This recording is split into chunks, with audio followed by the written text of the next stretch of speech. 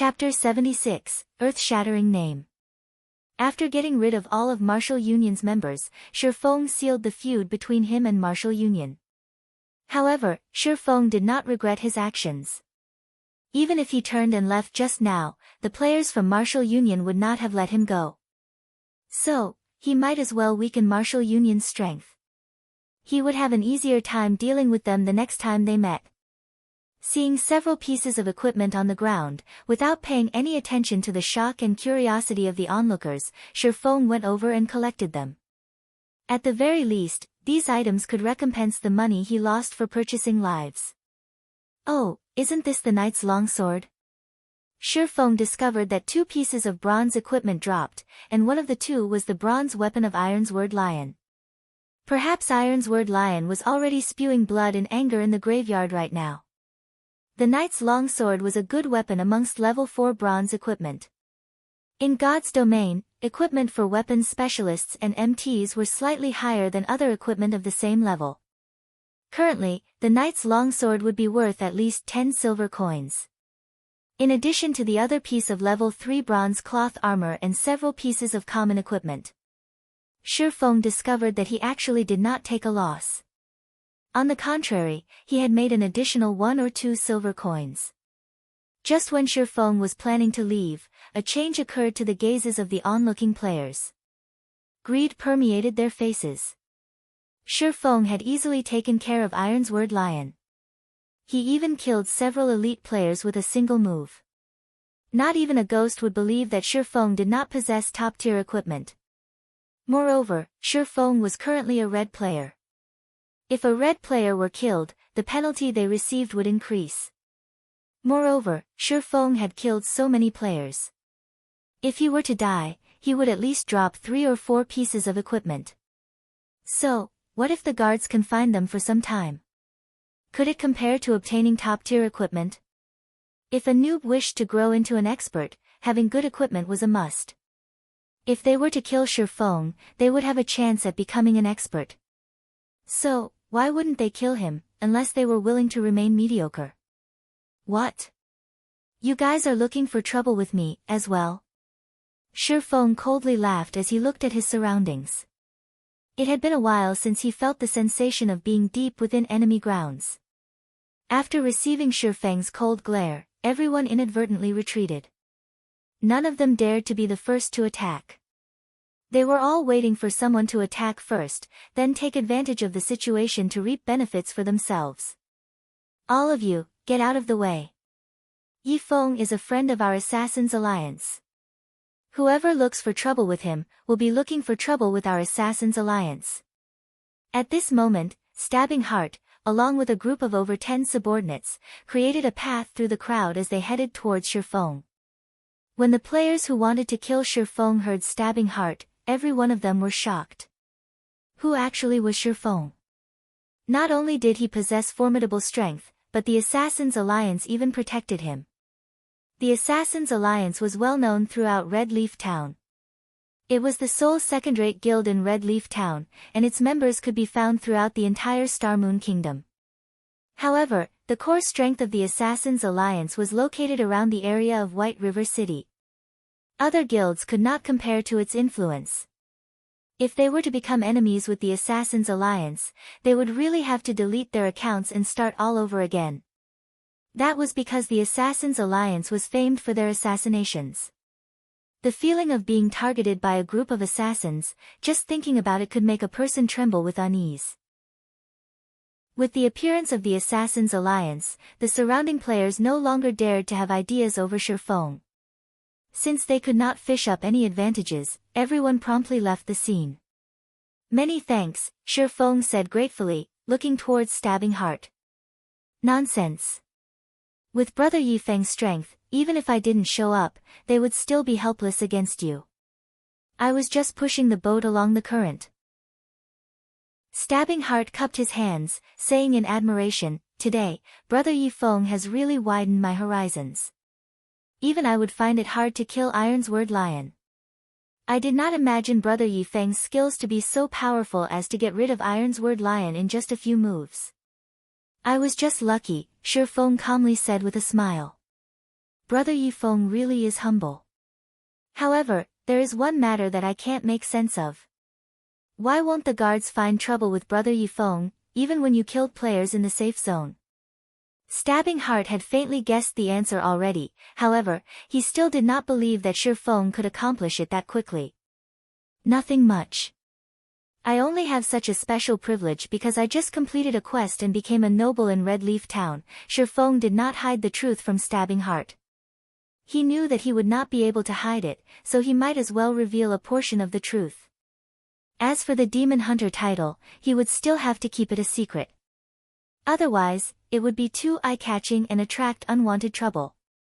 Stabbing Heart's heart loudly thumped when hearing Shifeng's explanation. His eyes stared at Shifeng, mind-boggled. Assassin's Alliance had spent an unknown amount of effort to obtain reputation for Red Leaf Town. Yet, they only managed to obtain 10 reputation to date. Even Broken Wind, guild leader of the first-rate guild, Star River Federation, was only a first-class citizen, and there was still a long way to go before he became a noble. However, the Shifeng before him was actually a noble already. The difference between them was just too huge. Originally, Stabbing Heart already had a high estimation of Shifeng's strength. He truly did not imagine that he was still underestimating Shifeng. However, according to his memory, he was acquainted with most of the top-tier experts that used swords. Even the ones he weren't acquainted with, he had at least met before. However, Shifeng did not resemble any of the figures in Stabbing Heart's memory. However, the world was a wide place. There was bound to be some top-tier experts who hid from the world. Now that God's domain's influence was growing larger by the day, it wasn't particularly strange for these experts to enter God's domain as well. It was no wonder that the Snow Goddess acted extremely friendly when dealing with Shifeng. Stabbing Heart guessed that Shifeng was an extremely famous but hidden expert and that he was merely unaware of him. The earlier he tightened the connection with such hidden experts, the greater the aid it would be towards the guild's future development.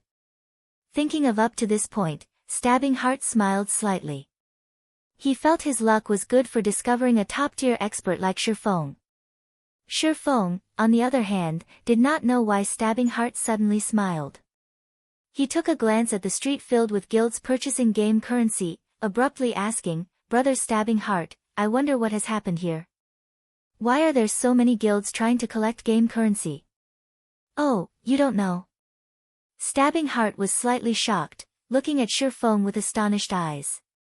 This matter had already become well known amongst the players in White River City, so how could Shifeng not know about it? Shifeng shook his head, saying, "I've been doing my quest all this time, only returning now. So, that's why. This matter has also only recently started." Stabbing Heart came to a realization. He then explained, "Not long ago, a glimmer chestplate forging design appeared on the auction house. You should know how good the attributes on the glimmer chestplate are. The usefulness of its forging design goes without saying. After all the guilds discovered its existence, all of them started competing over it. Our guild is no exception. Unfortunately, our guild's background is still slightly lacking, and Star River Federation won the forging design for 2 gold and 33 silver coins. Originally, our guild had already given up.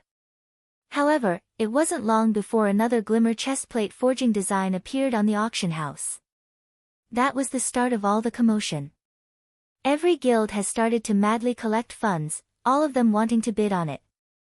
The bidding this time ended with the glimmer chestplate forging design being sold for 2 gold 51 silver coins. Nobody could have imagined that a third piece would have appeared right when many guilds were feeling disappointment. Right now, everyone is still bidding over the third piece. However, according to my estimates, the third piece will be sold at an even higher price. Only, nobody knows if there will be more of the forging designs up for auction, so I came here to collect game currency. Currently, everyone is guessing that Black Flame Forger is selling the glimmer chestplate forging designs. After all, bronze equipment forging designs aren't just cabbage, not to mention similar forging designs. Moreover, the Black Flame Forger was the one who previously sold glimmer chestplates. So, Everyone inwardly understands that these forging designs are being sold anonymously by this black flame forger. I have to admit that this black flame forger's strategy is truly clever. Previously, he competed with hammer trading to reduce the price of glimmer chest plate. However, it turns out that his eyes were not set on the equipment, but on the current forging designs. Hammer trading, who had competed with the black flame forger, had thoroughly become insane as well. Although he declared that he would compete with the black flame forger until one of them went broke, unfortunately for him, the black flame forger no longer paid any attention to him. Currently, a lot of people wish to get in touch with the black flame forger. Unfortunately, there is no way to contact that person. The snow goddess of Ouroboros even posted a thread on the forums, asking the black flame forger to contact her. She wants to discuss the matters of cooperation and wants him to state his price without hesitation. With this, the black flame forger had thoroughly become famous. Aside from White River City, the entire Star Moon Kingdom is currently discussing the black flame forger. He is currently acknowledged as the #1 forger in all of Star Moon Kingdom. Stabbing Heart felt deep regret as he spoke, his expression revealed reverence towards the black flame forger. So, that's it. I wonder if Brother Stabbing Heart would be interested in purchasing the glimmer chestplate forging design. Shifeng casually asked Stabbing Heart, after having a general grasp of the situation. Chapter 77, Adding Fuel to the Fire. Although Shifeng only casually asked, Stabbing Heart's head, however, abruptly spun, his eyes looking at Shifeng with anticipation. With an excited expression on his face, he asked, could it be? Brother Yifeng, you have the glimmer chestplate forging design? Currently, forging designs for bronze equipment were madly fought over by the large guilds, all of them competing with the depth of their financial backing. Nobody could firmly say the remaining number of glimmer chestplate forging designs that would be sold. Maybe the first-rate guilds would buy up all the forging designs, second-rate guilds' chance to obtain one might never come. If he could obtain a forging design for a bronze equipment right now, then the Assassins' Alliance could stay a step ahead of the other second-rate guilds. They would be able to create a great reputation for themselves and make a large profit. At that time, they would have a greater chance when competing over White River City. However, Shifeng simply shook his head. Stabbing Heart's excited mood was suddenly extinguished, becoming downhearted. However, after he gave it some thought, aside from the black flame forger and hammer trading, there had yet to be a third player who could bring out a forging design. After all, such an item depended on luck to obtain it. Didn't you want to bid for the glimmer chestplate? I can lend you some money, Shifeng said in an unhurried tone. Realization struck Stabbing Heart. Shifeng indeed was very rich. It was obvious that he had considerable possessions from the way he was able to take out 20 silver coins without effort. However, compared to those first-rate guilds, the difference was still far too great. It would be amazing if Shifeng had 30 to 40 silver coins. Hence, Stabbing Heart said with a sigh, Brother Yifeng, it's not that I don't believe you, but the glimmer chestplate forging design's price is just too high. Just 20 or 30 silver coins won't be very useful. Oh, then how much do you need to bid for it? Shifeng confidently asked. Although Shifeng did not know how much was needed to bid for the forging design, he had over 4 gold coins that he obtained from the 2 forging designs that were sold. The money from these 2 items had already been deposited in his bag, so he was certain he would be able to bid for the third glimmer chestplate forging design successfully. He could also make Stabbing Heart owe him a favor by doing so. In any case, these coins would still end up in his hands. Why would he be against this decision? The results of the glimmer chestplate forging design far surpassed Shifeng's expectations. With this many guilds going all out, competing for the forging design, it was no wonder there was a game currency shortage, causing the price to soar. However, this situation was a very good news to Shifeng. If Shifeng did not add fuel to the fire right now, he would not be doing his long period of arduous effort any justice. Stabbing Heart raised 3 fingers, helplessly saying, the competition right now is becoming increasingly heated. According to my estimates, we would need at least 3 gold coins to secure the bid. Otherwise, there is no hope for success. How much do you have on your side? Shifeng asked, taking the initiative. He did not intend to lend Stabbing Heart 3 gold coins in a single breath. I have 2 gold 10 silver. It is extremely hard to collect game currency right now, as the other guilds have purchased almost all of it. I have already planned to give up the competition, and instead, go and level up, Stabbing Heart said with a sigh.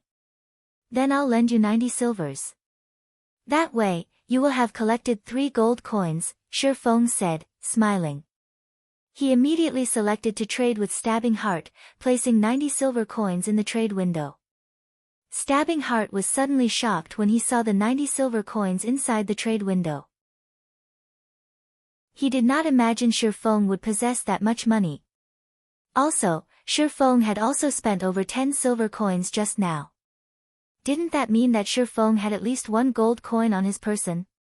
If the Assassins' Alliance did not put all their efforts into collecting funds, then the guild's fluid funds would be similar to the amount Shifeng possessed. However, they were a second-rate guild, and their guild members numbered over 20,000. They also had a specialized 500-man money farming team. Meanwhile, the money Shifeng had earned, alone, was actually more or less the same as their guild. Brother Yifeng, thank you, truly. I will repay this favor in the future. Stabbing Heart excitedly exclaimed, however, I can't just let brother take a loss. Tomorrow, I will definitely return 1 gold coin to you. Currently, the game currency of God's domain was extremely precious, especially in this period where forging designs were being competed over. Originally, Stabbing Heart wanted to purchase it using credits.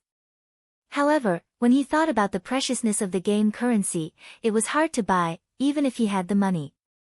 Moreover, Shifeng did not lack credits.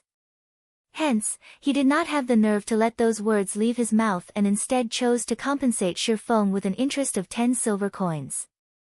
However, Shifeng had become slightly speechless as he only wished for credits. He was shouldering a large debt right now. In addition to the workshop and the rent he needed in the future, he was desperately in need of money. What would he do with that much game currency? How could it be as dependable as credits? The earlier he started his workshop, the earlier he could recruit stable party members. When he could enter large-scale dungeons, he would be able better earn money, level up, and increase the workshop's reputation, building a better foundation for establishing his guild. If he started too late, it would be hard even to set foot in White River City. Every moment counted right now. Brother Stabbing Heart, don't say it such. If you didn't show up today, I would not be able to avoid a bloody battle. I owe you a favor, so for these 90 silvers, I'll just sell you each silver coin at 60 credits. Every guild would be in need of coins in the initial stages of the game, so you don't have to be polite with me, Shifeng said in a sincere tone. Stabbing Heart was immediately moved by Shifeng's words. He thought that Shifeng was a friend who was worth knowing. If he returned Shifeng 1 gold coin tomorrow, it would cause quite a lot of trouble to the guild's operation. Moreover, nurturing forgers and purchasing materials required large sums of coins. It couldn't be any better if he purchased them using credits. I can't thank Brother Yifeng enough. However, 60 credits is a little too low. I don't have the nerve to buy them at that price, and just saying it would cause others to make fun of me. I'll buy each silver coin for 80 credits for a total of 7,200 credits. I'll transfer them to your account immediately. Stabbing Heart was very joyful. Even if Shifeng were to have complaints about the matter, Stabbing Heart would still stubbornly transfer all 7,200 credits to Shifeng. Brother Yifeng, I'll be leaving to bid for the forging design first. If you have any problems in the future, please don't hesitate to contact me. I'll definitely go all out to help you. Finished speaking, Stabbing Heart hurriedly left with his subordinates to the auction house. Seeing the additional 7,200 credits in his bank account, Shifeng helplessly smiled. His opinion of Stabbing Heart grew even more favorable in his heart. Currently, his bank account had more than 20,000 credits, the money for 2 virtual gaming helmets was now secured. At the very least, he would not lose the virtual gaming helmet after the 7-day duration was up and lose the ability to play God's domain. The remaining task he had was to earn even more money and collect some funds before the start of the school's fellowship party. Who knew, he might obtain a great chance at the fellowship party, building an unshakable foundation for his workshop. In Shifeng's previous life, Shadow had obtained a big chance at the fellowship party. It was precisely because of this chance that allowed Shadow Workshop's strength to greatly increase, giving them the confidence to compete with other third-rate guilds over controlling rights for White River City. In this life, since he was to attend the fellowship party, he would not let go of this great opportunity, naturally. He would compete for as much as he could. Following which, Shifeng looked for a hotel and rented a guest room there. In Red Leaf Town, the red name above his head was too eye-catching. If he did not look for a way to deal with it, his every action would attract the attention of surrounding players. I never thought I would have to use this item this quickly. Shifeng took out the demon mask from his bag. He could not help but shake his head and laugh. If he did not have this item, he really would have a difficult time solving the matter of his red name. After wearing the demon mask, Shifeng adjusted his facial appearance. His new appearance was very different from his original self. At the same time, his red name also turned green. If others did not possess a high-leveled observation skill, they would not be able to see through his disguise. After confirming that there were no problems, Shifeng placed his remaining 3 gold coins onto the virtual trade center. Each silver coin was sold for 80 credits. Based on the current level of competition, as long as the Assassins' Alliance successfully bid for the forging design, those first-rate guilds and other second-rate guilds would most likely be unable to sit tight. The competition then would be more insane than now. Shifeng was not worried that his game currency would not sell. Just as Shifeng was about to leave the hotel, a sudden realization flashed past him. He lightly tapped his own forehead. How could I forget about this thing? Now that I have the demon's mask, how can I not properly use it? Shifeng revealed a bright smile. Chapter 78, Black and White Interweave. The demon mask was able to hide the user's identity. In God's domain, it would be inconvenient for Shifeng to reveal himself in many matters.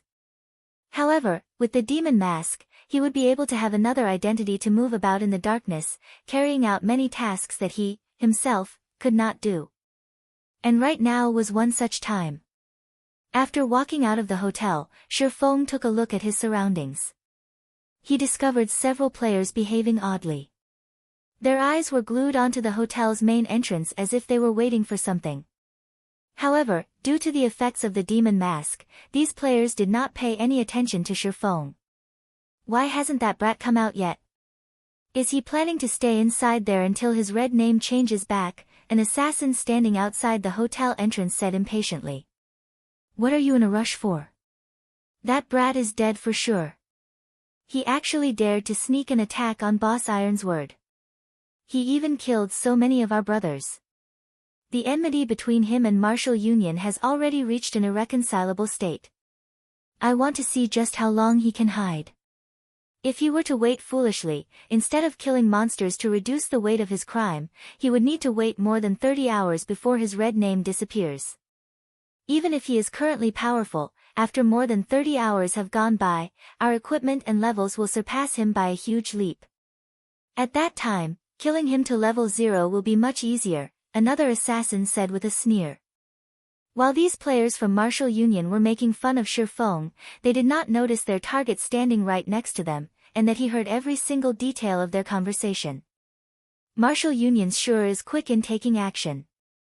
They really are thinking highly of me if they sent a party of assassins to watch out for me. Unfortunately, I don't have the time to play around with them. I'll just let them wait for the sky to turn bright. Shifeng had long since guessed that Iron's Word Lion would not let him go. After all, Shifeng had crossed paths with Iron's Word Lion many times in his previous life. He had a very good understanding of Iron's Word Lion's personality. Iron's Word Lion would definitely want revenge.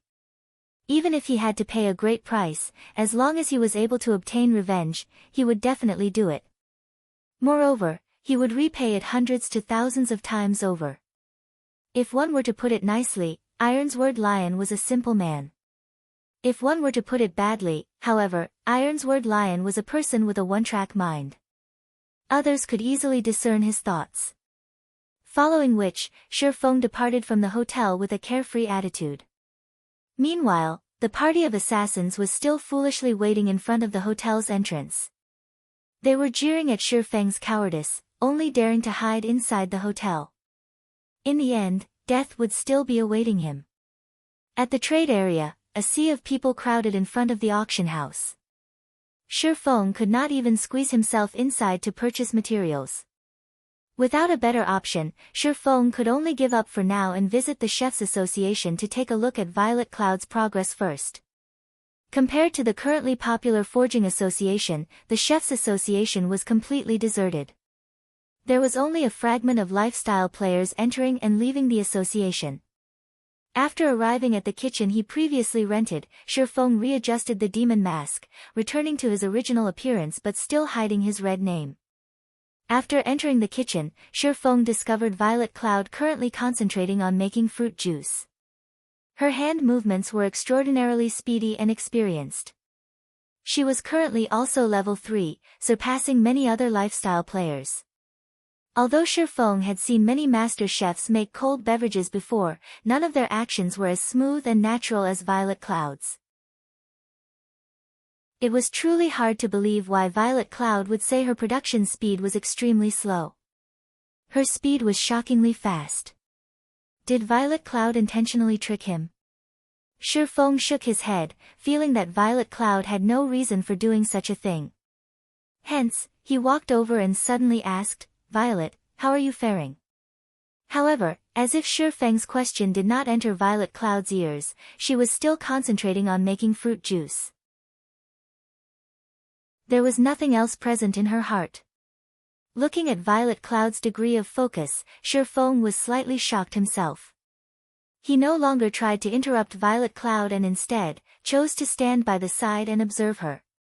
After more than 10 minutes had passed, Violet Cloud had yet to discover Shi Feng's presence.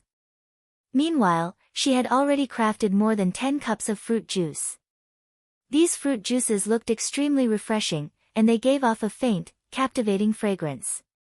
After she used up the materials in her hands, just when Violet Cloud was about to retrieve more. Ah! Violet Cloud was shocked into a jump as she discovered that her boss, Shi Feng, was standing behind her. From the looks of it, he had been waiting for quite some time now. Violet Cloud's heart became frantic as she thought about how she let her employer wait for so long. Lowering her head, she said in a nervous tone, "Sir, have you completed the 900 cups of fruit juice?" Shi Feng asked with a smile. Shi Feng's evaluation of Violet Cloud had greatly risen as of this moment. The more focused someone was when doing something, the greater the efficiency. It was also easier for them to overcome difficulties. However, not everyone was able to constantly maintain a high degree of focus, just like how a student's thoughts would wander after studying for a long period of time, or become absent-minded after listening to the teacher's lecture for some time. However, Violet Cloud possessed extraordinary focus. When carrying out a task, her efficiency would definitely increase by several folds, doing half the work for double the effect. It was no wonder why she was able to become a cleric god in the end.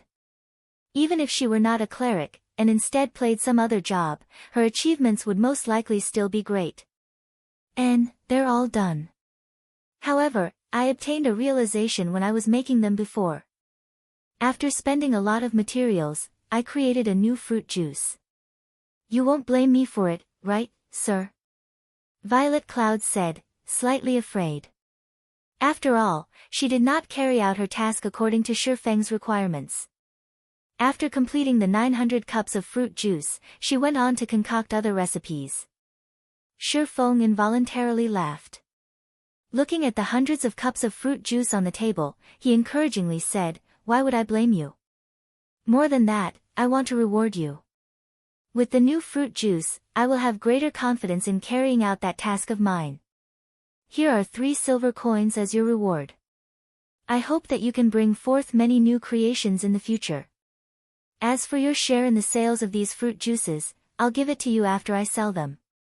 As for the fruit juices, you no longer need to make them for now. Afterward, focus on making the wolf meat dishes. I still have a great use for them. Currently, players did not regard wolf meat as precious. However, after it was turned into a wolf meat dish, its price could be increased over 10 times. Such an increase was due to the fact that after consuming the wolf meat dish, every job would have their main attributes increased by 5 points, and its duration was 1 hour. Such an increase was extremely attractive to a majority of the players. The increase was equivalent to gaining another level, and with it, they would be able to kill monsters much more quickly. Only, after taking the manufacturing costs into account, most of the current chef players did not pay much attention to dishes with such high costs. However, by the time they did pay attention, they would have already missed a huge opportunity. Thank you, sir. I will definitely complete my task. Excitement and appreciation filled Violet Cloud's face after she received the 3 silver coins. She felt she was truly lucky for being able to meet Shifeng. Otherwise, she would still have to conduct sales out in the streets, only to end up selling just a few cups. Even if she were to strive for an entire week, she would not be able to earn 3 silver coins. Yet, she had such an amount with just a day's effort. Following which, Shifeng stored all the fruit juices in his bag. There were more than 1,700 cups of them, and if each cup were sold at 1 copper coin, then that would sum up to 17 silver coins. To an average player, it was definitely a huge sum of money. To Shifeng, however, it was just spare change. However, Shifeng did not intend to sell any of them as he had another use for them. System, the glimmer chestplate forging design you have placed on auction has been sold. After deducting the processing fees, a total of 2 gold 76 silver has been added to your bag space. Has Assassin's Alliance won the bid already?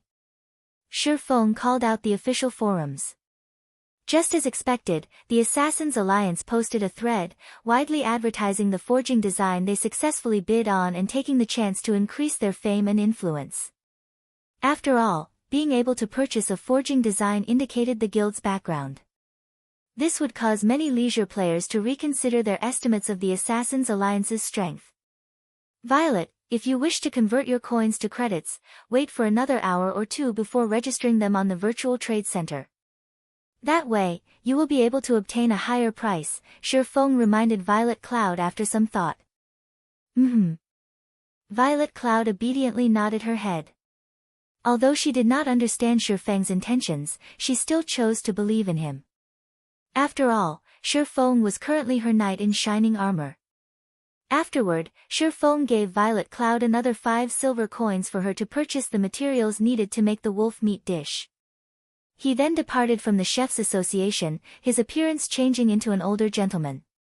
It's about time I contacted her, Shifeng had done all the necessary preparations. Moreover, the Assassin's Alliance had caused the other guilds to start to panic. So, now was about the right time to contact that person. Shifeng called out his friend Window and looked for the snow goddess, a cunning smile appearing on his face.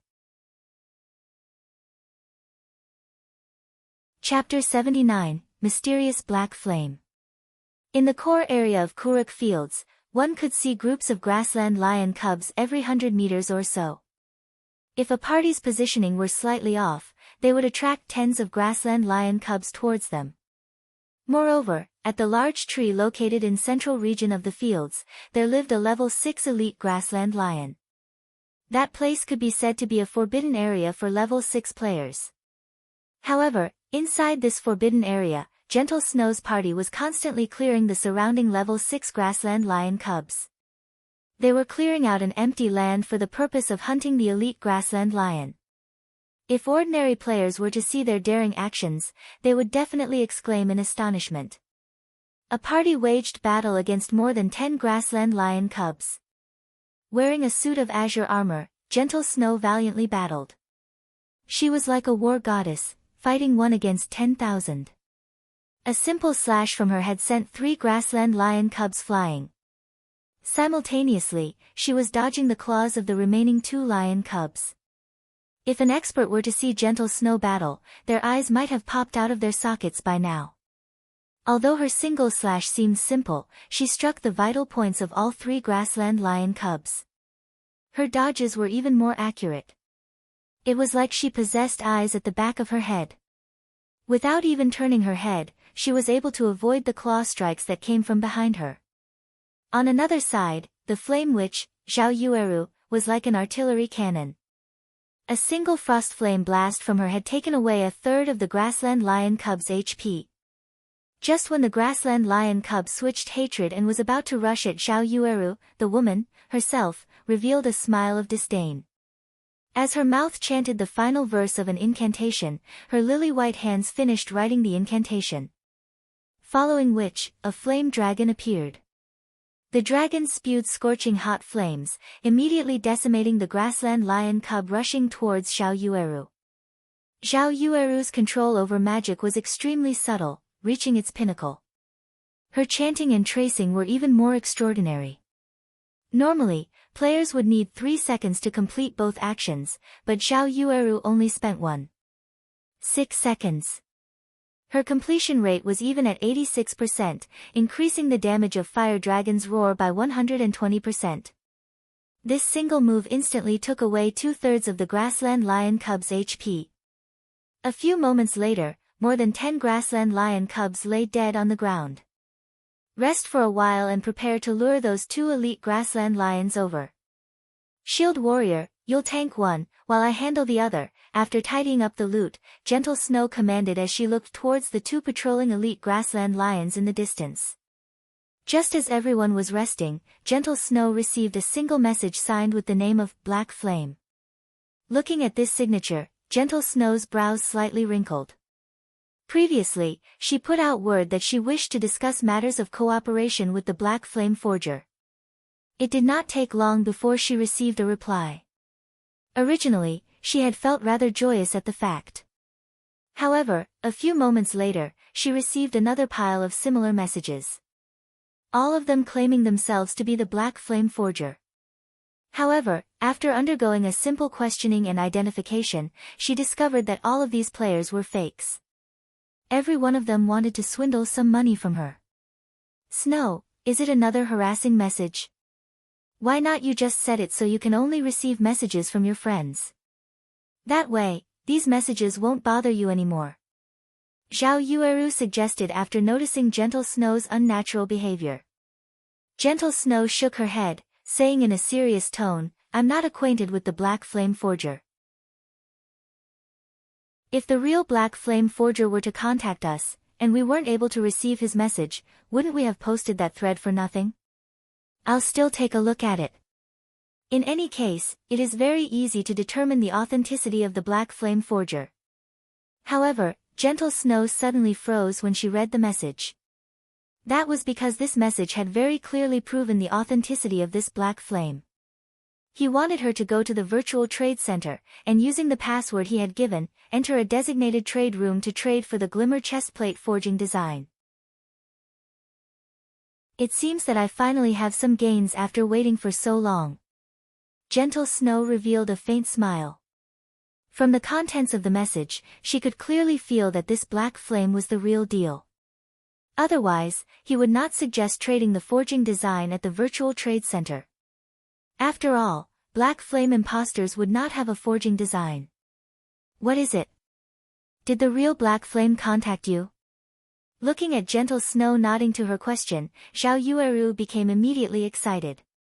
Wishing to meet this mysterious forger, she asked, when do we meet him? Currently, the Black Flame Forger was known by everybody. He was even in possession of a forging design that could increase a guild's influence. After carrying out one questionable action after another, only now did they find out his true motive. Zhao Yueru couldn't help but admit the brilliance of the Black Flame Forger's methods. He paid such a huge price all to control the initiative in the game played by the various guilds.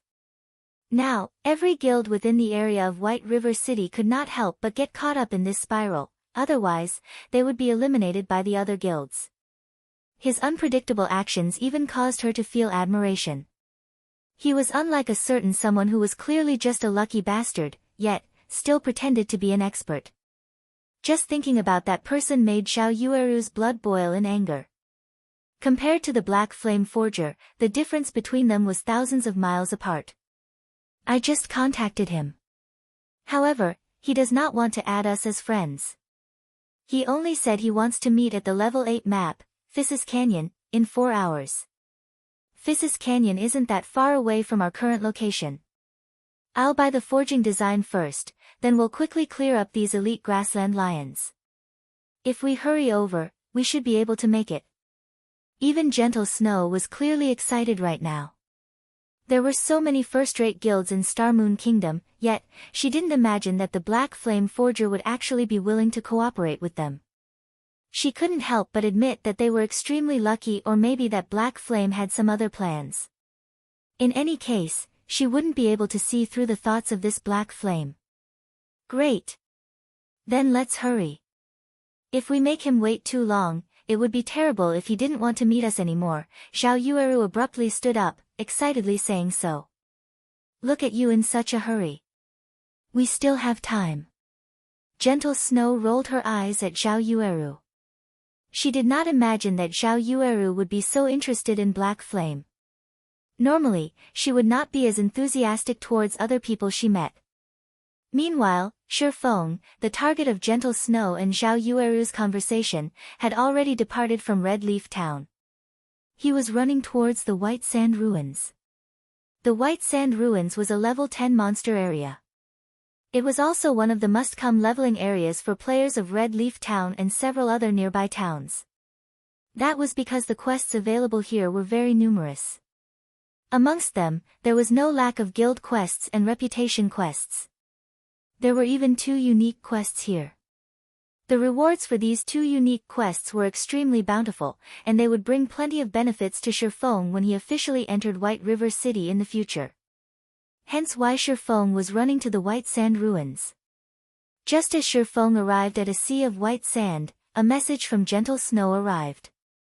The message stated that they had to delay the meeting time by an hour suddenly, and as a compensation, aside from buying the forging design at price of 24,000 credits, they would give him an additional 20,000 credits. Their wealth was practically overbearing. Shifeng did not really mind the delay in time. In any case, he also needed quite some time to complete the quests here. Meanwhile, 20,000 credits was 2 months' worth of salary of a gold-collar worker. Gentle Snow used it as compensation for being late. Moreover, this was only the start of the business between them, yet, he had already earned more than 40,000 credits. He could not help but admit that there were many benefits for working with a person like Gentle Snow, especially when the person herself was not lacking money. Even the rich from other virtual reality games could not compete with her. Following which, based on his memories, Shifeng searched for a secret path in the White Sand Ruins. After walking this path for nearly half an hour, he caught sight of a bunker buried in the white sand. 2 level 10 elite black steel dwarves guarded the bunker's entrance. One of the 2 unique quests, Steel Fortress Barrutia, could be found inside this bunker. Chapter 80, Steel Fortress Barrutia. Black Steel Dwarves, they were a group fanatics addicted to forging. The civilization of the Black Steel Dwarves was once incomparably brilliant, and their shadows could be found in the creation of countless pieces of legendary equipment. The arms of Black Steel Dwarves were as thick and robust as their thighs, and their muscles were as hard as stone. In addition to their dark skin color, often they were mistaken for rocks during nighttime, and many people would sit on them accidentally. Of course, the consequences of such an action were very grave, as the thing these Black Steel Dwarves hated the most was being treated as stools. Shifeng straightforwardly walked over. This bunker in the White Sand Ruins was extremely well hidden. In Shifeng's previous life, it took a long time before the many guilds doing quests in the White Sand Ruins discovered the bunker. They received many good quests from this bunker, and some quests even gave away mysterious iron equipment. However, such quests usually required a party in order to complete them. It was absolutely impossible for a person to complete them alone. However, compared to these quests, the favorability of these black steel dwarves was much more important. This secret was also only discovered after players had already reached more than 20 levels. There was a unique quest called Steel Fortress Barrutia, available here. However, because the unique quest required a certain amount of favorability before a player could receive it, many players missed the chance to obtain it. On the contrary, an unknown average player received the unique quest. Moreover, after completing the unique quest, the player instantly became the recruitment target of many guilds. Arriving in front of the bunker's entrance, the two elite black steel dwarves standing guard let Shifeng enter after giving him a simple glance. The inside of the bunker was very large. It was just like an underground town. Black steel dwarves were everywhere, and the majority of the streets were composed of either weapons and equipment shops or bars, with very few places of entertainment. Moving along the main street, Shifeng arrived before a steel building after making several turns and detours. The building was the city hall, and when Shifeng entered the building, the town mayor, a level 30 elite NPC, quickly noticed him. As it has been a long time since any outsiders entered this small town, the mayor happily went up to welcome Shifeng. "Hello, adventurer. Welcome to Stonehammer Town. I am Blackbeard, the town mayor." Blackbeard warmly said. "Hello, Lord Mayor. It is my first time coming here, so I wonder if I could be of any use to you." Shifeng performed respectfully, as such actions would give NPCs a more favorable opinion of him. Blackbeard caressed his thick beard. After thinking for a while, he said, "Adventurer, our small town indeed needs help. The weather of area around here is getting hotter by the day, and our water supply is continuously diminishing. As a result, it is getting harder for the inhabitants to live in this small town. I will pay a sufficient price, so I hope you can help us obtain a large water supply or something that can help with the heat." "System, do you wish to accept the quest, Blackbeard's request?" Shifeng revealed a faint smile. He was here exactly because of this. "I will be happy to help," Shifeng responded. The most important thing in Rockhammer Town was the town mayor's favorability. However, the town mayor's favorability was not that easy to obtain. That was because the quest he gave was not easy to complete. Moreover, the rewards of the quest were few, causing many players to give up on grinding for the town mayor's favorability. System, quest, Blackbeard's request, accepted. Offer 100 bags of clear water or 5 cups of cold beverage to the town mayor Blackbeard. Following which, Shifeng retrieved the fruit juice he had prepared. For every 5 cups of fruit juice Shifeng offered, he could obtain 2 copper coins, an increase of 1 point to Blackbeard's favorability, and 100 EXP.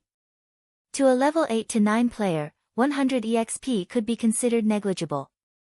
Just by simply killing a level 10 common monster, they would be able to obtain over 200 EXP. Moreover, 100 bags of clear water were sold for 5 copper coins in other towns, and 5 cups of the cheapest kind of cold beverage would similarly cost 5 copper coins. After deducting the cost, that meant that players would be spending 3 copper coins in exchange for 100 EXP. Only a lunatic would be willing to do such a thing. However, Shifeng was very willing. To his current level, 100 EXP was not a small amount. It was a lot more than the EXP he would obtain from killing a level 5 common monster. Following which, Shifeng handed over fruit juices without stop. After he handed over 1,000 cups of fruit juice, he obtained a total of 400 copper coins and 200 points of favorability. He also obtained 20,000 EXP, instantly bringing him up to 69% of level 4. He had risen so much just within 10 short minutes. It was literally faster than grinding on level 10 elite monsters. After his favorability reached 200 points, Shifeng started asking Blackbeard about the unique quest. However, Blackbeard remained silent, his eyes darting about, pretending to know nothing about the quest. As expected, my favorability is still not high enough. Shifeng had more or less expected such a result. Hence, he brought out Violet Cloud's new type of fruit juice. Lord Mayor, what do you think about this kind of fruit juice? After seeing this new fruit juice, Blackbeard took it in his hands and gave it a whiff. Suddenly, both his eyes shone as he excitedly said, "This cup completely surpasses the previous 5 cups. Adventurer, I wonder how many of these do you have? I am willing to pay an extra 1 copper coin to purchase it." Shi Feng couldn't help but be stunned when he saw Blackbeard's extremely satisfied expression. He did not imagine that Violet Cloud's craftsmanship would be so good as to tempt even an NPC into willingly to concede. Such a situation was very rarely seen in God's domain. Since Blackbeard liked the new fruit juice, Shi Feng naturally continued the transaction without stop. He had a total of 750 cups of the new type of fruit juice. Every cup earned him 3 copper coins, 1 point of favorability, and 100 EXP. It could be seen just how much Blackbeard loved this item. In such a way, Shi Feng easily received 2,250 coppers and 750 points of favorability. He also received 75,000 EXP, instantly bringing him to 46% of level 5. His leveling speed was like a rocket. Unfortunately, making the new type of fruit juice required a lot of time. Moreover, Violet Cloud still had other matters to tend to. Otherwise, Shi Feng really wanted Violet Cloud to make up to 10,000 cups for him, instantly rushing to level 10 and over. With 950 points of favorability, the town mayor Blackbeard finally opened his mouth. Moreover, he did not hide any secrets this time. He was treating Shi Feng like his close friend. Shi Feng had even received the Stonemer key, which had not been mentioned by the player in his previous life. System, Unique Quest, Steel Fortress Barrutia, accepted. Player is required to go to Fissus Canyon to look for the fallen Steel Fortress Barrutia and obtain the Titan's heart from within it. Town Mayor Blackbeard will provide an extremely bountiful reward for it. With such a high amount of favorability, Shi Feng could also purchase forging designs from Blackbeard. Shi Feng was shocked after taking a rough look at the available items. There were a total of 10 forging designs for sale, 5 of them were common equipment forging designs, 3 of them were bronze equipment forging designs, 1 of them was a mysterious iron weapon forging design, and the last was a mysterious iron equipment forging design. Blackbeard must have even taken out his inheritance with this. These forging designs were all for level 8 to level 10 equipment. However, the bronze equipment forging designs were sold for 60 silver coins each, while the mysterious iron ranked forging designs were sold for up to 1 gold and 50 silver coins. Even if an average player were to discover them, they would definitely be unable to purchase them. Fortunately, this time around, Shi Feng had sold another 3 pieces of the glimmer chestplate forging design. The money he possessed increased by more than 9 gold coins once more. Otherwise, even he could only look at the items with envy. Lord Mayor, these 3 bronze-ranked forging designs and 2 mysterious iron-ranked forging designs, I want all of them. Shi Feng simply handed over 4 gold 80 silver. Unfortunately, these forging designs were bound upon purchase. Otherwise, he would be able to earn at least double or triple the amount just from reselling them. The weakest amongst these forging designs was a level 8 bronze equipment. However, even that would bring about an unimaginable improvement to the current guilds. After all, the current highest leveled players were just nearing level 6, while a large majority of the players were still using level 1 or level 2 common equipment. Just imagining when everyone rose to level 8 and every member of a party possessed a piece of level 8 bronze equipment was frightening. After completing the transaction, Shi Feng suddenly received a system notification. Chapter 81, Equipment Improvement. Shi Feng was shocked after reading the system notification. Blackbeard's favorability of him rose to 1,000 points, reaching the level of revered. System, congratulations. You are the first player to achieve revered favorability with an NPC. Rewarding 1 mysterious iron treasure chest. Luck really can't be stopped once it comes. I wonder what items will come out. Shi Feng impatiently opened the refined mysterious iron treasure chest. Inside the treasure chest, there was a piece of equipment and an ornament. Dark Pursuer's Cape, Secret Silver Rank. Equipment requirement, Agility 70. Defense plus 20. Strength plus 4, Agility plus 8, Endurance plus 4. Movement speed plus 2. Evasion plus 6. Additional ability, Silent Steps, allows the user to arrive at the target's back silently. Maximum range of 40 yards. Cooldown, 3 minutes. Interpreter's Pendant, Mysterious Iron Rank. Level 7. Equipment requirement, Intelligence 30. Intelligence plus 6, Endurance plus 2. Magic damage increased by 5%. In the current times, these two pieces of equipment could be considered extremely rare. It was especially true for the Dark Pursuer's Cape. The cape was well suited for weapons specialists, and it would definitely increase their strength when equipped. Meanwhile, Silent Steps was an ability similar to the instantaneous movement of mages and shadow steps of assassins. It was equipment meant for PK. The Interpreter's Pendant was even more of a top-tier ornament. Just based on the 5% increase in magic damage alone, mages could continue wearing the pendant until level 20 without falling behind in the slightest. Let's give this ornament to Blackie. After some thought, Shifeng deemed that Blackie was most reliable person right now, and he was also a mage. As for the cape, he was currently unable to equip it.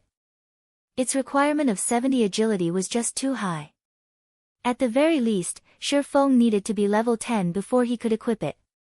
Looking at the equipment, Shifeng suddenly recalled that he was already level 5.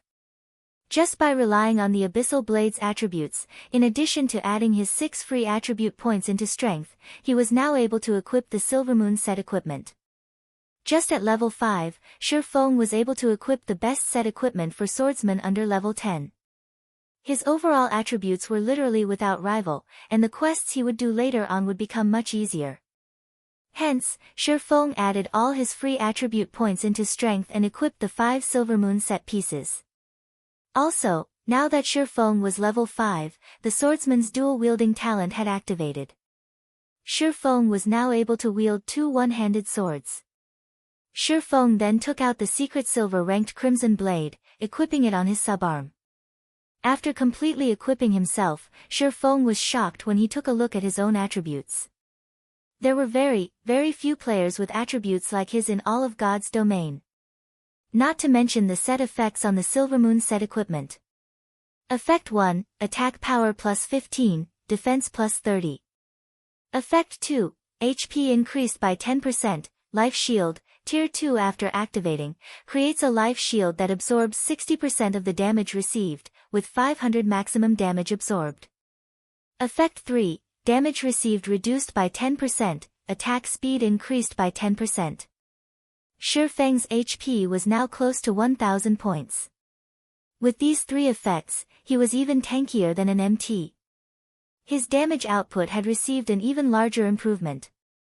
Wearing a suit of silvery white armor, the pitch-black abyssal blade hanging on one side of his waist while the bloody red crimson blade hung on the other, Shifeng was like a hero that traveling around the world.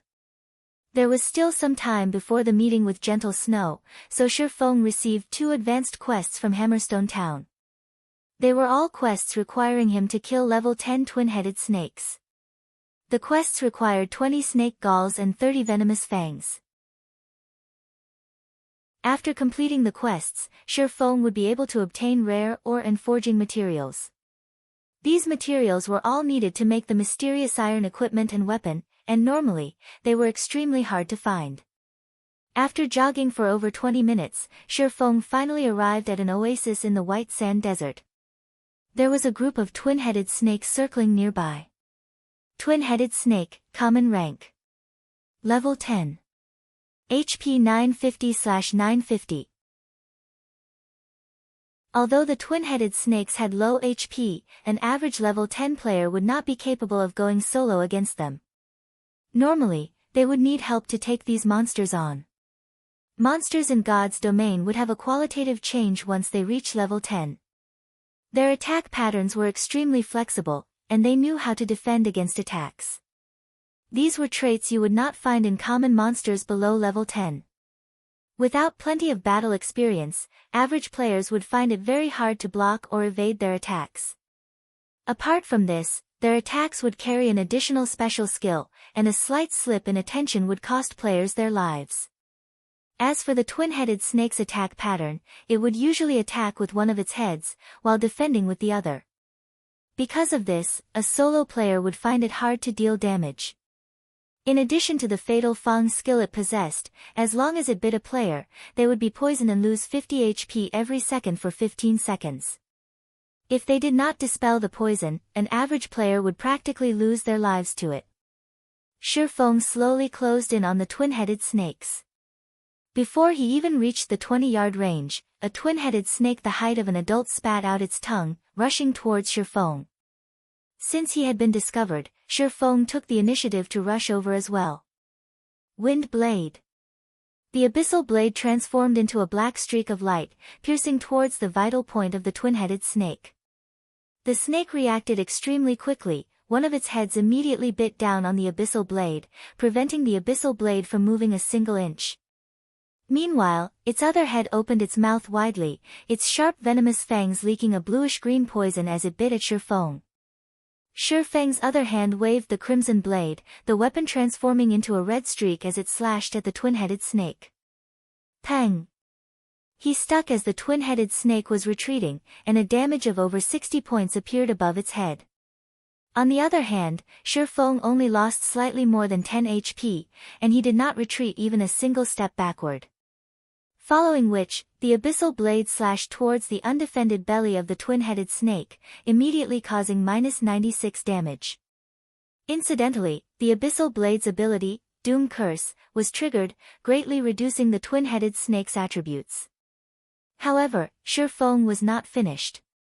He continued slashing the crimson blade, piercing the twin-headed snake's vital points and causing another -112 damage. By the time the twin-headed snake started reacting, its HP had already been reduced by half. When one of the snake heads bit at Shifeng, he dodged to a side, and his foot stomped on the ground, pushing him forward. His actions caught the other snake head by surprise, rendering it unable to attack or defend. Double chop. The abyssal blade and crimson blade pierced deeply into the twin-headed snake's abdomen. Shifeng then abruptly pulled on them, slashing apart the twin-headed snake's body and leaving 2 long gashes. 2 damages appeared above the twin-headed snake's head, -156 and -132. In addition, the snake also received a bleeding debuff. The twin-headed snake still wished to retaliate. However, before it could reach Shifeng, it bled itself to death. System, level 10 twin-headed snake killed. Level difference of 5. EXP obtained increased by 500%. Obtained 1000 EXP. The twin-headed snake contributed a snake gall to Shifeng. Shifeng did not use many skills throughout the entire killing process, mainly only using normal attacks. He easily took care of a level 10 monster. However, Shifeng was still not satisfied. It was especially true for his first piercing attack. The twin-headed snake actually blocked the attack. Otherwise, he would have been able to kill the twin-headed snake with a series of continuous strikes. Shifeng then started searching for his next target. After an hour, Shifeng had killed over 40 twin-headed snakes. His experience rose to 81% of level 5. His leveling speed was like a rocket, and his experience gain was even faster than that of forging equipment. Shifeng couldn't help but have mixed feelings about it. With the entire Silvermoon set equipment in addition to 2 top-tier weapons, killing monsters that were of higher levels became extremely easy. If the situation continued as such, Shifeng would reach level 6 in less than an hour. I'm still missing 3 snake galls and 5 venomous fangs. However, all the twin-headed snakes in this area are already dead. It might take a while for new monsters to respawn. Shifeng observed his surroundings. There was actually not a single twin-headed snake present. Shifeng had no choice but to run to another spot to grind twin-headed snakes. However, Just after taking a few steps, 3 twin-headed snakes slithered out from the oasis.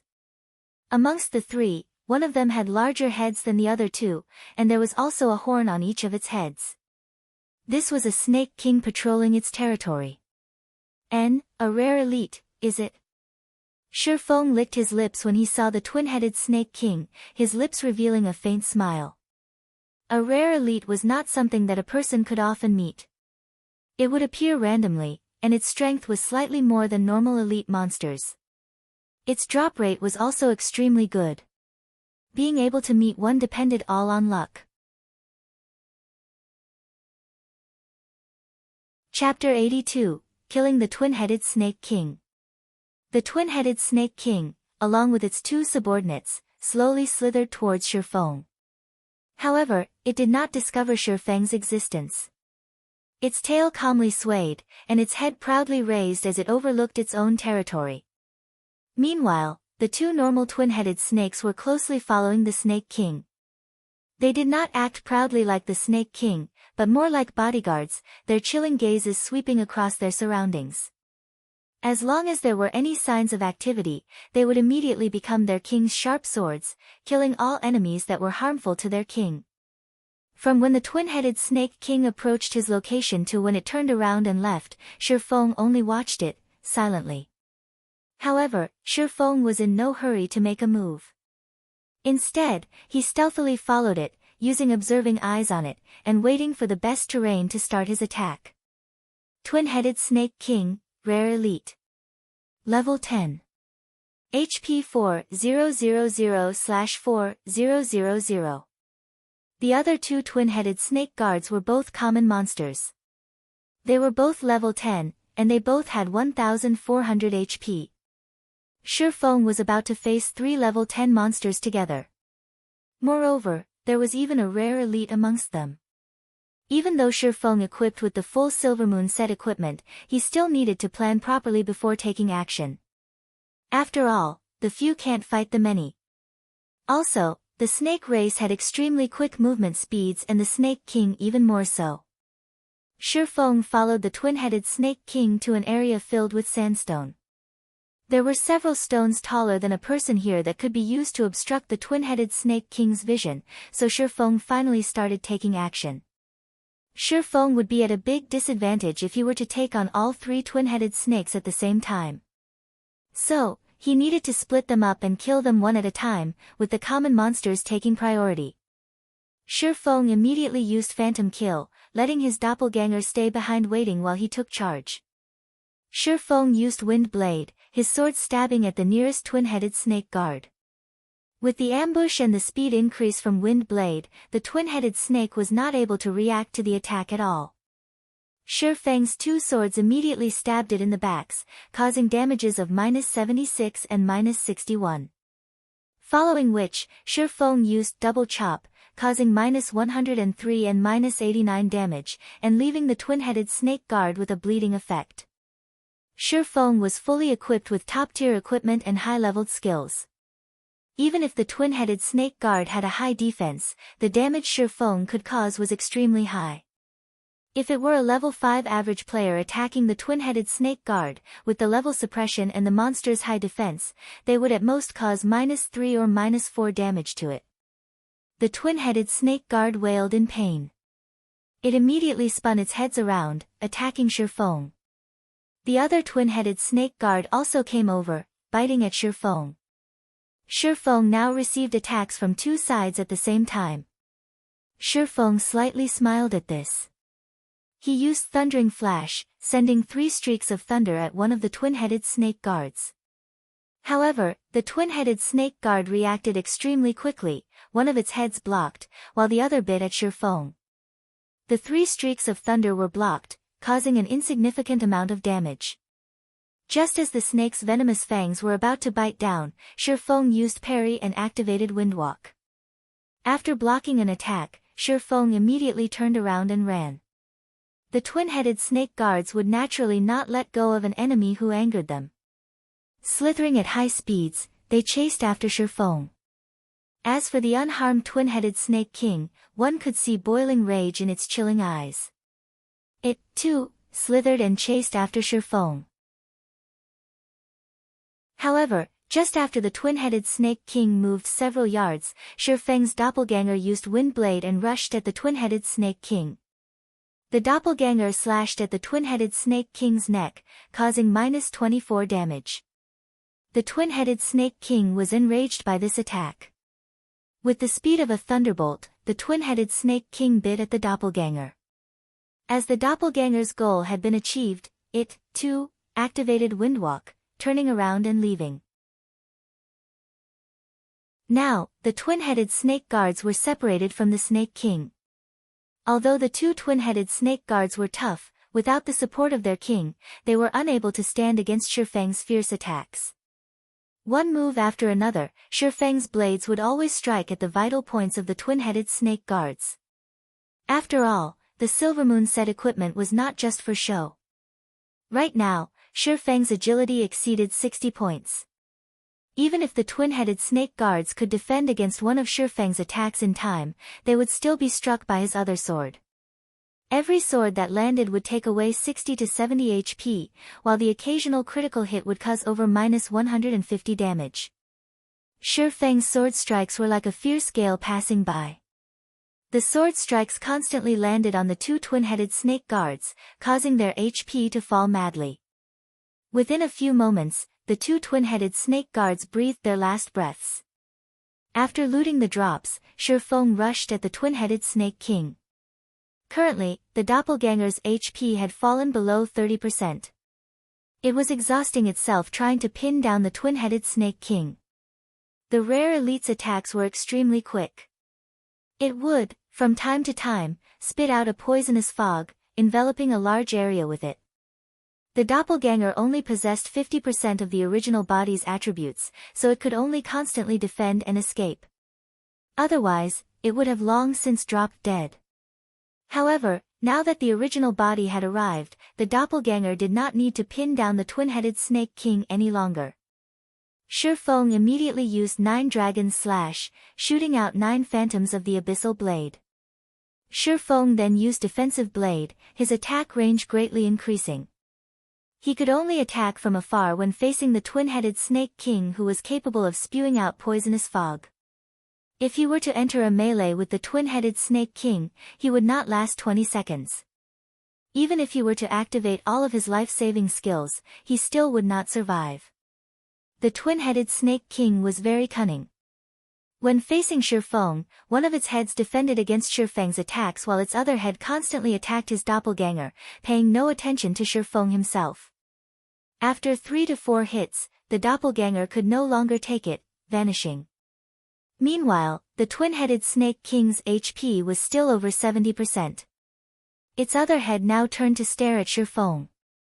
It opened its mouth, spitting out a mouthful of poison. The poison was like an arrow as it shot towards Shifeng. Shifeng's expression suddenly sank. His body dodged sideways, avoiding the poison.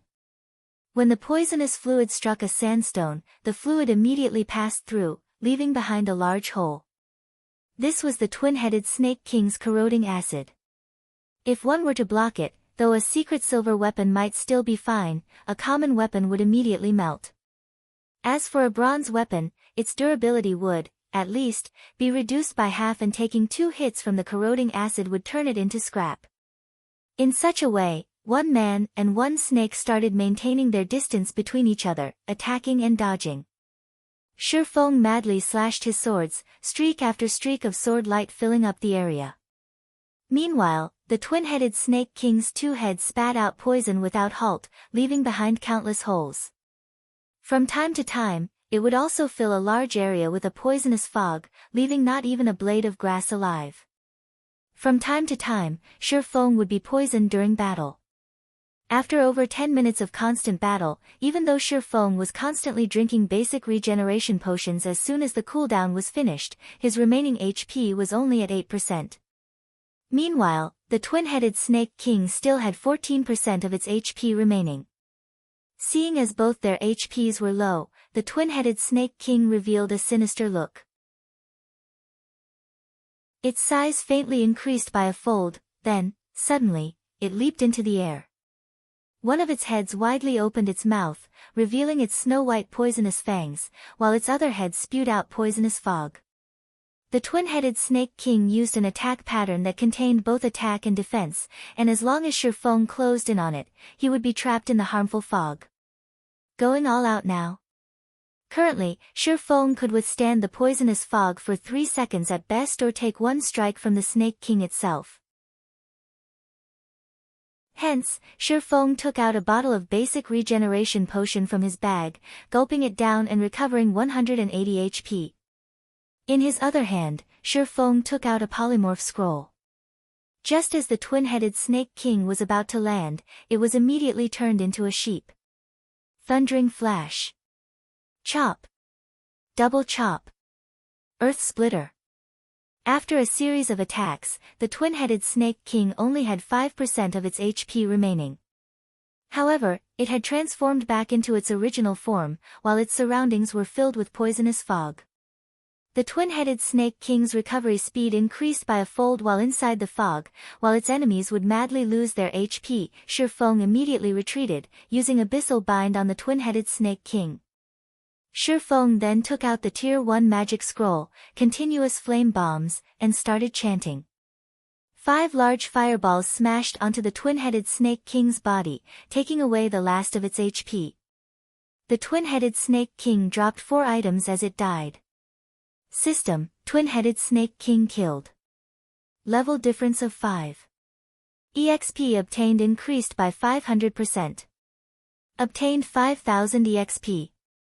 Shurfeng finally loosened his breath. As expected, a level 10 rare elite was extremely hard to deal with. If he did not possess the Silvermoon set equipment and the Tier 1 magic scroll, he would have been the one to die in this battle. Fortunately, Shurfeng killed it. Amongst the 4 items dropped, there was the level 8 mysterious iron staff, Song of Life, meant for clerics. Its overall attributes were quite good, and it also increased the levels of recovery skills by +1. It was absolutely a top-tier staff. The next item was a level 10 bronze cross shield with average attributes. However, shields were considered rare items, so it was already pretty good that one dropped. The final 2 items were the Snake King's Gall and the Snake King's Skin. Both were rare materials in making poison and leather armor. The quest items had already been collected, so after some rest, Shurfeng returned to turn in the quests. He obtained the rare forging materials, and his experience increased to 91% of level 5, just a little more before reaching level 6. Looking at the time, it was not long before the arranged meeting time. So, Shurfeng started heading towards the level 8 area, Phissis Canyon. Chapter 83, Second Meeting. Phissis Canyon, a paradise on Earth, it was a place filled with lush green vegetation. Multiple streams of water flowed through the canyon, while flocks of birds flew in the sky above. The forest, as well, was filled with the sounds of hundreds of birds squabbling with each other. Although this place was beautiful, right now, there was not a single player that came here to level up. After all, the highest leveled player right now was just level 6. Normally, they would be safely leveling up in level 6 or level 7 areas. Phissis Canyon was a level 8 monster area, and level 9 monsters could even be found in the inner areas. For a short period, there wouldn't be any players coming to disturb this place. More importantly, Shurfeng was here for the unique quest, Steel Fortress Barrutia. This quest was extremely important for him to establish his future guild. In Shurfeng's previous life, the player who completed this unique quest, just by relying on the quest rewards alone, increased a second-rate guild standing to first-rate. However, now that Shurfeng had received this unique quest, he would use it to benefit the guild he would establish. After entering the canyon, Shurfeng used the demon's mask to alter his own appearance. He transformed the silvery white Silvermoon set equipment into a suit of shining pitch black set equipment. It could be called the Black Moon set equipment. Shurfeng also altered his face into one of an older gentleman, his age around 26 to 27. He then donned a black cloak, his face hidden within the cloak. At first glance, his appearance exuded a strong sense of mystery, allowing others to think he was a man with a story. Shi Feng's get-up was somewhat similar to the Night Ranger, only he had two longswords hanging on his back rather than a simple black bow. Moreover, Shi Feng was not of the Night Elf race. Now that Shi Feng had disguised himself, nobody would be able to recognize who he was. Even with Gentle Snow's discerning eyes, it was impossible for her to recognize him. Arriving at the meeting location, Shi Feng discovered Gentle Snow and her group had yet to arrive. Shi Feng called out the system notifications, taking a look at the sales condition of the forging designs this time around. Sold out already. Shi Feng looked at the series of notifications, his eyes almost shining. There were over 10 notifications from the auction house, and every one of them notified him that he had an increase of around 3 gold coins. Shi Feng auctioned a total of 20 pieces of forging designs, yet, they were sold at an average price of 3 gold coins. One could just imagine how desperate these guilds were. However, compared to the price of 3 gold coins, these guilds that bought the forging designs could also, very quickly, earn that money back. God's domain had only officially started 3 days ago. Along with the increase in time, there would be more and more people joining God's domain. The number of new players might even exceed that of the old players. These new players were the main consumers, and the supply level 3 glimmer chest plates would be unable to meet the demand. In a short period, the value of the glimmer chest plate would not depreciate, and instead, its value might even increase. However, Shi Feng's goal had already been met, so he no longer planned to make more glimmer chest plate forging designs to earn money. Right now, his bag was holding over 50 gold coins.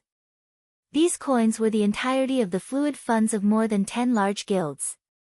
If Shi Feng were to use all of it to operate a guild, how formidable would this be? Unfortunately, money was not the only thing needed to operate a guild. Shi Feng took out 20 gold coins and registered them on the virtual trade center. After all, he couldn't just keep all those gold coins on hand. If he did that, he would be throwing money away. Based on the selling price right now, these 20 gold coins were worth 180,000 credits. Shi Feng did not imagine things would go so smoothly. He earned so many credits in just 3 short days. However, if he wanted to start a good workshop, such a small amount of money was still insufficient. To start up Shadow Workshop, Lan Hailong invested 5 million credits from the start. In the following month, he even invested over 10 million credits. One could just imagine how much money it took to start up a workshop, not to mention a guild with thousands or tens of thousands of members. However, after the workshop and guild were established, things would be greatly different. To a guild, hundreds of thousands of credits was nothing. Shi Feng still needed to earn a lot of money. Hence why Shi Feng had chosen to work with Gentle Snow secretly. "Are you Black Flame?" A voice as crisp as a jade falling to the ground came from behind Shi Feng. Shi Feng turned around, discovering Gentle Snow's beautiful figure walking over while sizing him up. Although it was their second time meeting, he was still unaccustomed to Gentle Snow's attentive gaze. In a slightly deep tone, Shi Feng said, "Correct. I am." Hearing Shi Feng's answer, moreover receiving the information proving Black Flame's identity, Gentle Snow's beautiful eyes focused. She secretly used an observation skill. Suddenly, Gentle Snow stared blankly. She was unable to discern Shi Feng's name. The information only showed him as an unknown level 5. Gentle Snow originally thought that Black Flame only had good forging skills, many lucky encounters, superior strategies, and relatively good gaming skills. She never imagined that Black Flame's gaming skills were not just the average kind of good. He was definitely a top-tier expert. Otherwise, he would not be able to obtain such a high-grade item. Special items that could hide a person's identity, even Ouroboros did not possess a single one of such an item. They had also never heard of any other first-rate guilds obtaining one. Meanwhile, not only did the mysterious man in front of her possess such an item, but Gentle Snow could also feel a powerful strength emanating from the equipment he was wearing. Even though the equipment's special effects were hidden, a single glance at the equipment's delicate make and the magical markings circling it told Gentle Snow that it was a set. In fact, Black Flame's equipment might not be any worse than hers. Her equipment was obtained through the efforts of the elite party behind her. How much time had they spent obtaining them? How did the man in front of her obtain such good equipment? Gentle Snow attentively gazed at Shirfong. She was even starting to suspect whether or not Black Flame was a player or the leader of a mysterious organization. Otherwise, how would he possess such financial and physical resources to carry out all those tasks? His title of Chief Forger was even publicly acknowledged by the players of Star Moon Kingdom. Just carrying out tasks such as forging and organizing would take up most of his time, so how was it possible he obtained such a good set of equipment? Hello, I am called Gentle Snow, first vice leader of Ouroboros. Gentle Snow stretched out her jade-white hand in a very formal manner. It was different from the casual meeting when Shirfong first met her, where she regarded Shirfong with a superior attitude. The party members behind Gentle Snow were all shocked. They never imagined their leader would actually take the initiative to shake hands with someone else. Was this older gentleman in front of them that powerful to necessitate such formality? Zhao Yueru, who stood behind Gentle Snow, was constantly sizing up Shirfeng with her beautiful eyes. Prior to this meeting, Shirfeng's series of performances had caused her to become very interested in him. Now that she was meeting him in person, she discovered that Shirfeng's entire body was exuding a mature and calm feeling, causing others to pay attention to him inadvertently. Now that even Gentle Snow had given her approval, Zhao Yueru had a faintly better impression of him. Hello, you can address me as Black Flame. Not wanting to act too aloof, Shirfeng shook hands with Gentle Snow. He discovered that her hand was very soft and smooth as expected. If Blackie were to know of this incident, he would most likely shake Shirfeng's hands, then not wash them for 3 days. The reason why Shirfeng did not completely alter the Silvermoon set equipment's appearance was to awe and intimidate them. Seeing the satisfying results, Shirfeng got right to the point and said, I have contacted you this time to cooperate with your Ouroboros. I wonder what your opinion of this is. Of course, we welcome it very much. If you are willing to become the chief forger of our Ouroboros, just state your price, Gentle Snow said with confidence. She guessed that Shirfeng would demand an exorbitant price. However, as long as they could successfully poach Shirfeng, then everything would be worth it. Moreover, with her current influence, satisfying Shirfeng's appetite was no problem at all. Miss Snow, I think you are misunderstanding something here. I will not be joining your guild. Instead, I will be using an equal status to cooperate with your guild.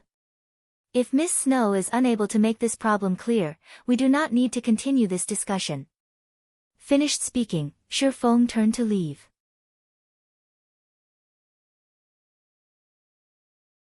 Chapter 84, Horizon Alliance. Seeing as Shirfeng was about to leave, the members from Ouroboros were stupefied. There was actually a man who would treat Gentle Snow in such a way. He even discarded the chance to work with Ouroboros without hesitation. Zhao Yueru panicked, her words caught in her mouth. She almost wanted to hold back Shirfeng and mediate between them. Even the wise Gentle Snow had yet to speak. If Zhao Yueru took action herself, her standing out might cause the situation to worsen. So, without a better choice, she just pulled on Gentle Snow's arm, secretly reminding her. However, what Zhao Yueru did not know was that Gentle Snow was similarly stupefied.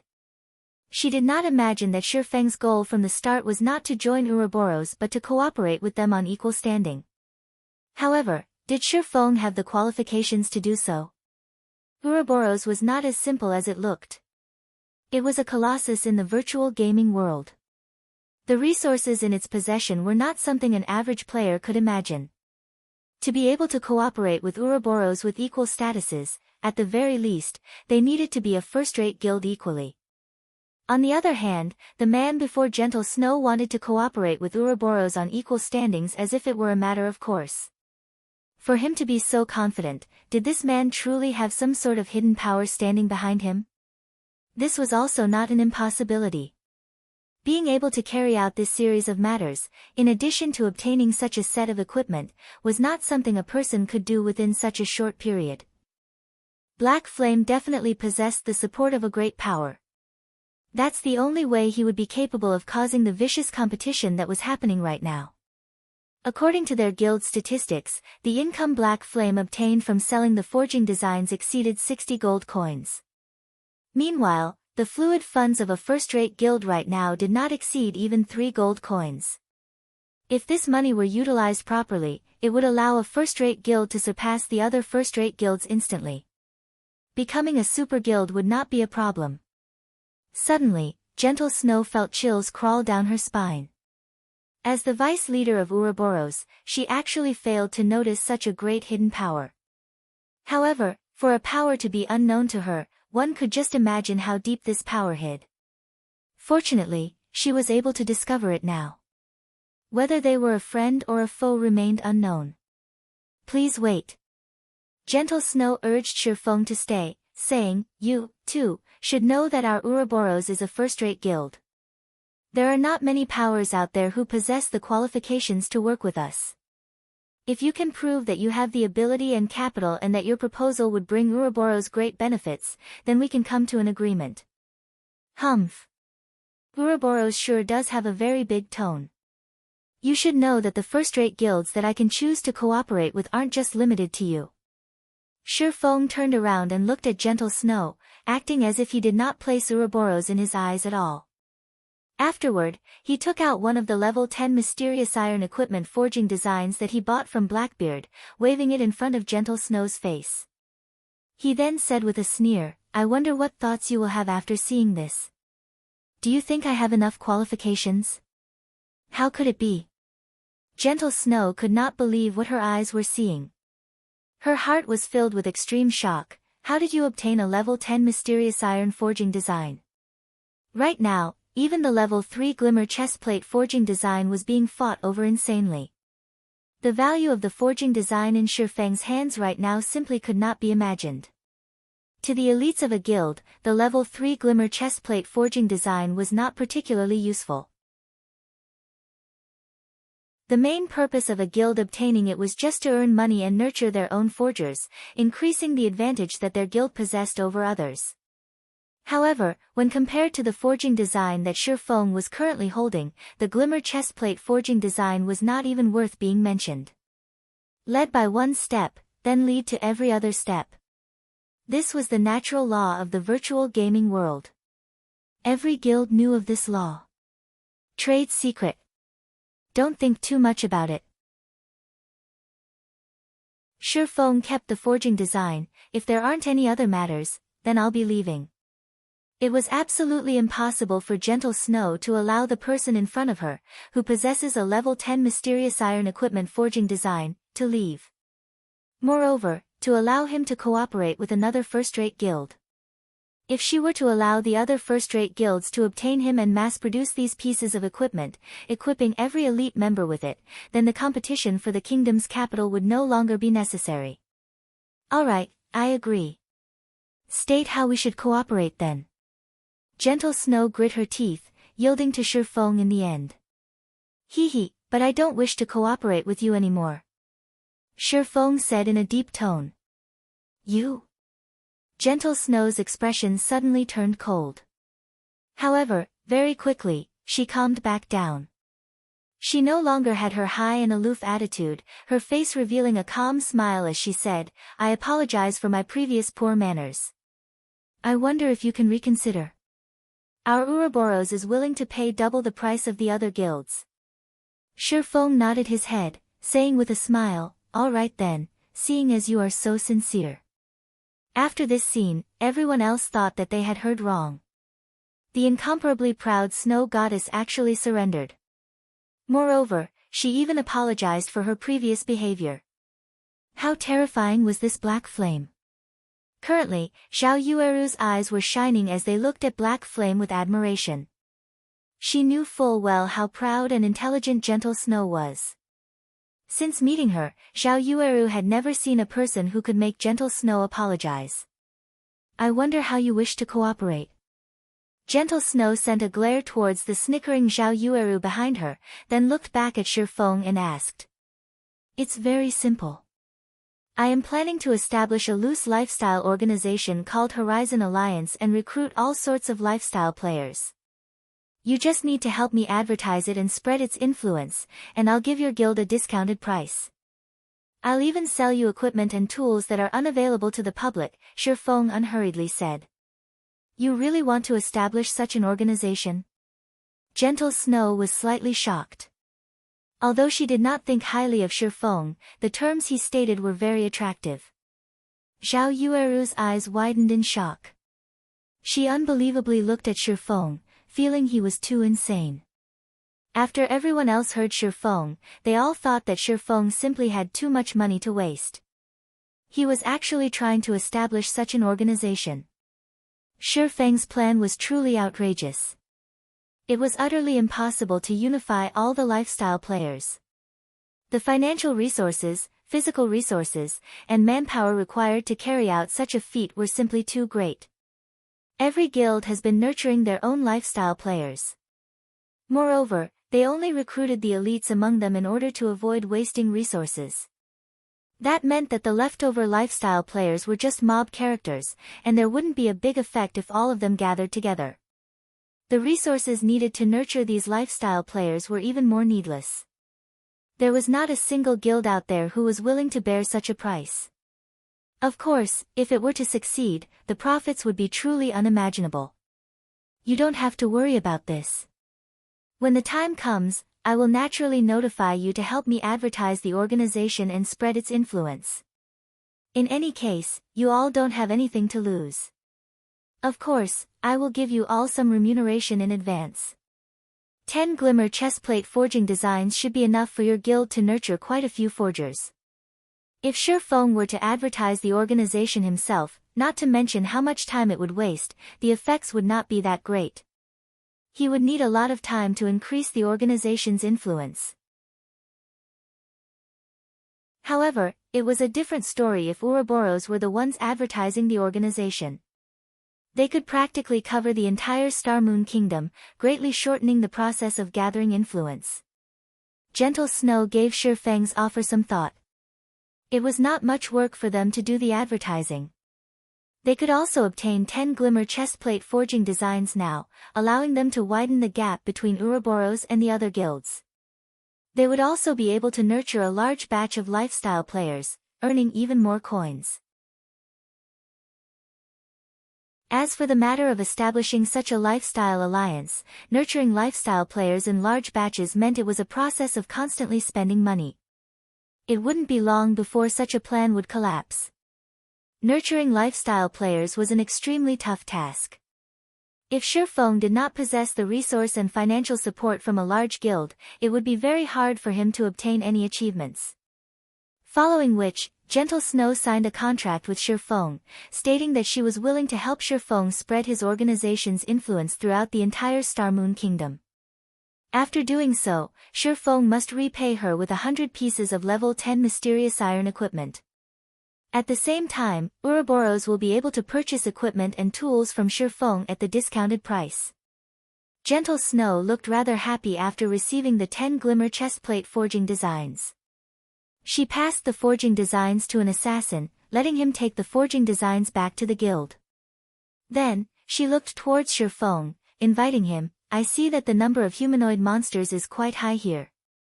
Although their levels are slightly higher, it is a good place to level up. Why don't you level up with us? It would be much faster than leveling up by yourself.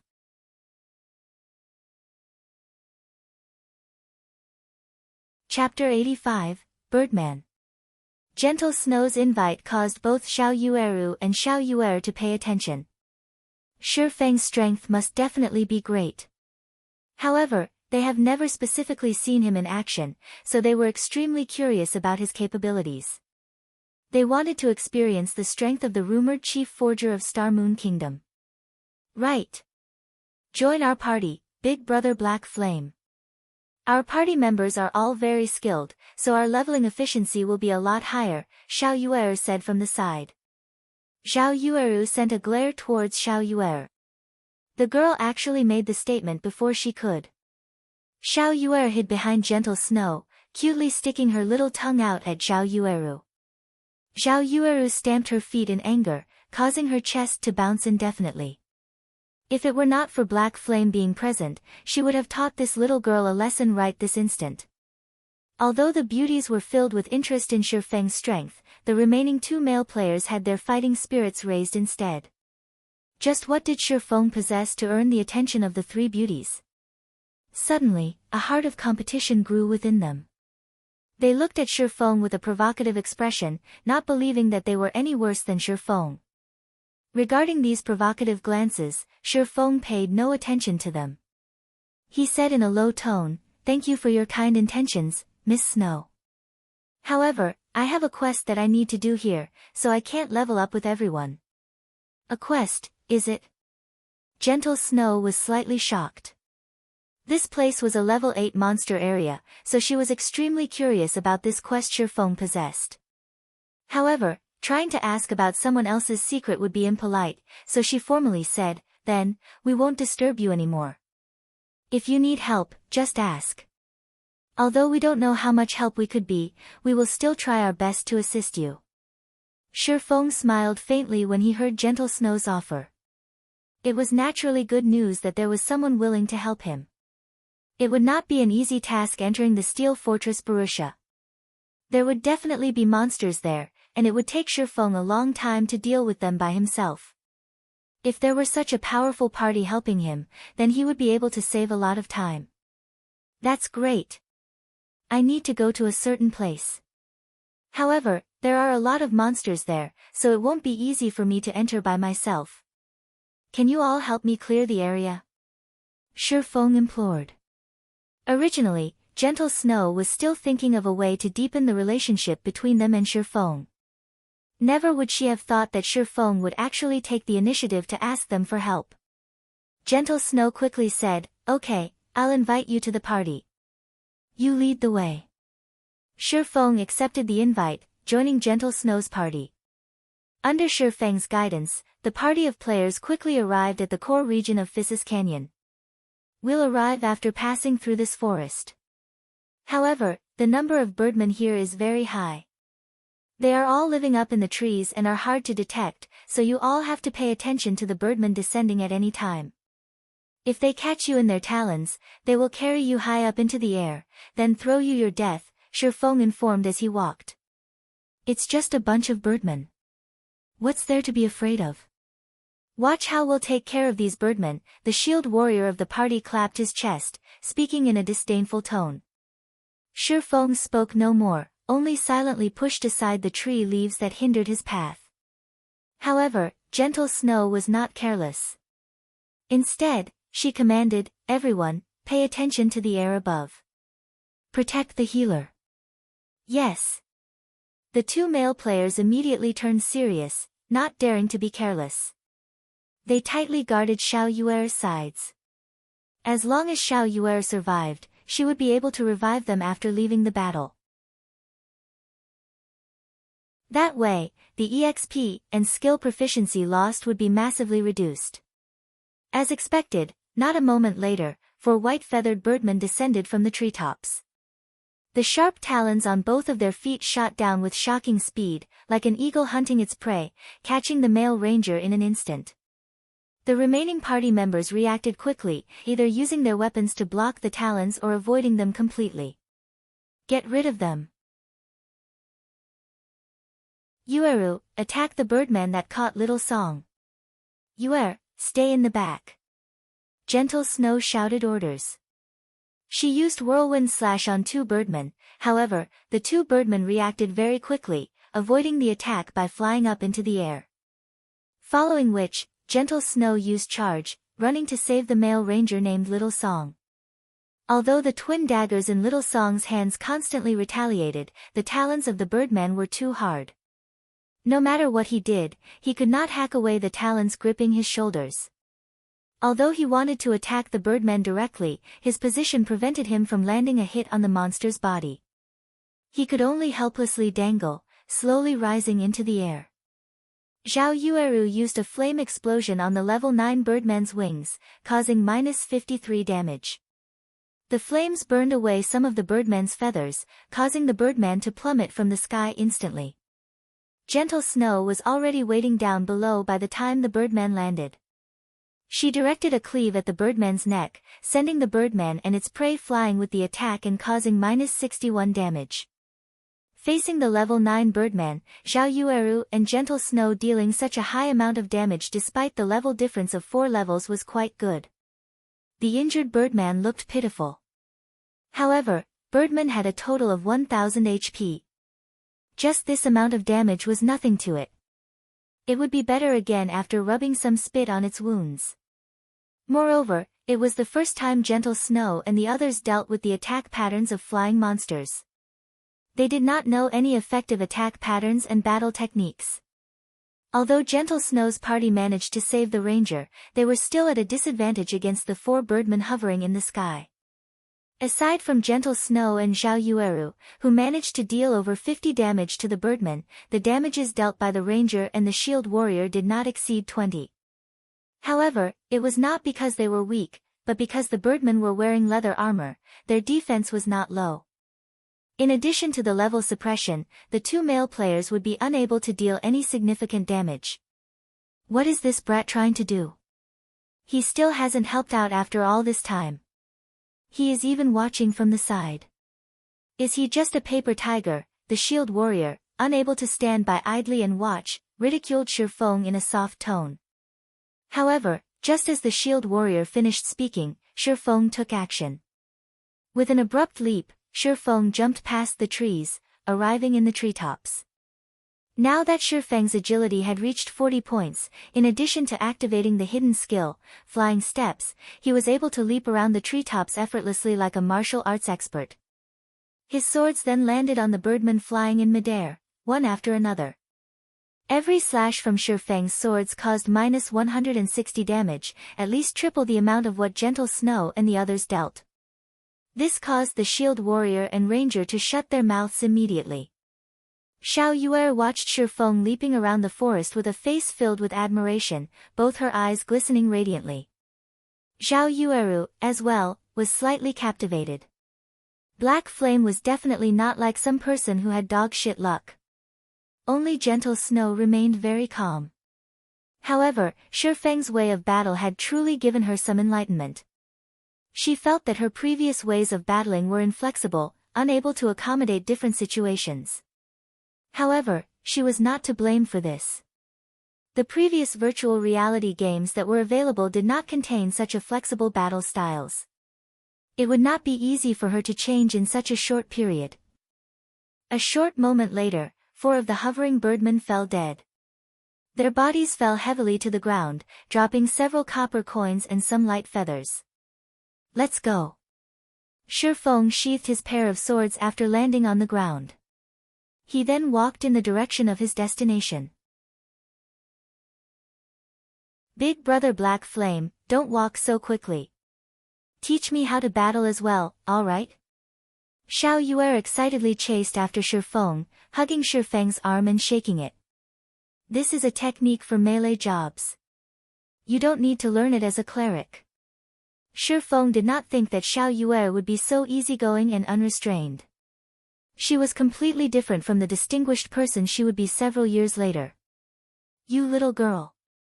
Just a moment and you're already making trouble. Didn't Big Brother Black Flame already say it? You're not suited for it. Zhao Yueru pulled Zhao Yueru away, panting in rage. Unconsciously, the way she referred to Shi Feng had changed as well, suddenly becoming much more intimate.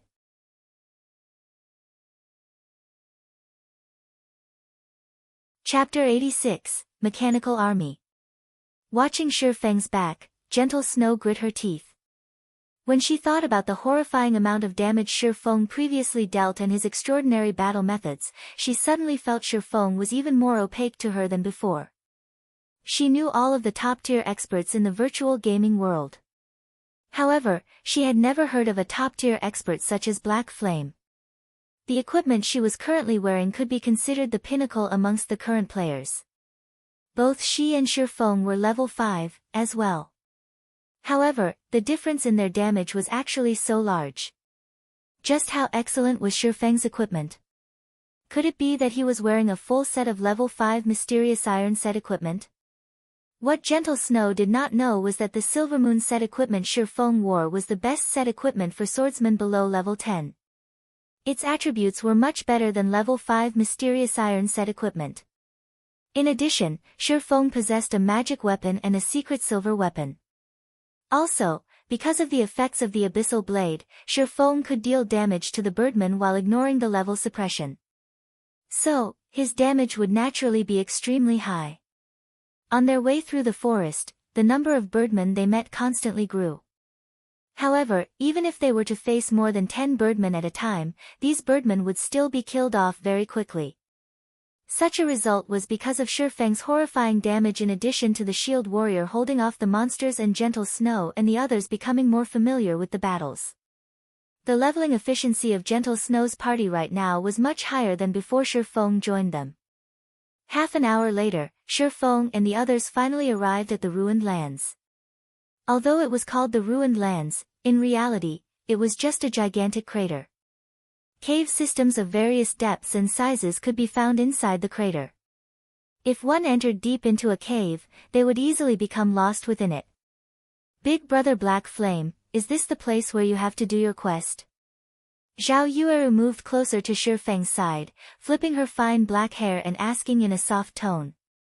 After being in such a close range with the witch, Zhao Yueru, and seeing deep cleavage revealed by her red robes, it was impossible for Shifeng not to have thoughts about it. Even if he did not possess any evil intentions, it became much harder for him to pretend to be profound now. We'll reach it once we go down this path. However, there are too many Birdmen circling in the sky, so won't be easy to get over there. Shifeng deliberately shifted his gaze to a side, watching the sky above the canyon that led towards the large crater. The shield warrior and ranger no longer belittled Shifeng's reminder this time. Instead, they held a hint of reverence towards Shifeng now. Taking precautions, they looked towards the Birdman in the sky. On the way to this place, it was only thanks to Shifeng that the two of them did not end up dead. Watching Shifeng take the first step, entering the narrow canyon, a faint smile appeared on Zhao Yueru's face. She kept on having a familiar feeling when she looked at Shifeng. This was the first time she felt this sort of sensation. Soon after, Zhao Yueru followed Shifeng tightly into the canyon. Gentle Snow only smiled sweetly at this scene. How could she not know Zhao Yueru's thoughts? There were extremely few situations where Zhao Yueru was interested in a man in such a way. Of course, if Zhao Yueru could enchant Shifeng, pulling him into Ouroboros, that, too, would be advantageous. Although there were a lot of Birdmen in the canyon, Gentle Snow's party had become increasingly familiar with dealing with these monsters. It was especially true for Gentle Snow. She was a genius. She had already learned Shifeng's battle methods after only seeing them a few times. She used the cliff walls to jump back and forth, and every time she brandished her blade, she would strike a Birdman from the air, sending it to the ground. Moreover, she was able to dodge and avoid the talons and fierce attacks of the Birdman in midair. Even without Shifeng's help, Gentle Snow's party could get rid of all Theseus Birdmen. After continuously killing several hundred Birdmen, a flash of golden light appeared around Shifeng's body. He had finally reached level 6, catching up to those leveling madmen. In order to equip the Dark Pursuer's cape a little earlier, Shifeng placed all of his attribute points into agility. If he were to level up the Abyssal Blade to level 5, he might even be able to equip the Dark Pursuer's cape at level 8. He's level 6 already. Gentle Snow looked over at Shifeng. She did not imagine that his leveling speed would be so swift. She had been killing monsters to level up without stop, yet, she was currently still 23% away from reaching level 6. Meanwhile, Shifeng clearly busied himself with a variety of things, yet, he could still reach level 6 before her. However, when she thought about how Shifeng could kill monsters of a higher level with such ease, it was no wonder he could level up so quickly. You want to go to that place? The number of monsters there is just too high. Amongst them, there are even quite a lot of level 9 elites and level 10 special elites. Are you sure you want to enter? After arriving at the deeper regions of the large crater, Gentle Snow suddenly discovered that the place was filled with wandering mechanical golems. She could not figure out just what kind of quest Shifeng had received that actually had such a high difficulty. Even if Shifeng were even more powerful than he was now, it was absolutely impossible for him to enter that place. The mechanical golems were around a person's height. Mechanical golem, common monster. Level 9. HP 1, 500/1, 500. The mechanical warriors were double the size of the mechanical golems, and their hands were holding a blade and shield. Mechanical warrior, elite monster. Level 9. HP 3, 000/3000. The mechanical knights were the most terrifying of them all. They rode mechanical horses, and they held long pikes. They were over 6 meters tall, just like a 2-storied building. Mechanical Knight, Special Elite. Level 10. HP 7, 000/7000. In the deepest parts of this horde of mechanical monsters, there was a pair of tightly shut steel gates. However, the number of mechanical puppets and mechanical warriors was just too ridiculous. Just from a simple glance, Gentle Snow estimated over 800 of them. Moreover, in the deepest parts, there were over 100 mechanical knights tightly guarding the front of the steel gates. Clearing all of those mechanical knights without a 1,000-man elite army was only a pipe dream. The amount of these mechanical monsters simply caused one despair. Even being more than 100 yards away from these mechanical monsters frightened Xiao Yueru and the others. The mechanical army would be unparalleled if they were to rush over altogether. The army would be able to annihilate Xiao Yueru and the others instantly. Big Brother Black Flame, are you really going to go? You will definitely die. Even though Xiao Yueru was confident in her party's strength, just based on the standards of their level 5 party, clearing the surrounding mechanical golems and mechanical warriors was already a huge problem, not to mention the mechanical knights. A single mechanical knight might be enough to get rid of them all, let alone facing 100 of them. I must go there. However, we need to clear these golems and warriors, which are just hindrances. First, Shifeng nodded his head. Then, let's slowly lure them over and kill them, clearing the way bit by bit. Gentle Snow had already promised Shifeng that they would spare no effort in helping him. Naturally, she would not shrink back now. Moreover, this place was quite good for leveling up. After killing so many birdmen on the way here, they gained quite a lot of common equipment and materials. If they were to clear all these mechanical warriors, their gains should be even greater. It was just that the strength of the mechanical warriors was still an unknown to them. Then, I'll lure them over one by one, Xiao Yueru volunteered. It was easiest for a ranged player to lure monsters. Moreover, based on her skills, even if the monsters were tightly packed together, she would still be able to lure only 2 to 3 of them over. Their party would also be able to dispose of the monsters easily. Hold on, Shifeng suddenly pulled Xiao Yueru back. Is there something wrong? Xiao Yueru asked. The others looked towards Shifeng, puzzled. Could it be that Shifeng did not believe in Xiao Yueru's skills? Shifeng was very clear with the difficulty of this place. However, Xiao Yueru and the others did not know that these mechanical monsters were all weapons of war made by the dwarven civilization. If Xiao Yueru were to go and lure the monsters without knowing this, it would only lead to a party wipe. The mechanical monsters are extremely troublesome to deal with. Their aggro range is extremely wide. There is no need to mention their defense and attack power. If you were to try and lure one, at least 10 more would follow. With the level suppression, we will definitely be unable to take on that many of them at once. I have another idea. Which one of you here has a movement speed of over 14 points? My movement speed is 17. Little Song has also reached 14 points, Gentle Snow answered even though she did not understand why Shifeng asked such a question. you and Little Song both use a speed scroll. In a moment, lure all of the surrounding mechanical monsters and gather them in a single location. Then, leave the rest to me. Shifeng took out 2 speed scrolls. With these items, based on the mechanical monster's speed, the mechanical monsters would definitely be unable to catch up to the 2 of them. After associating with Shifeng for some time, Gentle Snow knew that Shifeng was not one to spout nonsense. He definitely must have his own reasonings.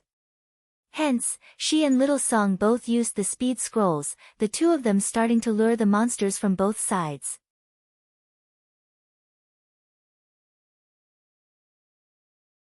Chapter 87, Flame Blade Dance. Gentle Snow and Little Song started luring monsters from 2 sides. Before they even came close to the 30-yard range, the monsters discovered the 2 of them. The monsters' eyes flashed a red glow, all of them turning their heads and staring at the intruders. Alert! Alert! Intruders detected. After the alarm rang out, all of the mechanical golems and mechanical warriors within a 40-yard radius were alerted. The surrounding mechanical monsters locked onto the 2 players, and within a moment, the 2 were being chased by hundreds of mechanical golems and mechanical warriors. Zhao Yueru was secretly shocked at seeing this. Fortunately, she did not rashly act and lure the monsters. Otherwise, they would definitely party wipe. Big Brother Black Flame, there won't be a problem luring the monsters in such a way, right? Zhao Yueru saw that Gentle Snow and Little Song were both being chased closely after by the mechanical army. If they had not run away in time, they might have already been dead by now. Relax. With the speed scroll in effect, these mechanical monsters won't be able to catch up to them, Shifeng said confidently. After some time, as expected, not a single one of the mechanical monsters caught up to the 2. Everything happened just as Shifeng predicted. After luring all the surrounding mechanical monsters, the 2 of them circled the large, empty crater, while the mechanical golems and mechanical warriors chased them without stop. The 2 of them were very adept at luring monsters. Within a short moment, they had merged the 2 waves of mechanical monsters into a single wave. Inwardly, Zhao Yueru was speechless. She, too, had a speed scroll. However, this item was just too expensive. Even if it was her party members, each of them only possessed 1 speed scroll for the purpose of saving their own lives.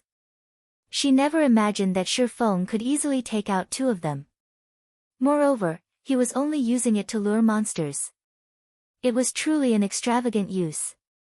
However, it was true that, with this added speed scroll, the 2 of them were able to lure all of the monsters safely.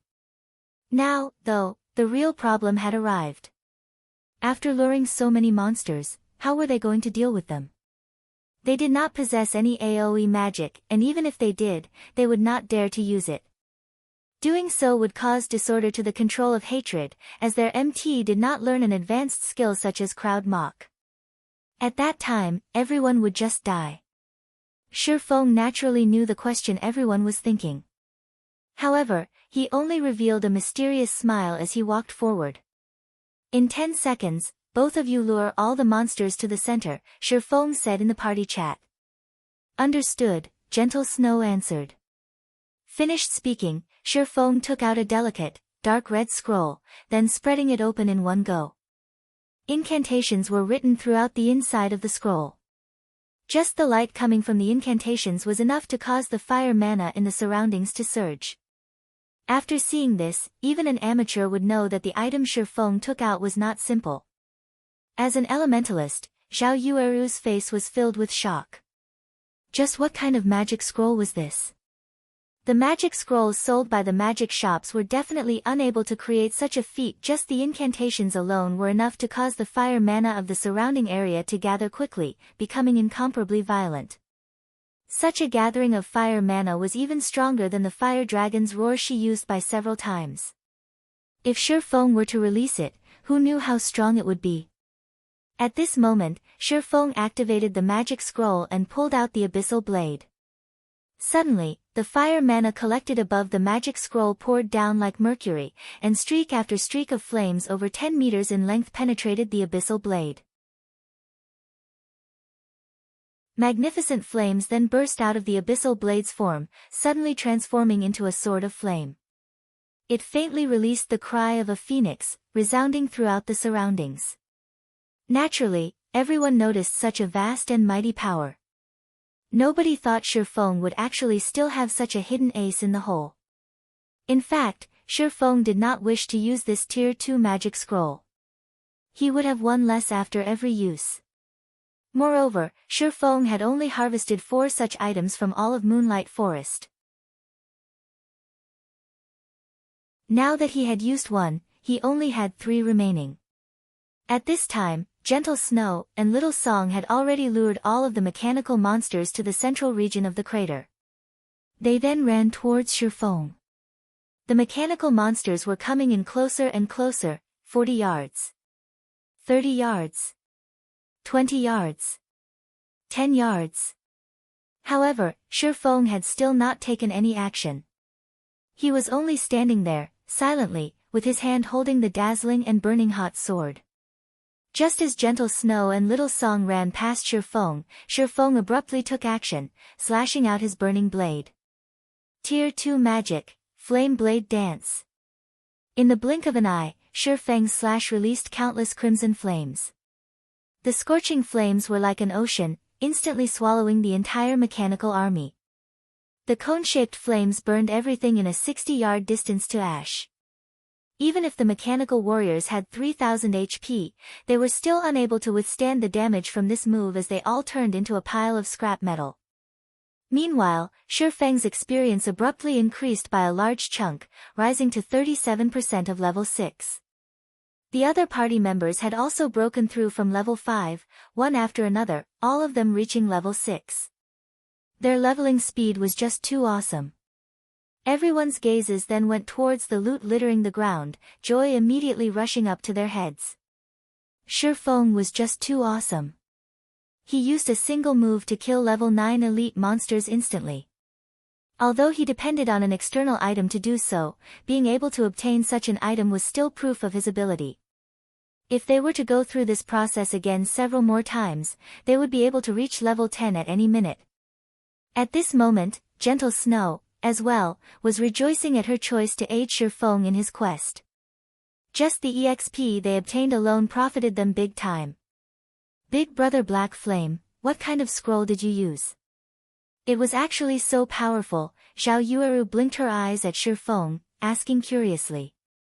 A Tier 2 magic scroll, Shifeng casually said.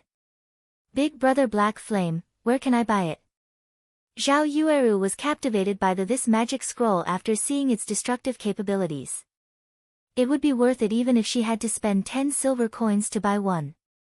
Shifeng shook his head, saying with a smile, this item can't be bought. It will only appear by chance when opening a high-grade treasure chest. Oh, Xiao Yueru was slightly disappointed. Shifeng might have spat out blood if he knew Xiao Yueru thought of buying the Tier 2 magic scroll for only 10 silver coins. Nobody would sell a Tier 2 magic scroll. That was because this item was just too valuable. If used at a crucial point, it was possible to create a comeback situation.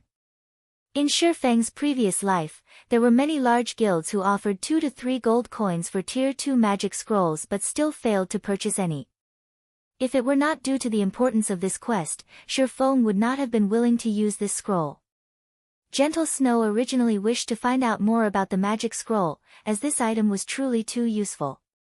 However, after hearing Shifeng's tone, it was clear that he was feeling heartache over having used the item.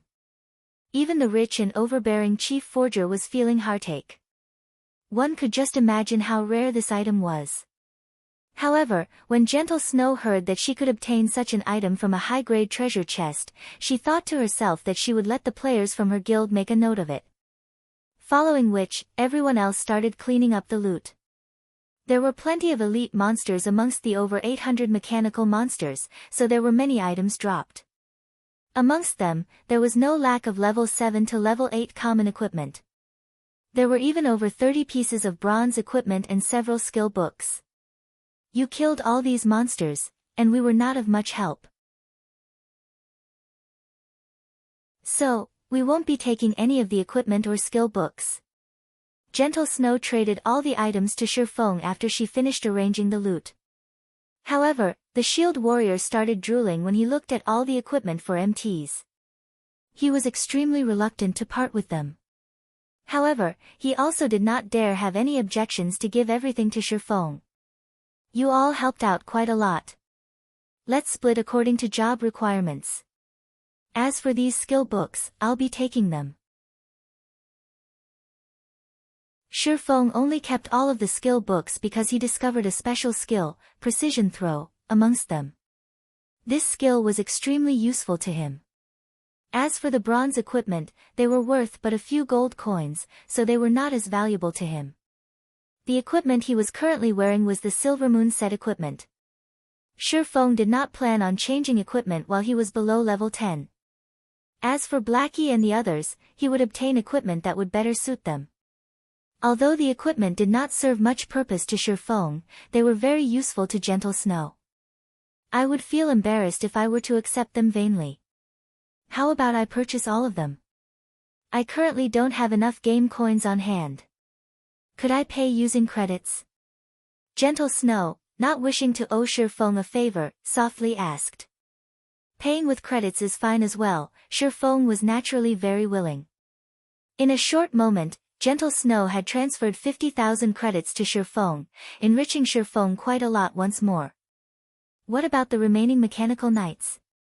Are you going to use a magic scroll again? Gentle Snow looked towards the over 100 mechanical knights guarding the large gate, asking in anticipation. A tier 2 magic scroll can't get rid of them. Moreover, I don't need to kill them to enter into that place. I just need to lure them away. When Shifeng heard Gentle Snow saying so, his forehead couldn't help but sweat. Tier 2 magic scrolls weren't just some kind of cabbage he could waste. Leave it to me, then. Gentle Snow looked at the terrain and entered into deep thought. She felt that there should be no problem in accomplishing the task. Here are some speed scrolls and return scrolls. As long as you run out of the crater, they will not continue chasing. After leaving the battle, you all can use the return scrolls to leave this place, Shifeng explained and took out several scrolls. Seeing that they were about to part from each other, Xiao Yueru felt unwillingness in her heart. She did not know why, but she could feel a sense of ease and security when she was with Shifeng. Big brother Black Flame, let's add each other as friends. We're going to enter a level 5 dungeon tomorrow, so how about you come and join us? Xiao Yueru suddenly said. Gentle Snow was faintly astonished. She looked at Xiao Yueru with a helpless smile. However, she felt that this was not really a bad choice. With Shifeng around, their chances of clearing the level 5 dungeon would be even greater. Shifeng did not think that this witch would actually want to add him as a friend. Moreover, she even invited him to dive into a dungeon. This behavior of hers right now was just way too different from before. We can add each other as friends, but I have some things to do tomorrow. We'll dive into a dungeon together when I have time in the future. Shifeng tactically rejected the invitation. After all, he couldn't suddenly multiply himself into 2 people.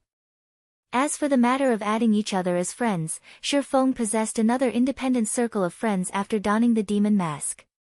So, others would not be able to discover any issues. Let us add each other as friends then. Xiao Yueru softly bit her lips. She was slightly disappointed that she would not be able to dive into a dungeon with Shifeng immediately. However, it was still good that she could add him as a friend. She would be able to contact him more easily in the future. System, do you wish to accept Flaming Moon's friend request?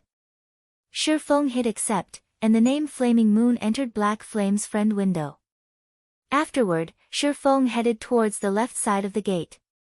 At this moment, Gentle Snow had already arrived at the gate's right side, prepared to lure the mechanical knights. Elder Sister Yueru, let us leave first. We can just leave the rest to Elder Sister Snow, Xiao Yueru softly said when she noticed that Xiao Yueru remained motionless. I got it. Xiao Yueru, after taking another glance at Shifeng's back, turned around and left. Seeing that Shifeng was ready, Gentle Snow activated the speed scroll and rushed at the level 10 mechanical knights. Halfway there, the eyes of mechanical knights in front of the large gate shone brightly. Their enormous bodies started moving, and all of them had their eyes focused on Gentle Snow. Gentle Snow immediately halted her steps. She then turned around and escaped. The mechanical knights bellowed in rage as they moved their large figures, chasing after Gentle Snow. Only when all of the mechanical knights left did Shifeng hastily run towards the large steel gates. Although Gentle Snow had lured the mechanical knights away, the amount of time they could be lured was limited. Moreover, they would not fall for the same trick the next time, so Shifeng had to seize the opportunity. Arriving at the large gate, Shifeng found a moss-covered keyhole. He then inserted the broken obsidian crystal given to him by Blackbeard. The fortress key had already been stored away for almost a millennium. Blackbeard also mentioned that the key might not be able to open the gates. However, it was still worth a try.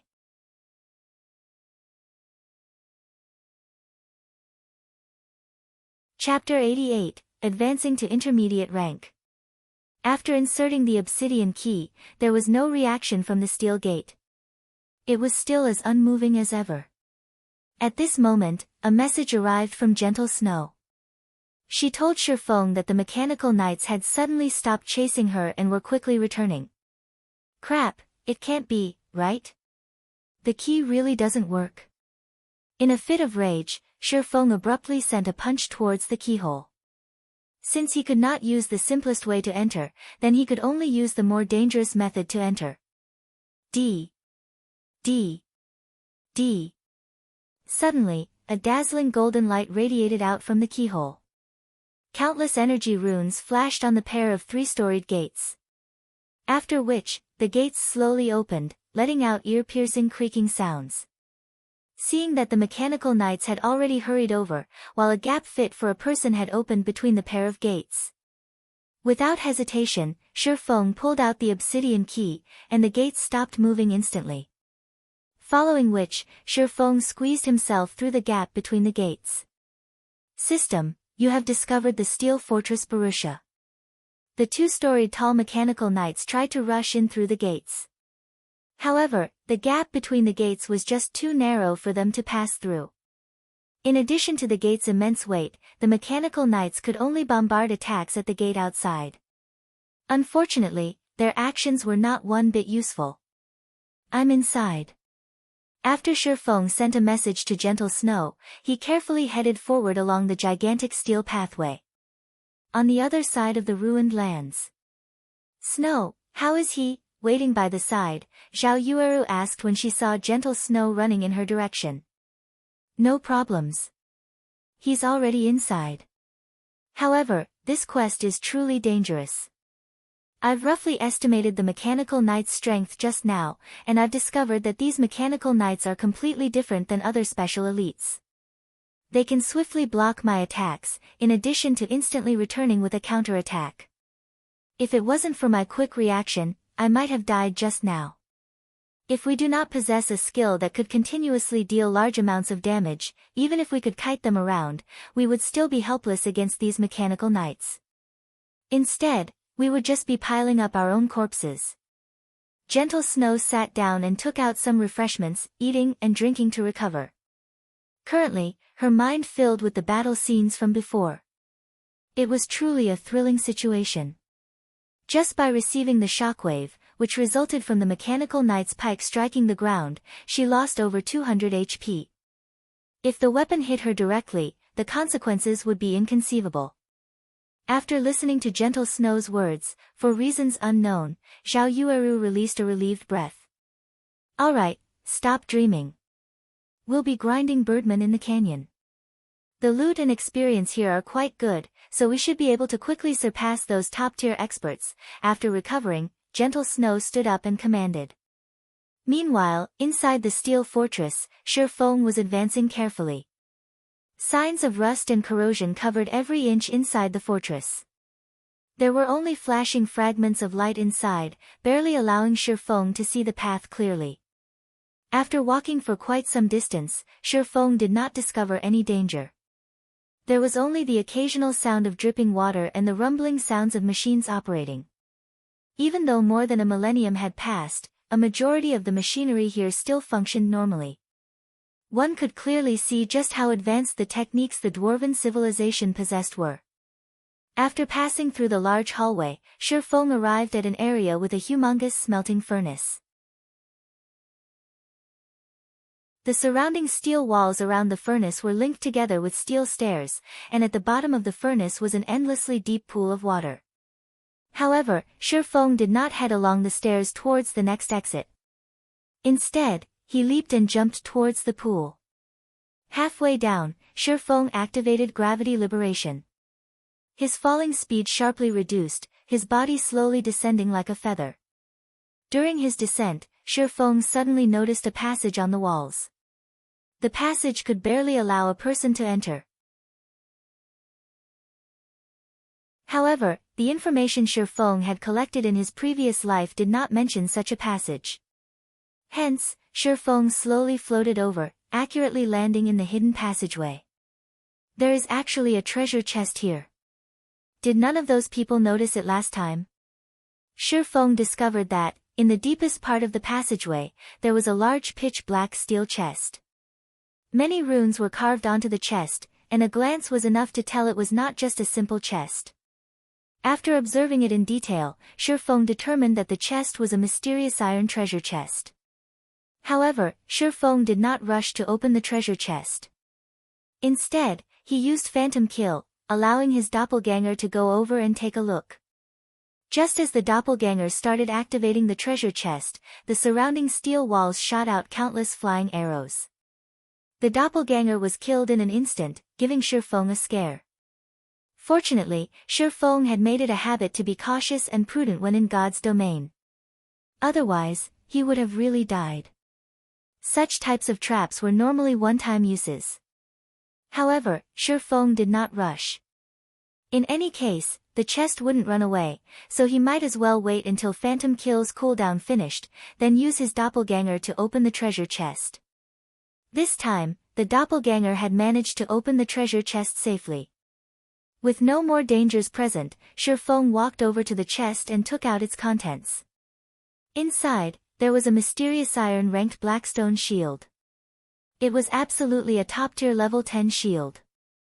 Blackstone shield, mysterious iron rank. Level 10. Equipment requirement, strength 25. Defense plus 69. Defend rate 29%.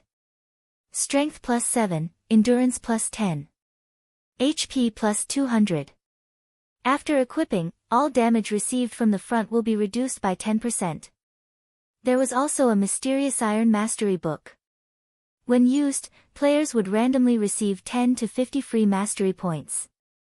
This item was several times rarer than the Blackstone shield.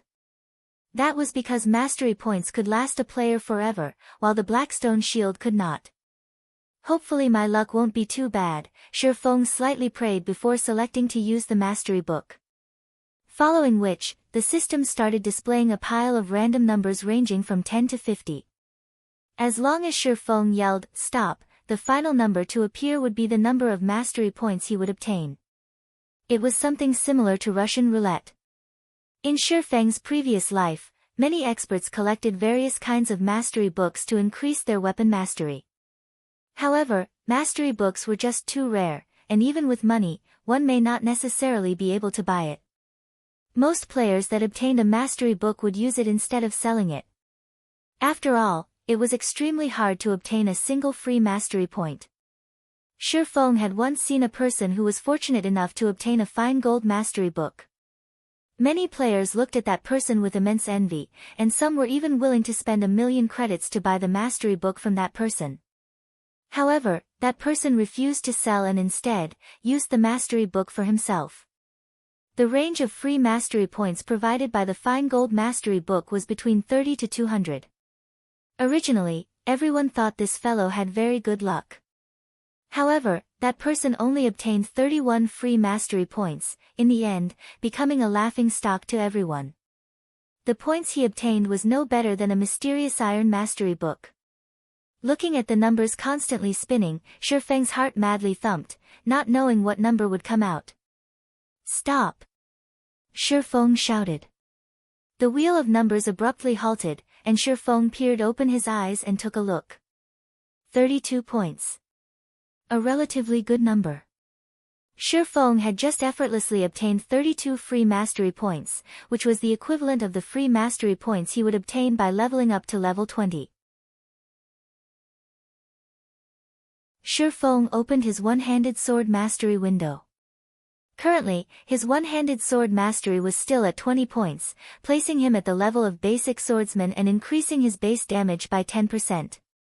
If including the 8 free mastery points he obtained for leveling up to level 5, and the 5 points he had remaining from before, he now had a total of 45 free mastery points. Shifeng immediately added 30 mastery points to his one-handed sword mastery. Instantly, his one-handed sword mastery rose to the level of an intermediate swordsman, increasing his base damage by 15%. As for becoming an advanced swordsman, he was still 50 points away from doing so.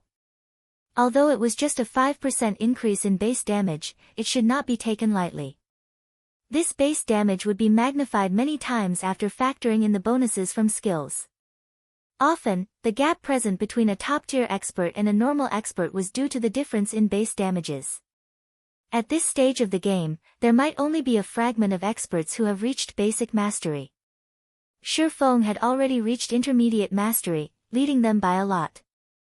Just as Shifeng was about to continue advancing deeper into the steel fortress, the fortress alarm rang out.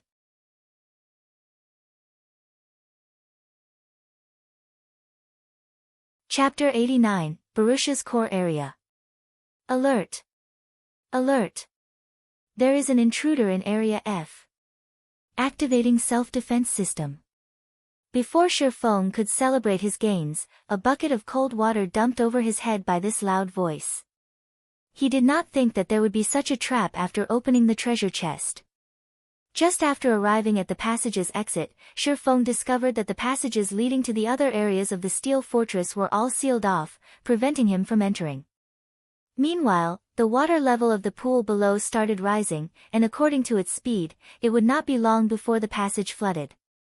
Without hesitation, Shifeng took out a bottle of underwater breathing potion, drinking it.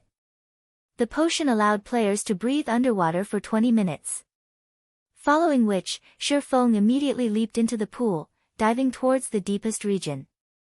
After swimming down for over 10 minutes, Shifeng finally saw a dark passage. However, the water currents from there flowed rapidly, and it would not be easy for Shifeng to approach the passage. After spending a long period, and drinking a second bottle of underwater breathing potion, Shifeng managed to crawl his way towards the passage entrance with much difficulty. Following which, he was washed away by the rapidly flowing water, his body unable to move as the current continuously pushed him along the passageway. After flowing along the water currents for several minutes, Shifeng was thrown out of the passage and landed in another large pool. Near a wall of the large pool, some stairs spiraled upward. As long as he went up these stairs, he would arrive at the core of the fortress. Shifeng swam towards the stairway. He then looked at the time. It was almost 8 o'clock in the morning now, and since locating the Titan's heart was not accomplishable in a short amount of time, Shifeng immediately called out the system interface and chose to log out. Upon waking up early in the morning, the first thing Shifeng did was train his body. This action had long since deeply ingrained in his bones. However, he could clearly feel that his body was different from yesterday. His body no longer felt stiff, and instead, it felt extremely refreshed. The positive effects of the C-rank nutrient fluids he drank were evident. The fluid was slowly altering his body's condition. Strike the iron while it's hot. Shifeng then started working out, doing sit-ups, push-ups and other muscle-strengthening actions. After working out for over an hour, Shifeng still did not feel tired. On the contrary, his body felt comfortably warm, as if there were an inexhaustible amount of energy within him.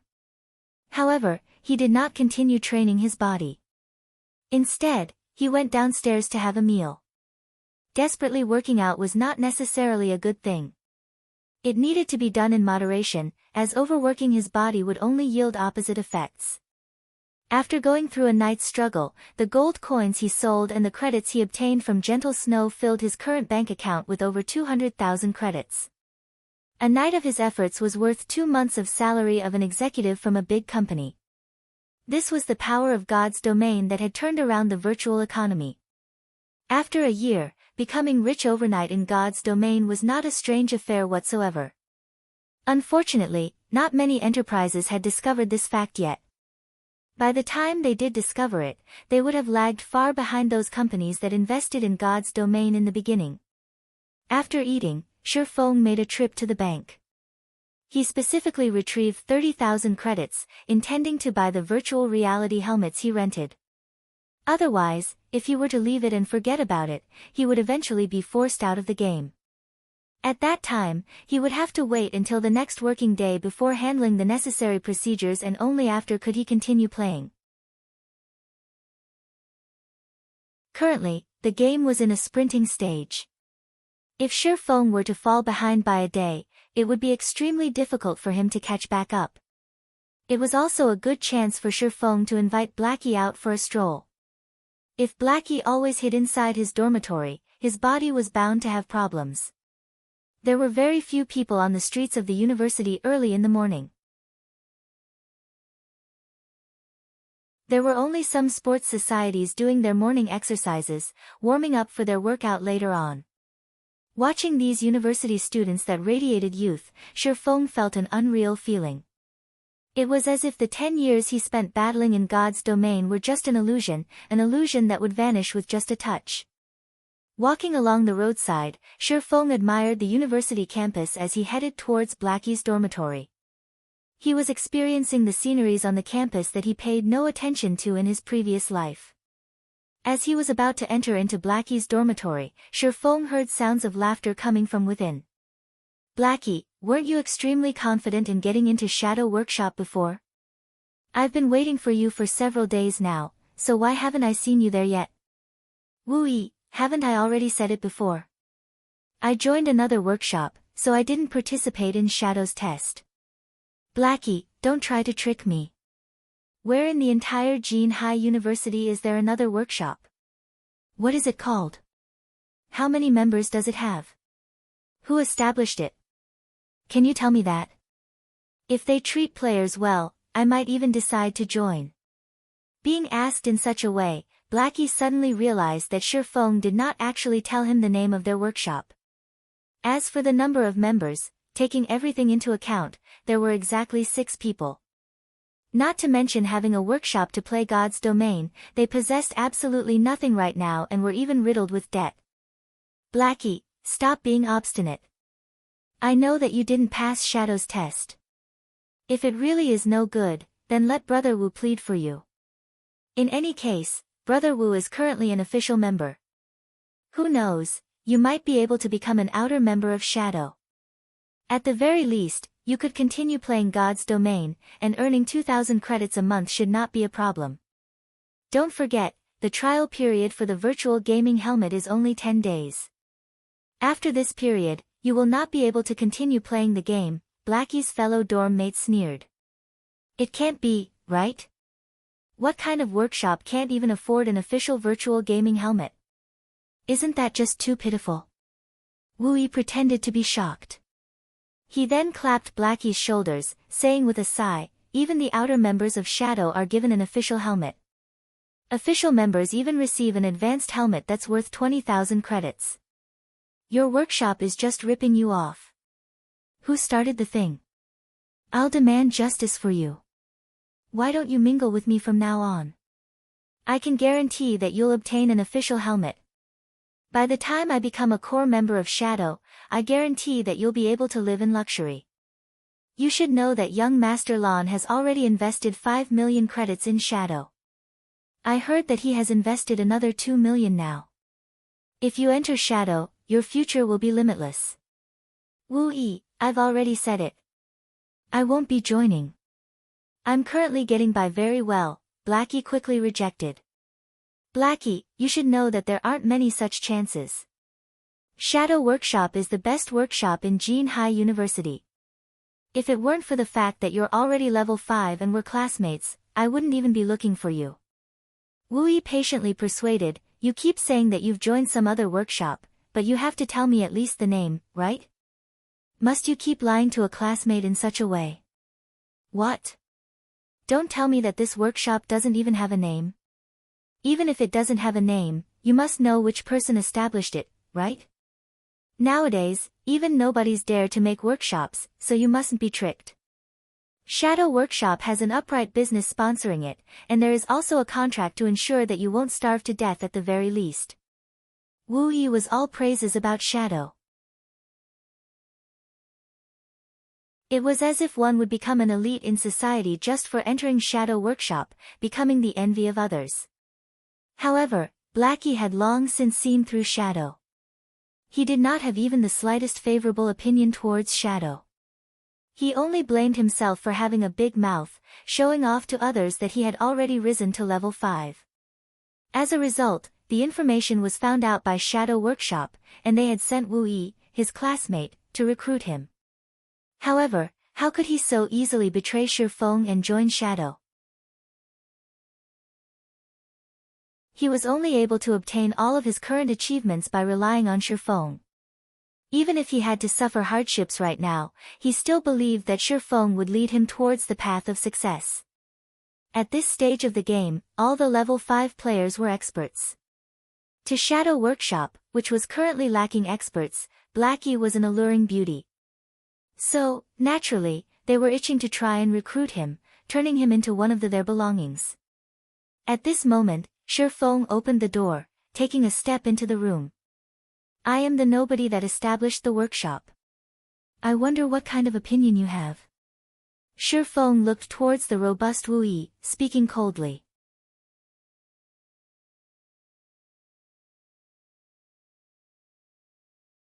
Chapter 90, Starting from Zero.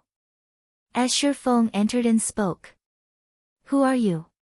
Wu Yi was slightly startled, his eyes evaluating Shifeng. Shifeng wore a cheap-looking white-blue sporting wear. Although his imposing manner gave Wu Yi chills down his back, after seeing that Shifeng was not even wearing a quantum watch on his wrist, a hint of disdain entered Wu Yi's eyes. In this day and age, even the slightly wealthier students all possessed quantum watches. Wu Yi determined that Shifeng was not one of the wealthy children and that he was in a similar situation as Blackie. Brother Feng, why are you here? Blackie's expression was slightly panicked. He was worried Shifeng would misunderstand and think he was trying to job hop. Brother Feng, I really didn't seek out Shadow. I've also rejected them, but Wu Yi won't stop annoying me about it. When Blackie's classmates saw him panicking and explaining, they were all puzzled at the identity of this new arrival. Blackie had already risen to level 5 in God's domain, so he was definitely an expert. Many workshops would fight over for him, treating him as an important guest. Even Shadow sent someone over to recruit Blackie. If the upper echelons of Shadow met Blackie, they might also act very cordially and treat him with respect. However, Blackie had respectfully addressed the stranger in front of them as Brother Feng, confusing them. Could the person in front of them be some famous person in their school? However, no matter how they racked their brains, they could not think of such a person present in their university. I know, Shifeng sent Blackie an expression that told him to be at ease. Shifeng then looked towards the man named Wu Yi and laughingly said, I'm called Shifeng, and I am the nobody who established the workshop you just mentioned. Didn't you wish to know the name of my workshop? I can tell it to you. The workshop's name is Zero Wing. It means that everything has to start out from zero and to spread your wings and soar. If you don't have any other matters, please return and tell your boss not to try poaching the members of other workshops. He is better off taking care of his own lands, lest they fall apart without him even knowing what happened. Hearing Shifeng saying so, Wu Yu couldn't help but reveal a sneer as he laughed. As expected, even a nobody knows how to start a workshop. Why don't you take a look at yourself? Do you think you can start a workshop just by announcing it? Wu Yi narrowed his eyes, mocking, do you know how large our Shadow Workshop is? Do you know how many members our Shadow Workshop has? Do you know who is backing our shadow workshop? Do you know how much our workshop has invested? Do you still think that we need to poach members from worthless workshops like yours?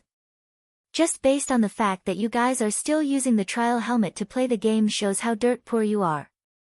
Did you think that, just by being full of zeal, you could establish yourselves in God's domain and earn money? All the workshops that have tried to establish themselves in God's domain have at least invested several millions of credits. Meanwhile, you have no money, no members, no facilities, and not even the most basic of assurance. So, what right do you have to compare to us, Shadow? If you kneel down and beg me right now, I might even put in a few good words to Brother Lon. If you pay up some 10 or 20,000 credits, you might be able to join the workshop. How about it? Think about it, this is a rare chance for you. Wu Yi smiled savagely. He then shifted his gaze to Blackie, coldly saying, Shadow is already giving you a lot of respect by sending me here to recruit you. As long as you join, you'll immediately receive the treatment of being a core member, and your monthly salary will be at least 5,000 credits. It is hundreds of times better than staying in a workshop that is barely surviving. When Blackie's several dorm mates heard of this treatment, all of them had expressions of shock on their faces. They did not think that playing God's domain would be so rewarding.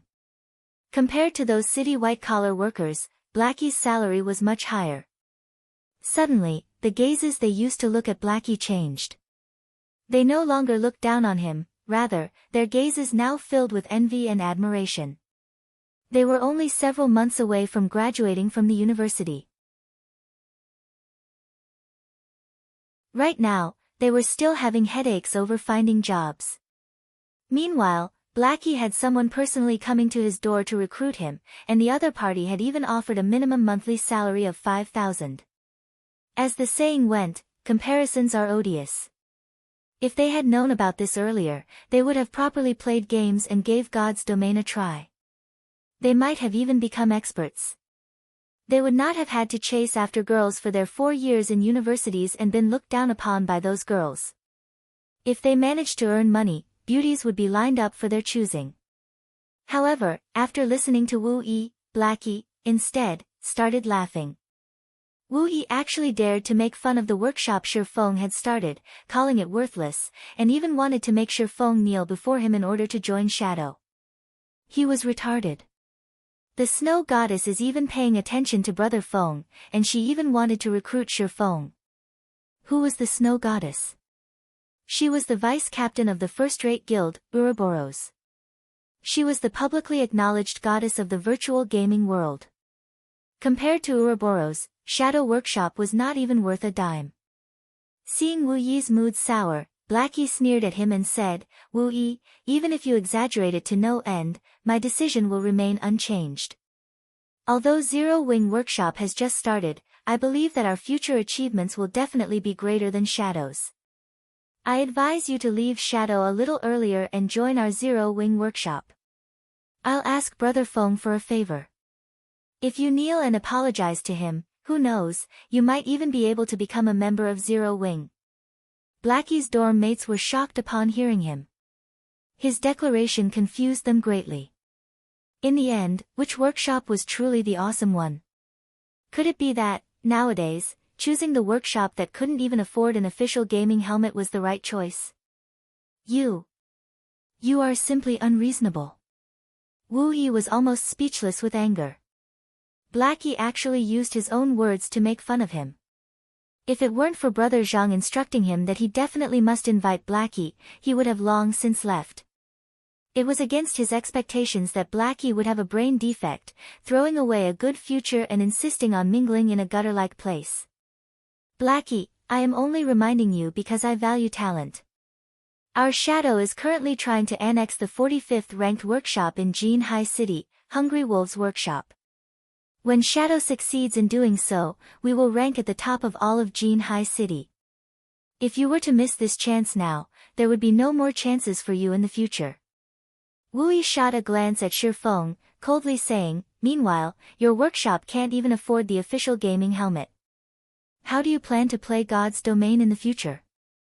It would be better if you joined Shadow. A great future is awaiting you here. Faced with such a brazen way of poaching people, even if Shifeng's temper were much cooler, he would still get slightly angry. Since they were fated to battle each other, then battle it was. Who said that our workshop couldn't afford the official gaming helmet? Shifeng took out the 20,000 credits from his pocket, casually throwing it on the table, saying, I previously decided that starting a workshop would be too sudden, and I was never able to decide which type of official gaming helmet I would buy. So, I was only using the trial helmet as a temporary replacement. However, today, I'm here to give Blackie the money to buy an advanced gaming helmet.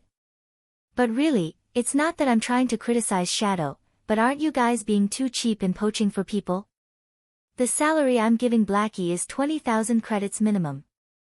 Your Shadow is so rich, and has invested so much, yet, the salary you're offering is only a minimum of 5,000 credits? When Blackie saw the shining white credits on the table, he turned to look at Shifeng's astonished eyes. Nobody was more knowledgeable of Shifeng's financial condition than he was, so how was he able to suddenly throw down 20,000 credits? Could it be that Shifeng robbed a bank? The others in the dormitory swallowed their saliva when they saw the credits scattered across the table. Usually, Blackie remained hidden and did not seem like anything special. They did not think that his monthly salary would be 20,000 credits. It was no wonder why he refused to join Shadow Workshop. After all, Shadow was only offering him 5,000 credits, 4 times less than his current earnings. Even an idiot would know which side to choose. What was even more unthinkable was that Shifeng, who was wearing a suit of cheaply looking sportswear, was actually a brother tycoon.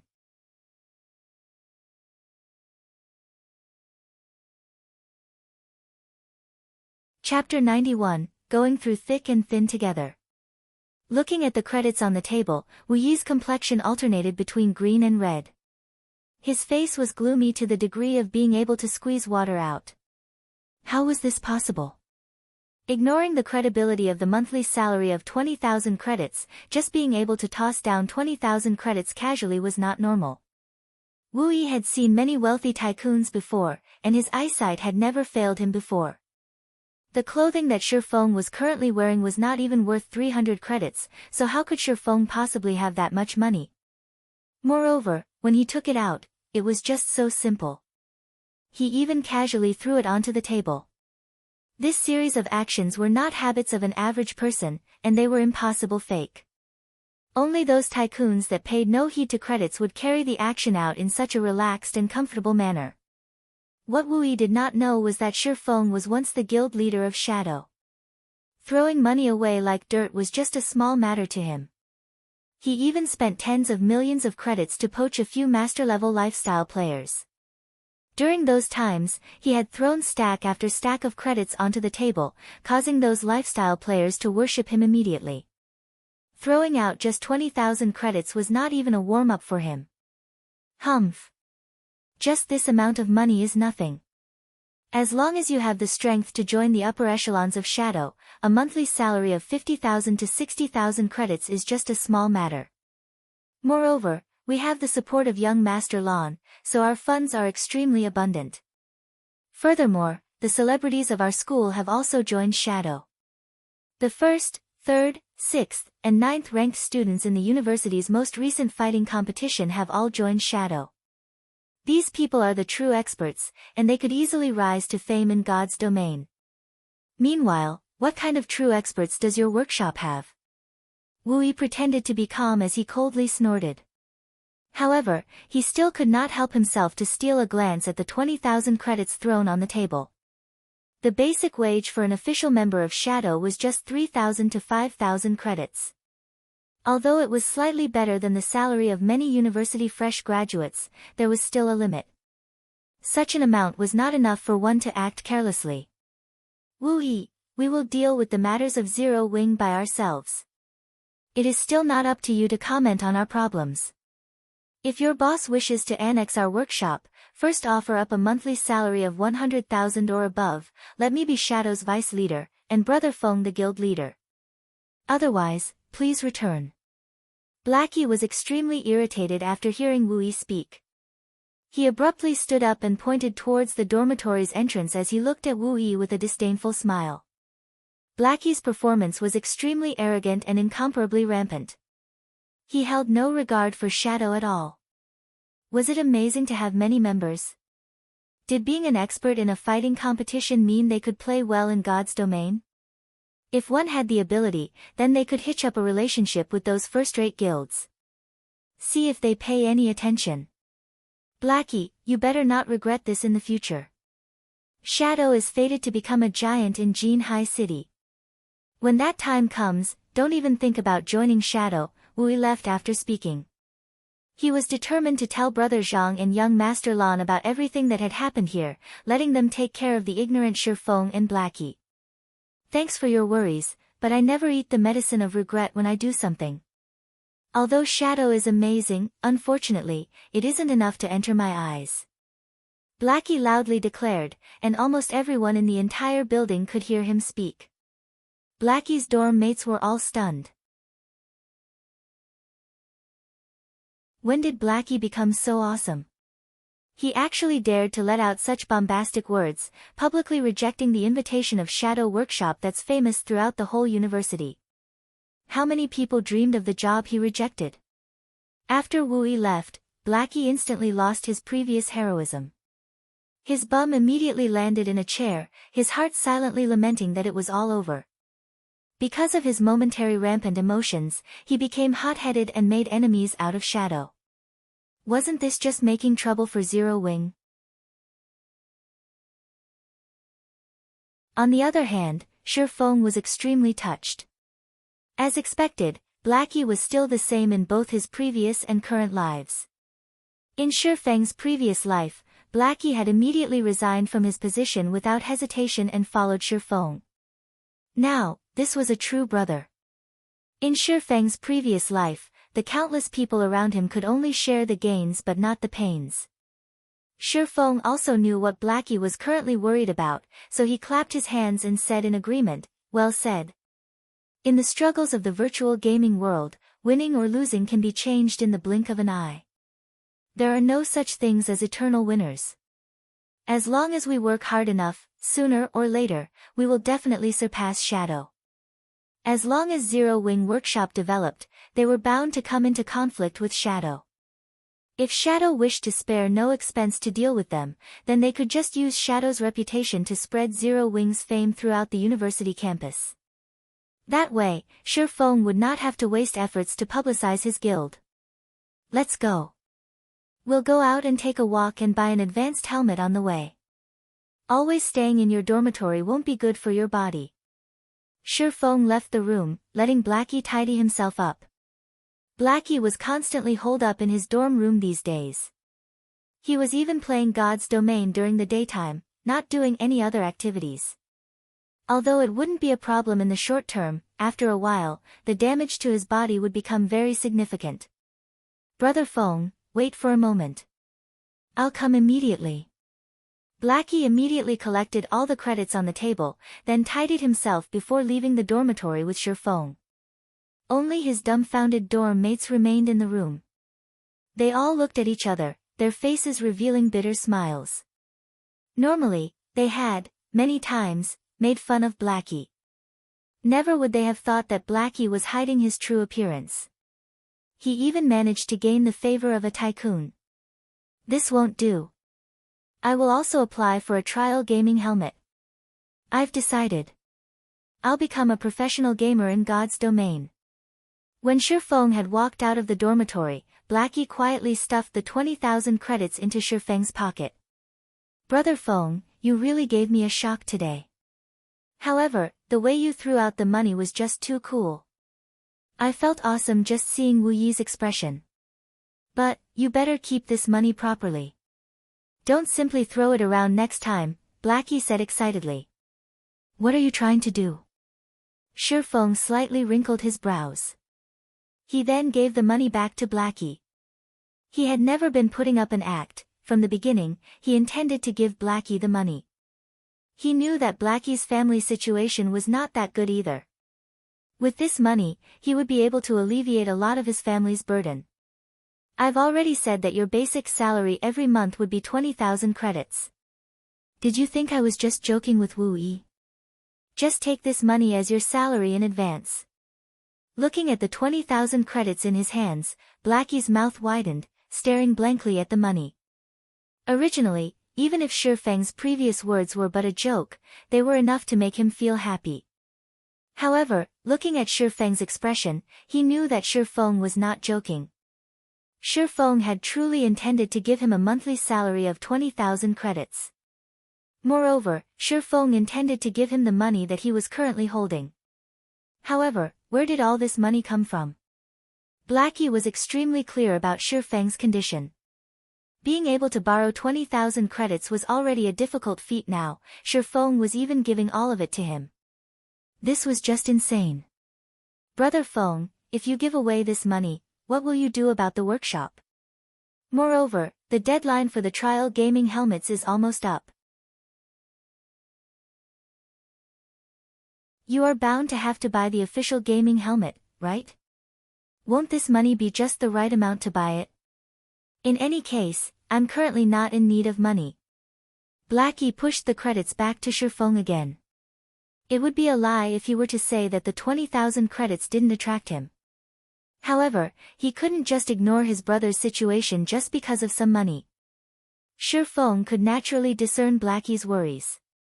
He clapped Blackie's shoulders and couldn't help but reveal a smile.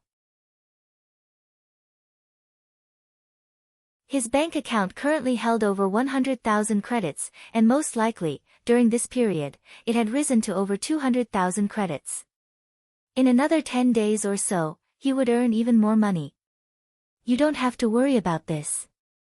You also don't have to worry about the matter of the gaming helmets. Haven't I said it already? Leave the matters regarding money to me. Shifeng possessed the memories of his previous life. He was also the guild leader of Shadow. All beginnings had with hardships. Although earning the initial fundings was extremely difficult, as long as he obtained them, the following matters would become much easier to deal with. If he did not even possess the method of making money with money, then how would he have been able to turn Shadow into a second-rate guild? Brother Feng, you couldn't have possibly. Seeing that Shifeng was so confident, Blackie's first feelings were not excitement or happiness. Instead, he was trembling. He worried that Shifeng might have done something bad, such as being by a rich woman to obtain this money. Compared to borrowing the money, this was a much more horrifying scenario. What are you blindly thinking about? Don't forget about the matter of cooperation we have with Gentle Snow. This is just the compensation she has given. Now, we no longer have to stay poor and blank. We already have some funds, so relax. Shifeng rolled his eyes at Blackie. This fellow's thinking was just too slanted. Shifeng did not reveal the real truth. Otherwise, it would be extremely hard for him to explain. So, he simply pushed everything onto Gentle Snow. In any case, Gentle Snow was the great goddess that everybody knew. When Blackie heard Shifeng, sudden realization struck him. He sent Shifeng a gaze filled with worship. Being able to gain the favor of the snow goddess was the dream of every man. It was as expected of Brother Feng. His methods were just too awesome.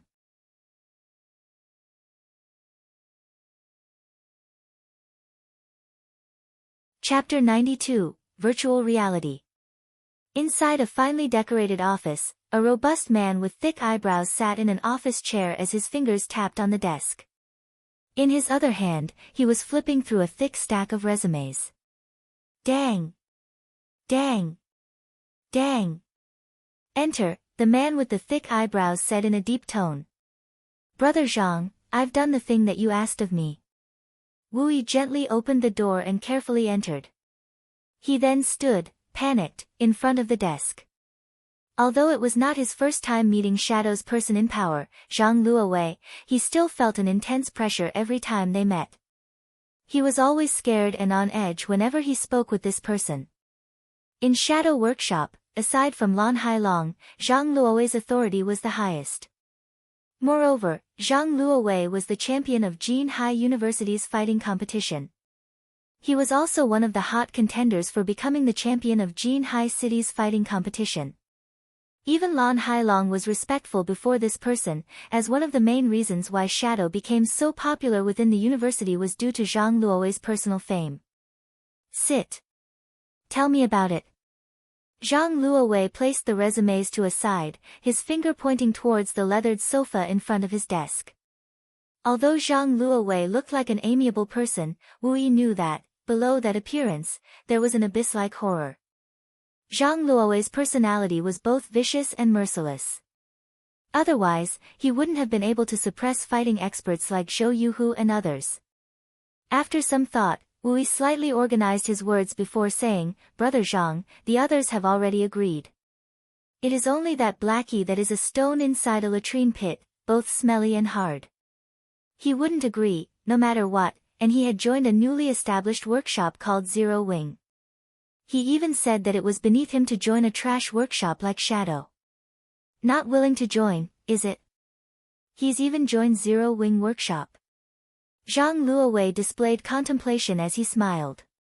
However, inside his eyes, a cold glint flashed. What is the origin of this Zero Wing workshop?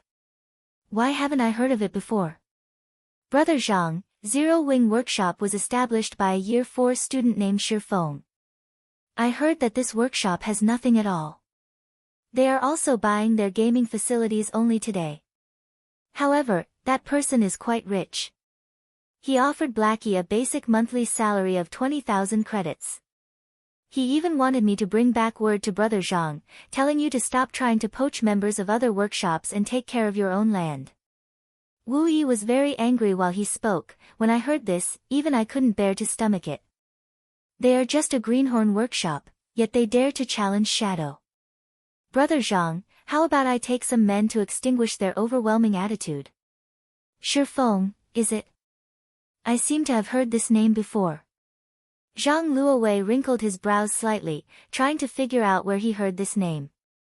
However, after thinking for some time, he still could not recall. He shook his head, saying, "Don't bother with them. In a few days, the school will be holding the annual fellowship party. This is a great chance for Shadow to have a meteoric rise, so we don't have the time to waste on these little workshops. Right, you organize the newly recruited members and have them quickly level up. The guilds in White River City will be starting the competition over the honor of getting the first clear for the 20-man dungeon very soon. We also have to fight for the fame obtaining the first clear of a level 5 dungeon. Yes. You can rest assured, Brother Zhang. I will help them quickly rise to level 5, Wu Yi clapped his chest, assuring. Elsewhere, Shifeng brought Blackie along to purchase 2 advanced virtual gaming helmets. Although the current virtual reality technology was very advanced, the basic helmet was a cheaply made in consideration of the general masses. Its degree of synchronization was just 80%. However, the advanced version of the helmet could reach up to 90% synchronization, and the user's 5 senses would become much more sensitive. Although the difference did not seem too great, during a battle between equal strengths, this small difference would be the determining factor of victory or defeat. The battles in God's domain were always life or death battles. Moreover, the penalty of a single death was a great amount of EXP and skill proficiency. Hence, most large-scale workshops would allocate an advanced virtual gaming helmet to all their official members. Previously, Shifeng did not have the money to purchase even a basic gaming helmet. Now that he had the money, however, he naturally would not fall behind in this aspect. After purchasing the advanced gaming helmets, Shifeng found a good restaurant and ordered some high-class nutrition meals. He ate with Blackie as they talked about the future development of their workshop. Such a situation made Blackie feel like he was in a dream. God's domain had only been running for slightly more than 3 days. Not only had Shifeng solved the problem of the gaming helmets, but Shifeng also brought him to a high-class restaurant for a meal and discussion of the matters of developing their workshop. The more unbelievable thing was that Shifeng unhesitatingly gave him a salary of 20,000 credits. Just how many university students' dream was it to have a monthly salary of 20,000 credits? On the other hand, he hadn't even helped Shifeng out much, yet, he was able to obtain such a salary. Although Blackie did not voice it, inwardly, he was extremely moved. He felt extremely apologetic to Shifeng, so he silently swore that he would work hard to be of help to Shifeng. Shifeng and Blackie conversed for a long time. They properly discussed the matters regarding the future development of their workshop. They also prepared to officially recruit Lonely Snow and the others, establishing a real workshop. The remaining matters were to find a location to set up their workshop, purchasing facilities for the workshop, and the workshop's administration. Brother Feng, leave these to me since I'm usually doing nothing during the day. It is already hard on you just to level up and earn money. Anyway, I am an economy and management major, so it is a great chance for me to display my specialty. I guarantee that you will be satisfied, Blackie assured. He couldn't help but want to start his work immediately. Good, then I'll leave it to you, Shifeng smiled. He felt extremely relieved with Blackie managing things. After the two parted, Shifeng sent a message to his parents. He then sent them 3,000 credits, telling them not to send him living expenses any longer. He told them that he had already found a good job, and that he was able to support himself financially. Shifeng was still not ready to tell his parents about everything. If he were to tell them that he had earned over 200,000 credits in just a few days, they would most likely not accept it. So, he might as well take it slow, gradually increasing the money he sent them. That way, his old folks would be able to gradually accept it, thinking it reasonable and fair. At 7 o'clock in the evening, after having his meal, Shifeng drank a bottle of C-rank nutrient fluid. He put on the newly bought advanced virtual gaming helmet, starting his conquest in God's domain. Upon entering God's domain this time, the sensation Shifeng felt when he stood beside the large pool was completely different. The cool breeze blowing. The sounds water flowing into the pool. The scratches and rust that were clearly visible on the steel walls. The faint smell of machine oil. Even the feeling of manipulating his own body had become much more relaxed. Shifeng flexed his body on the stairway. He then pulled out his swords, slashing out streak after streak of beautiful sword images. The sword images kept flickering in and out of existence, giving an unpredictable feeling. The feeling I had while playing God's domain in the previous life is finally back. Shifeng stopped waving his swords, extremely pleased with his current condition. In his previous life, Shifeng was used to using the virtual reality cabin. The virtual reality cabin's synchronizing rate could reach up to 97%. In God's domain, if the system interface, status indicators and other such things weren't present, players would be practically unable to differentiate between the real world and the virtual world. After getting used to his body, Shifeng felt that he should start searching for the Titan's heart.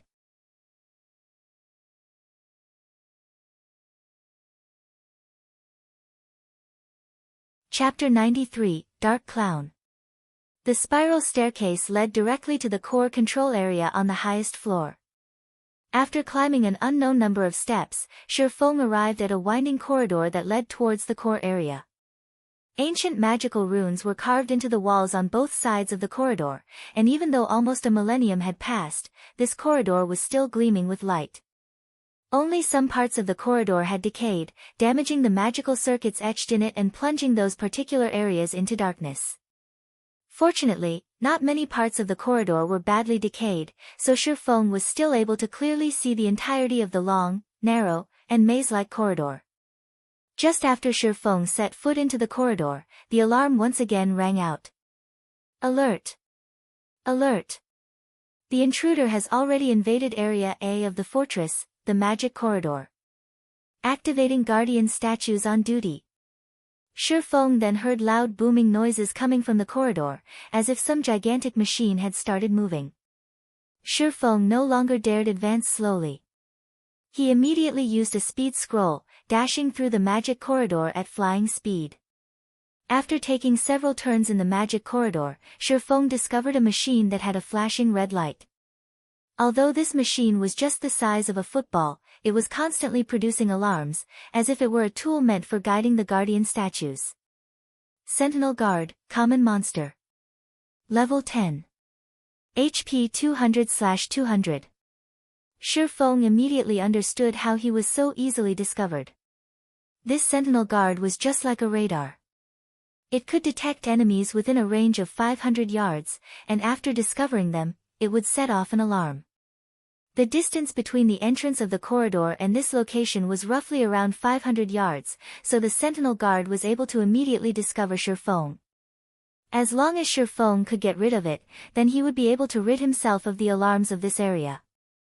However, this thing had very sensitive reactions. It would not let any enemies get within 30 yards.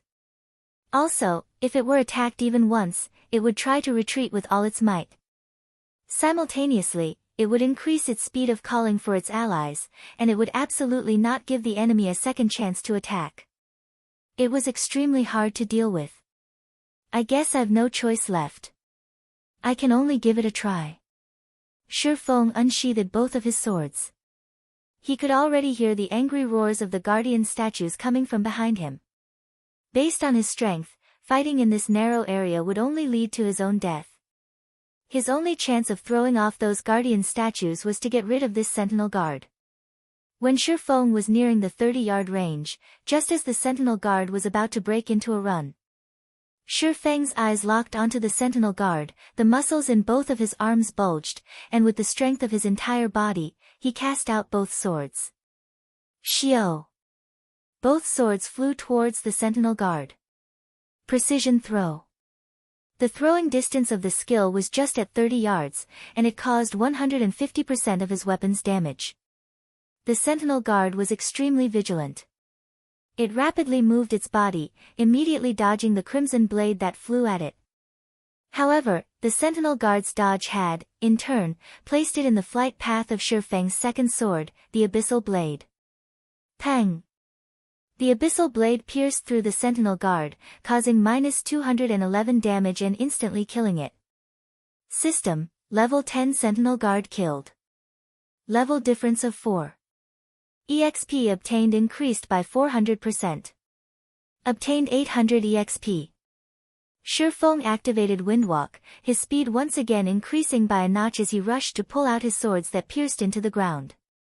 He then rushed towards the magic corridor's exit. Without the guidance of the Sentinel Guard, the guardian statues were like flies that lost their eyes. They ran around all over the place, completely unable to find Shifeng. More than a dozen minutes later, after getting rid of another 3 Sentinel Guards, Shifeng finally escaped the magic corridor, arriving at the control room. There was a barrier in the central region of the control room. A dark gray-colored sphere of iron was placed inside the barrier. This sphere of iron was the heart of the steel fortress, and it was the fortress source of energy. It was the Titan's heart. I never thought that, after so many years have passed, there would still be somebody who would come to this place. Before Shifeng could examine the entire control room in detail, he heard a deep sneer coming from the entrance of the barrier. This sound was bone-chilling, and no human was capable of producing such a sound.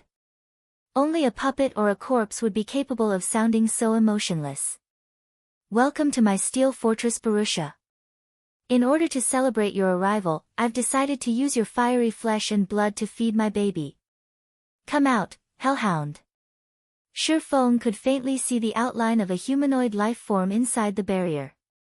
However, the figure seemed to be currently absorbing the energy of the Titan's heart, so it did not have surplus powers to deal with Shifeng, sending out its pet in its stead. A-oh. A-oh. A-oh. A large black dog, its entire body covered in flames, rushed out from the barrier. Hellhound, Elite Rank. Level 15. HP 6000/6000. Crap, did I come at a bad time? Shifeng's brows slightly wrinkled as he observed the Hellhound. According to the information in his previous life, there were definitely no life forms or monsters in this place. The person that did the quest was able to safely take the Titan's heart away. So, why was it that, when it was his turn to do the quest, a mysterious character appeared here, trying to steal the Titan's heart's energy? However, Shi Feng also thought of another possibility. This mysterious character stole all the energy of the Titan's heart first. Meanwhile, the player who came here had merely taken away the Titan's heart that was empty of any energy. On the other hand, Shi Feng had coincidentally run into this energy thief. However, unfortunately for Shi Feng, he wasn't even capable of defeating the pet of this mysterious character, not to mention the person itself. Since you want to battle, then come. Shi Feng pulled out his swords, his attention affixed on the slowly approaching hellhound. As the hellhound's distance from him continuously shortened, Shi Feng could feel his surroundings become exceptionally hot, causing his mouth to feel parched. Shi Feng thought of taking out a cold beverage to enjoy, but he currently couldn't carelessly move about. He would immediately reveal a weak point as soon as he moved. As a level 15 elite monster, the hellhound's intelligence was already extremely high. It was the reason why it leisurely walked towards Shi Feng. That was because the hellhound knew the best time for it to launch an attack. As long as Shi Feng revealed a gap, it would immediately bite at him with all its might, not letting go of Shi Feng until he was completely dead. In the confrontation between the two, after all was said and done, the hellhound was still the more powerful. So, naturally, it would not simply wait. Its legs immediately pushed against the ground, leaping high into the air and transforming into a ball of fire. It then opened its flaming maw. Shi Feng rolled to a side, dodging the hellhound's pouncing attack. However, immediately after the hellhound landed, its flaming claws slashed horizontally. Shi Feng had long since prepared for this, so he used both of his swords to parry. Pang! Although Shi Feng did not receive any damage, his entire body was thrown. The hellhound immediately opened its large mouth, spewing scorching hot flames. The flames wrapped around Shi Feng completely, preventing him from escaping. Shi Feng clenched his teeth. He used Phantom Kill, and at the moment of imminent peril, he swapped positions with his doppelganger in midair. Shi Feng's doppelganger was immediately swallowed by the flames, instantly turning into a pile of ash. Meanwhile, the system notification showed a damage of up to -3,000. Even if Shi Feng were to take the hit with his HP full and all of his life shield activated, he still wouldn't be able to shoulder this attack. Shi Feng clearly felt how powerful the hellhound was. Such damage was definitely not something a level 15 elite monster could dish out. Its strength was greatly increased because of the quest storyline. According to his experience, Shi Feng estimated the hellhound's actual level to be over level 30, and it should be a Lord rank boss. If the pet were already this powerful, then what about its owner? Seeing that the hellhound's flaming claws were about to slap down at him, Shi Feng used Abyssal Bind. Even if the hellhound were any stronger, it would still be restricted for 3 seconds. Following which, Shi Feng rushed into the barrier at the center of the room. Currently, the best option Shi Feng possessed was to snatch the Titan's heart and swiftly depart. However, just after entering the barrier, Shi Feng immediately became shocked upon seeing this mysterious person's true identity. Dark Clown. Shi Feng immediately recognized the identity of this mysterious character. His heart could not help but be surprised. Why is such a bastard here?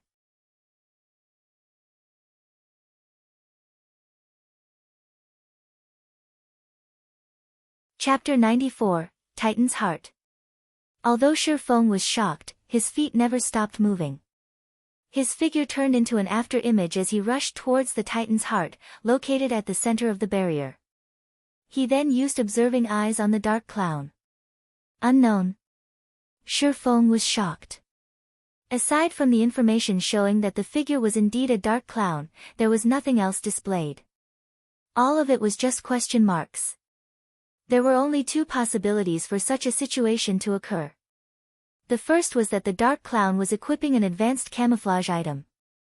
The other was that its strength was simply too overwhelming, preventing the basic Observing Eyes from identifying it.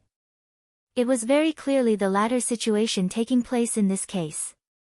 According to Shi Feng's memories, dark clowns were a group of mysterious life forms. They always wore clown clothing with many bells as decorations. They looked human, but were not human. However, neither were they living spirits. Each one of them was extremely powerful. They could simply appear at any location, and they could come and go without leaving behind a single trace. Even if it was the palace of Star Moon Kingdom, they could still easily enter it. However, this was but a small matter.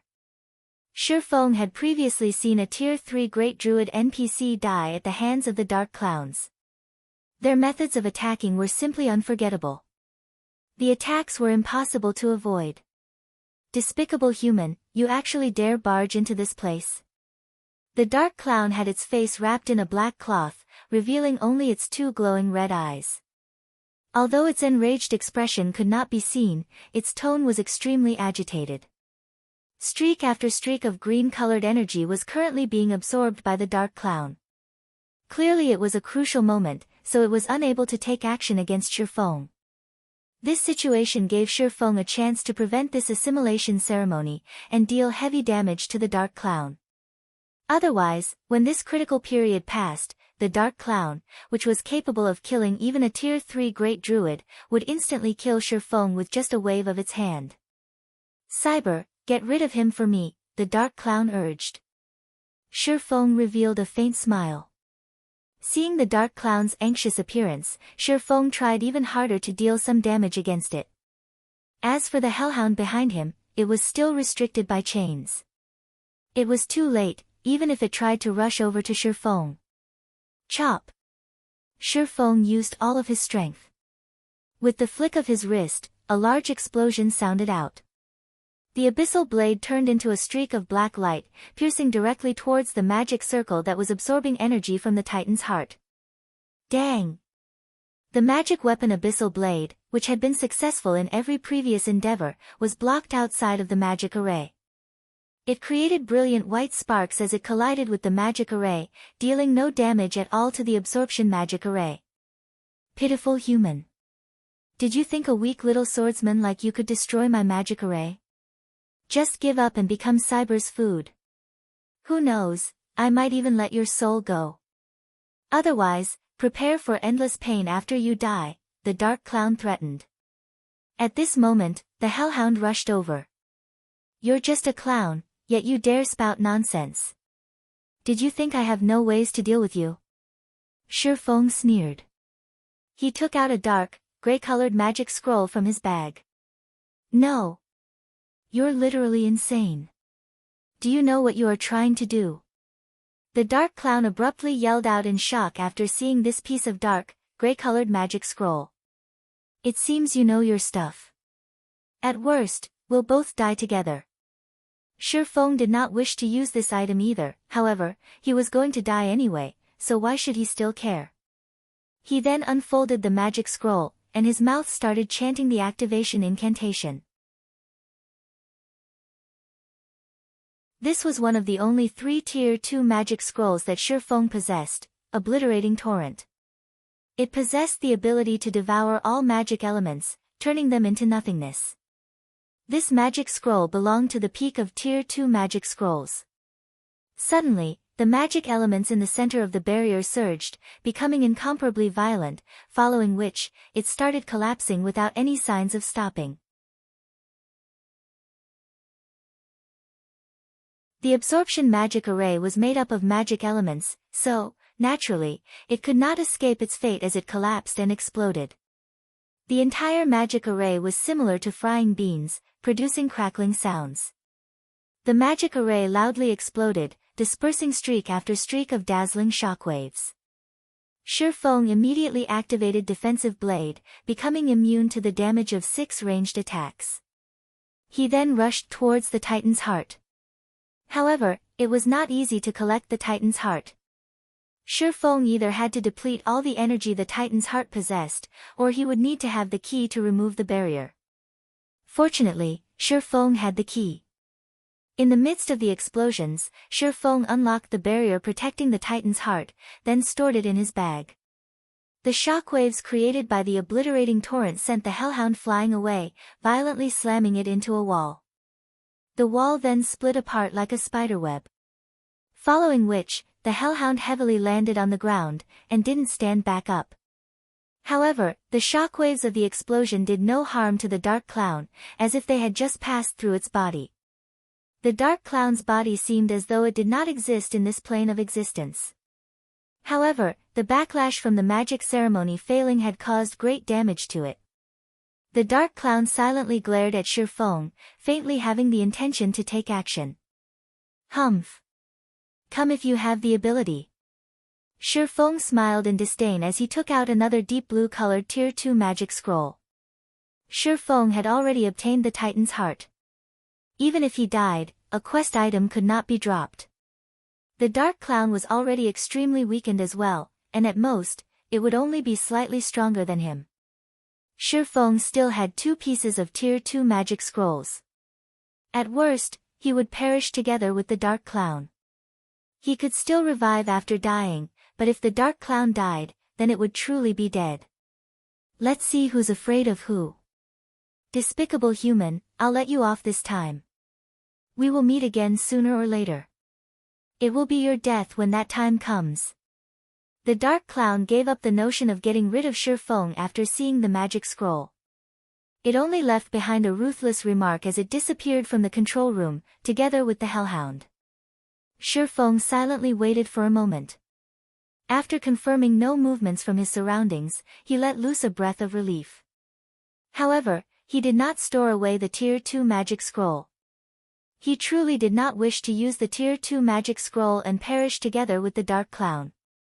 However, based on the dark clown's intelligence, it too would make the right choice. Shi Feng had already obtained the Titan's heart. He took out a return scroll and started chanting. 30 seconds later Shi Feng turned into a white glow, disappearing from the control room as well. After Shi Feng disappeared, the dark clown appeared once more. The red glow let out from its eyes became even more brilliant now. It clearly did not expect Shi Feng to be so cautious. From beginning to end, Shi Feng had never put away the Tier 2 magic scroll. Otherwise, it would have had a chance to kill Shi Feng. Wretched human. The method I've spent more than 10 years researching to absorb the energy from the Titan's heart. When I recover, I will definitely make you wish for death, the dark clown bellowed. It abruptly waved its hand, and tens of flying blades destroyed the pedestal, which lost the protection of the barrier. On the other side, Shi Feng had already returned to Red Leaf Town. Currently, the amount of players in Red Leaf Town grew even greater. The streets were filled with players selling level 0 to level 2 common equipment and basic skill books. Shi Feng took a look at his bag. It had been some time since gold coins stopped entering his account. He thus decided to go sell some items before going to hand in his quest. The previous forging designs were already sold out. Shi Feng took out another 20 pieces of glimmer chestplate forging designs and placed them at the auction house to be sold in batches. At this time, a communication request came from Gentle Snow. 3 hours from now, meet up in front of Dark Moon Graveyard's entrance. Get your team prepared for it and bring the necessary potions. Our Ouroboros must definitely snatch the first clear of this dungeon this time, so we'll be looking forward to your performance. Gentle Snow's tone was very indifferent, as if she was giving out a command. It was completely different from their meeting just now. Will do. I'll definitely arrive 3 hours from now. However, Shi Feng did not particularly mind it, as that was the snow goddess's regular attitude. He estimated the time, thinking that he should be able to make it. Neither of them traded unnecessary words, immediately disconnecting the call. After that, Shi Feng purchased card sets and hard stones at the auction house. He also bought some materials required to make bronze equipment and mysterious iron equipment. After storing the materials inside the bank, Shi Feng went on to buy some magic scrolls and necessary potions. He then ran towards the white sand ruins to turn in his quest.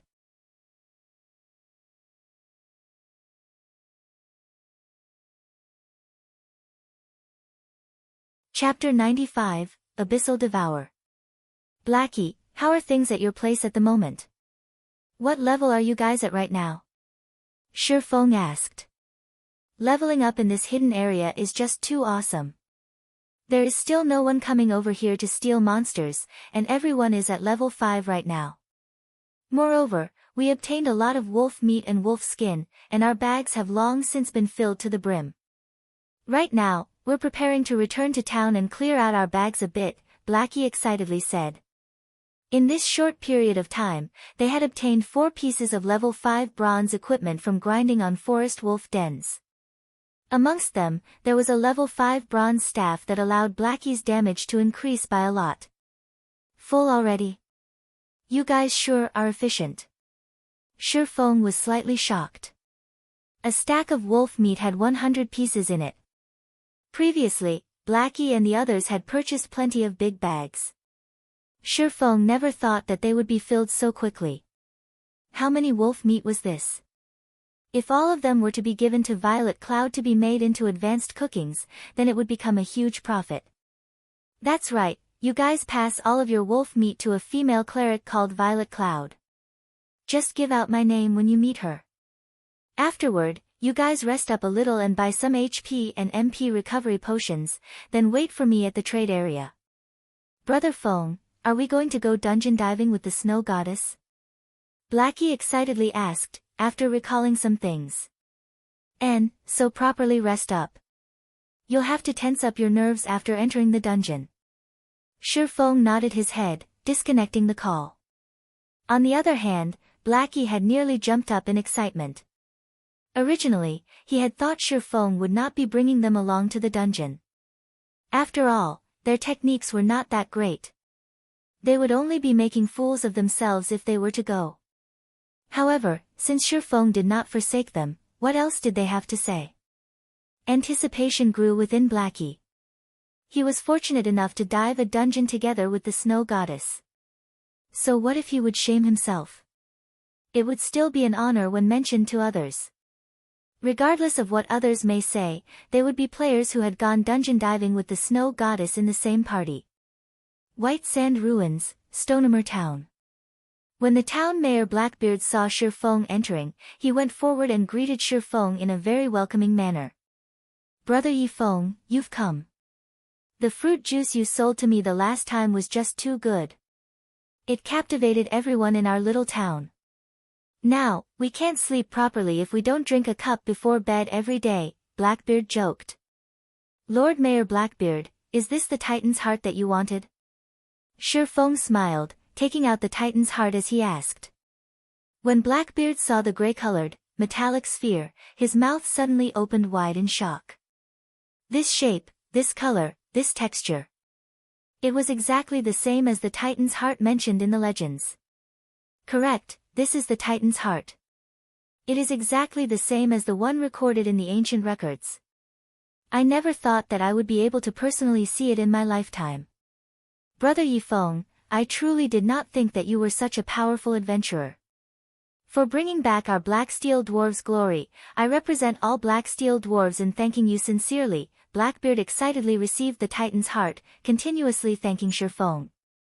System, Unique Quest, Steel Fortress Barrutia, completed. Rewarding 1 Black Steel Insignia. Obtained Blackbeard's recommendation letter. Obtained Advanced Book of Magic. Rewarding 10,000 EXP, reputation at Black Steel Town has reached worship. The large amount of rewards dazzled Shifeng's eyes. His level had also risen to 73% of level 6. Such a leveling speed had even exceeded that of those leveling madmen. Shifeng did not care much about the amount of EXP. Instead, the other items were the most important ones. The rewards this time far exceeded Shifeng's expectations. A Titan's heart that possessed no energy in it could transform a third-rate guild into a second-rate guild. However, right now the Titan's heart in Shifeng's hands still possessed a quarter of its energy. Shifeng never imagined the rewards to be so good. In his previous life, the player that completed this unique quest did not obtain such a bountiful reward.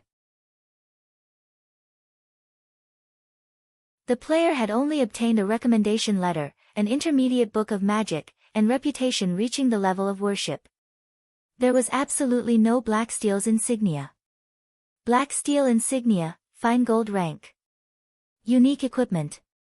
User restriction, Yifeng. The Black Steel insignia is the highest medal of honor amongst the Black Steel dwarves.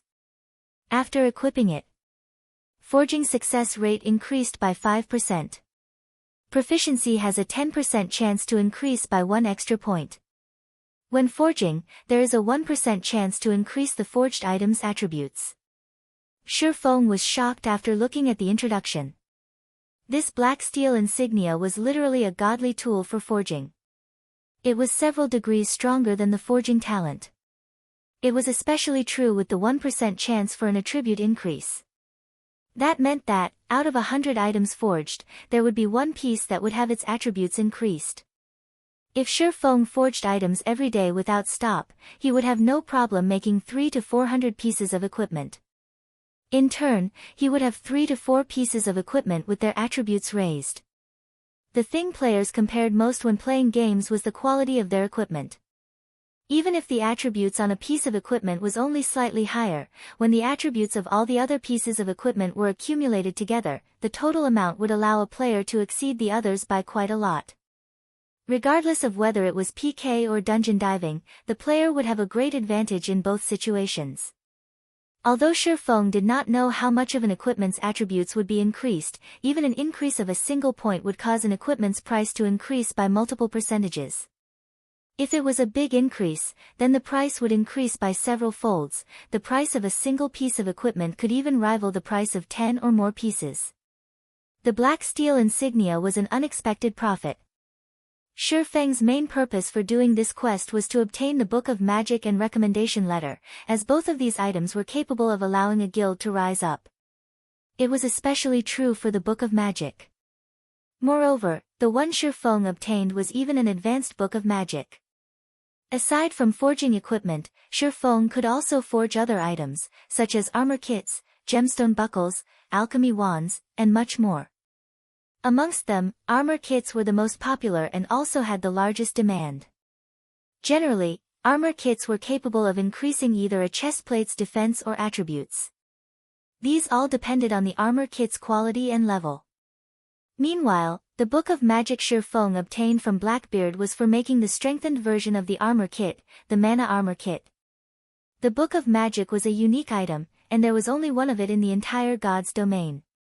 In Shifeng's previous life, it was exactly this item that had allowed a guild to earn a large sum of money, turning it from a third-rate guild into a second-rate guild. As for Blackbeard's recommendation letter, it would only be useful in White River City, so Shifeng was still unable to use it right now. However, now that Shifeng's reputation in Stonehammer Town had reached the level of worship, he could purchase a few bronze equipment, and even mysterious iron equipment, that would bind to the player's character upon purchase. Moreover, the prices of these equipment items were very cheap, to the degree that even an average player at level 10 could afford them. Stonehammer Town could be called the best location for players to obtain mysterious iron equipment. Hence, many players loved coming to this place to grind for reputation. After their reputation reached worship, they would be able to gear themselves fully with level 10 mysterious iron equipment. Unfortunately, it was not easy to grind for reputation. It was almost impossible for anybody to fully equip themselves with level 10 mysterious iron reputation equipment. Moreover, a complete set of mysterious iron reputation equipment was still somewhat weaker than the bronze-ranked Silvermoon set equipment. So, top-tier players all felt that it was below their dignity to equip it. Although Shifeng would not be equipping these items, he still had other uses for them. For example, using them to level up the Abyssal Blade. The Abyssal Blade needed to devour weapons in order to level up. According to his understanding, the better the quality of the weapon devoured, the higher the increase in attributes of the Abyssal Blade. The Abyssal Blade was like a cultivating weapon, hence the reason it was so much more powerful than those epic ranked weapons. They were even capable of rivaling legendary weapons. If Shifeng nurtured it properly, the Abyssal Blade's attributes could definitely surpass a legendary weapon. Sadly, too many items were required to carry out such a feat. Even if it was the guild leader of a second-rate guild, they would not be able to support such a heavy cost. There was also the risk of facing a huge backlash. It was why many players both loved and hated magic weapons. In consideration for the Abyssal Blade's attributes, instead of feeding it the original 1 piece of level 5 mysterious iron weapon, and 10 pieces of level 5 bronze weapon, Shifeng decided to buy 11 pieces of level 5 mysterious iron weapon from the weapon shop. It was unknown how much of an increase in attributes such an action would yield. Following which, Shifeng called out the leveling interface for the Abyssal Blade. He then fed all these weapons to the Abyssal Blade.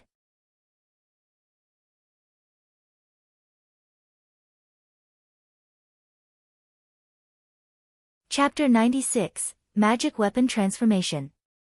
After choosing the weapons to devour and clicking level up for the Abyssal Blade, the Abyssal Blade suddenly let out a dragon's roar. Countless black flames started emerging from the blade of the sword. The black flames then transformed into a dragon's head, immediately biting at the weapons that had been chosen. The dragon devoured the weapons, bite by bite. In the blink of an eye, the black flame devoured all 11 mysterious iron weapons, and all of their essences flowed into the Abyssal Blade. The Abyssal Blade no longer looked like a fire poker, and it now gave off a faint cold feeling of sharpness. The blade's color and luster had also become more rustic, similar to a blade covered in dust for many years. When Shifeng held the Abyssal Blade once again, the weapon felt slightly heavier than before. He felt a refreshing feeling when his hand wrapped around the sword's hilt. Shifeng then waved the sword a few times. Hua! Hua! Hua! The air was like paper, creating tearing sounds as he sliced it apart. The boss of the weapon shop was also a forging expert. When he saw this, his mouth opened wide in shock. He even nearly pulled out his goatee. The ordinary-looking weapon was actually so sharp that it could easily surpass a fine gold weapon. If it were utilized properly, it might even be able to break apart a bronze weapon with a single slash.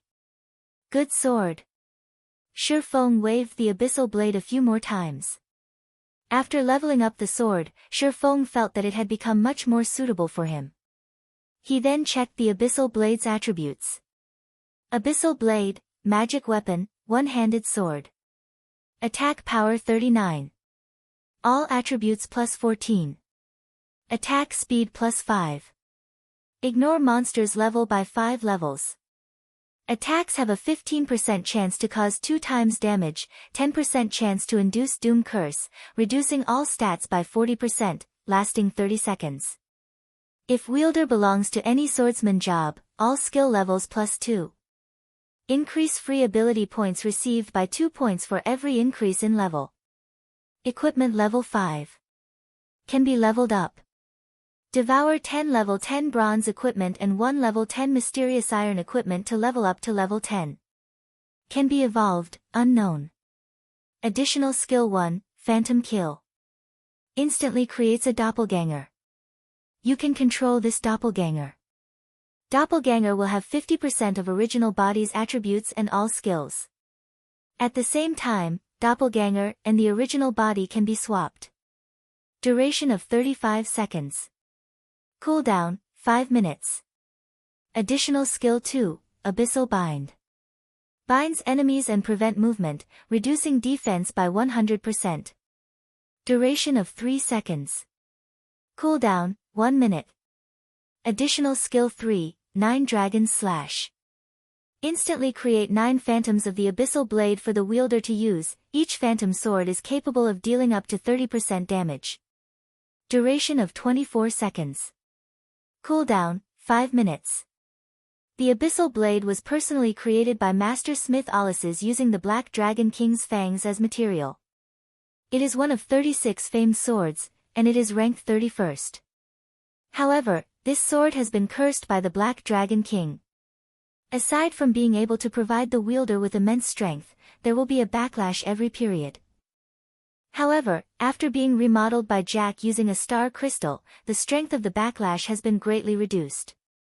If the wielder is unable to suppress the backlash, the wielder will receive the curse of the Black Dragon King, permanently reducing all attributes by 50%. Unable to be dropped. Unable to be traded. The Abyssal Blade's attributes increased by quite a lot. Just its attack power alone could rival a level 5 mysterious iron two-handed weapon. With the basic attributes included, it would far exceed even a level 5 secret silver two-handed weapon. It was a one-handed weapon that had the destructive power of a two-handed weapon. Moreover, a one-handed sword was much lighter, and its speed was much faster. That meant the Abyssal Blade possessed both the destructive power of a two-handed weapon and at the same time, the lightness and speed of a one-handed weapon. This was the terrifying part of magic weapons, and only master smiths were capable of forging such weapons. With such a result, Shi Feng was looking forward to the Abyssal Blade's rise to level 10. Originally, Shi Feng intended to sell off the level 10 fine gold greatsword he had obtained from the Sun Temple. However, he dismissed that notion. If he were to let the Abyssal Blade devour this weapon, he wondered just how much of an increase the Abyssal Blade would have. However, it was but a thought of Shi Feng's. To obtain an overall positive increase, it would not be possible just depending on a single weapon. Shi Feng would, at the very least, need to pair it up with 10 level 10 secret silver weapons.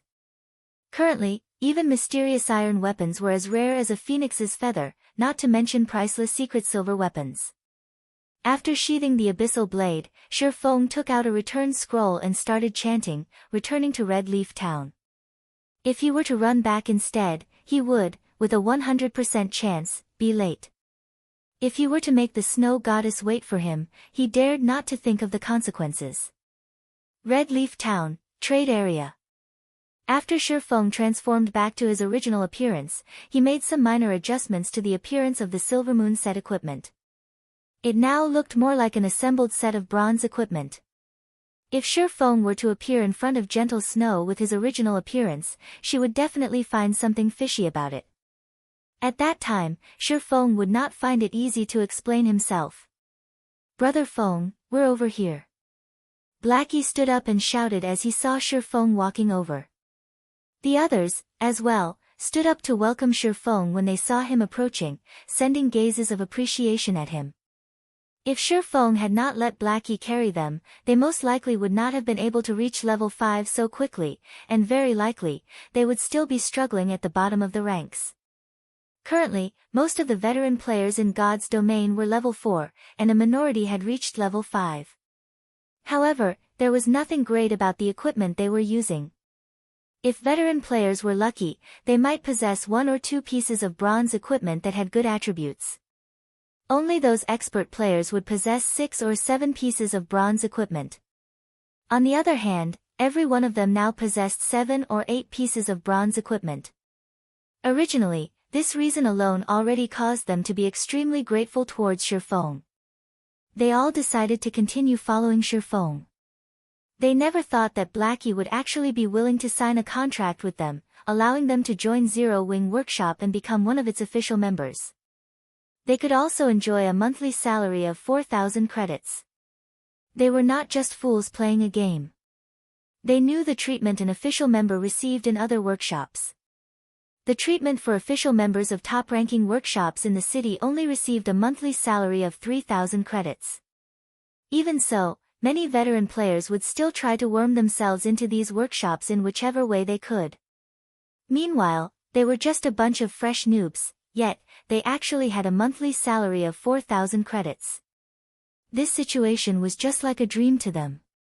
Although they requested to lower the treatment they received, Blackie had firmly rejected all of them. He had said that Shi Feng had personally declared it as such, and no changes were permitted. Helpless, they could only sign the contract, becoming official members of Zero Wing Workshop. Although they looked well off now, deep in their hearts, they were very clear about their own strengths. It was practically impossible for them to get invited to a workshop. It would be a good thing if they could even become outer members, not to mention official members. Shi Feng swept a glance at everyone's equipment. Based on his many years of experience, he could roughly estimate an equipment's attributes. The basic attributes of the equipment his party members were wearing had definitely exceeded the elite members of many small guilds. However, it was still not enough. Let's make a trip to the warehouse first. Everyone was confused. What were they going to do at the warehouse? However, they did not question Shi Feng's decision, only following him. Arriving at the bank, Shi Feng retrieved all the equipment that could be used by his party members. He obtained all of the equipment from the treasure chests he opened in the Moonlight Forest. Every piece of the equipment had extremely good attributes. Everyone was dumbfounded when they saw the equipment. They had ceaselessly grinded monsters and had even killed quite a few elites. Yet, all of their gains combined could not even rival the equipment Shi Feng had obtained by himself. The quality was, of course, much higher. It was all level 5 bronze equipment, surpassing the level 2 or level 3 equipment they obtained by leaps and bounds. Brother Feng, how many elite monsters did you actually kill? Blackie's heart was filled with shock. However, he did not remain courteous as he swapped all his equipment that could be swapped. After doing so, the set of equipment on his person was just slightly weaker than a level 5 bronze set equipment. However, the level 5 mysterious iron staff he wielded easily made up for this gap. The other party members also fully swapped out their equipment. Their basic attributes right now far surpassed those of the elite members of large guilds. Every one of them had exchanged their shotguns for cannons. Even if they were to enter a 20-man dungeon right now, they would still be full of confidence. Shi Feng examined through everyone's attributes once, nodding his head in satisfaction as he said, "Let's go."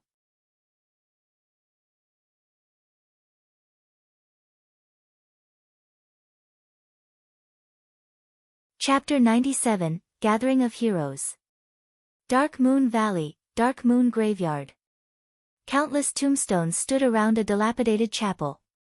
In the midst of night, one could hear wails of agony coming out from the tombstones. Meanwhile, kobold assassins roamed the dark and hidden locations around the broken-down chapel. This place was the most famous location of Dark Moon Valley. Due to this place being the closest and the first 20-man team dungeon activated near Red Leaf Town, it held high importance to the many guilds stationed in Red Leaf Town. Compared to the previous 6-man party dungeon, the various guilds were paying the most attention to this team dungeon. That was because team dungeons and party dungeons were different. Not only was the difficulty for team dungeons higher, but the equipment that dropped from them was also better. Moreover, only by clearing a team dungeon would a guild be able to prove their strength. Aside from that, there was a gigantic glory list beside the teleportation gate of every team dungeon. On it, the names of the team and players who obtained the first clear for the dungeon would be listed for latecomers to admire. Of course, aside from the first clear, the record for the fastest to clear the dungeon would also be recorded, with the reserved record set at 3 hours. As long as a team surpassed the record time, their names would be recorded. However, this record was not permanent, but only temporary.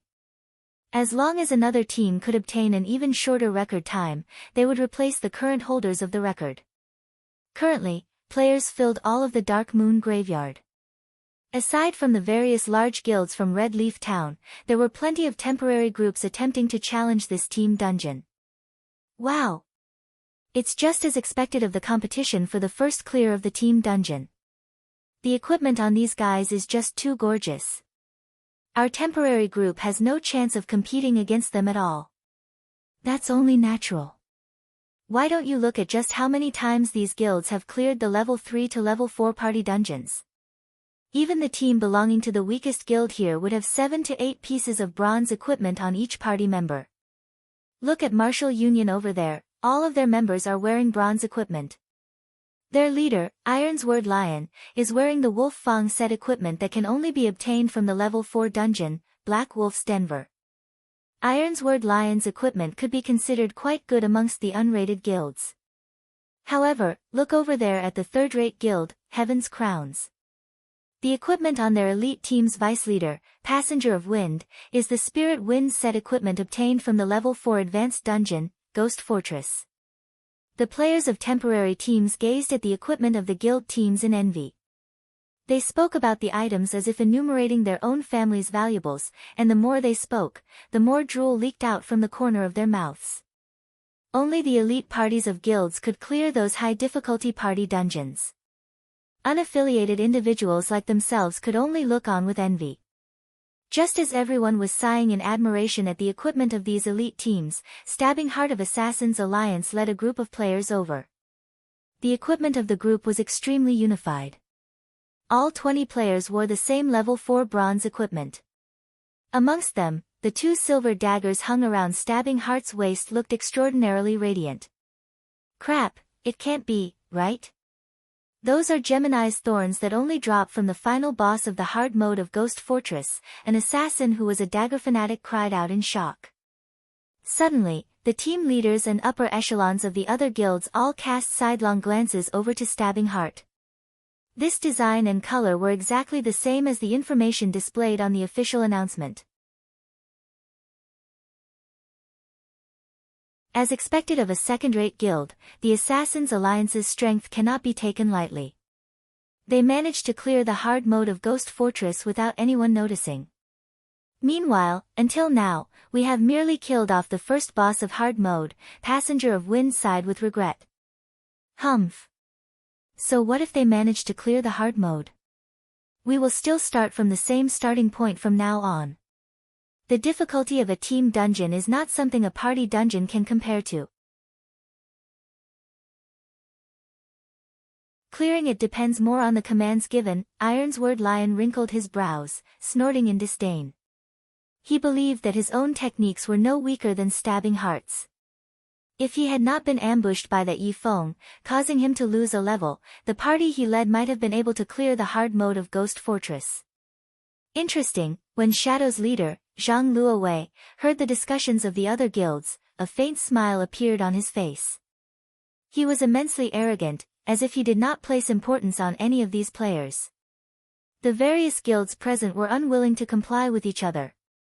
After all, God's domain had only recently begun, nobody would know what the future would bring. The Assassins' Alliance was only this powerful due to their strong initial foundation.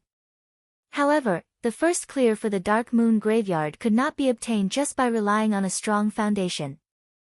At best, the Assassins' Alliance would only have a minor advantage over the other guilds. The first clear of this team dungeon this time around was considered a shuffling of power in Red Leaf Town.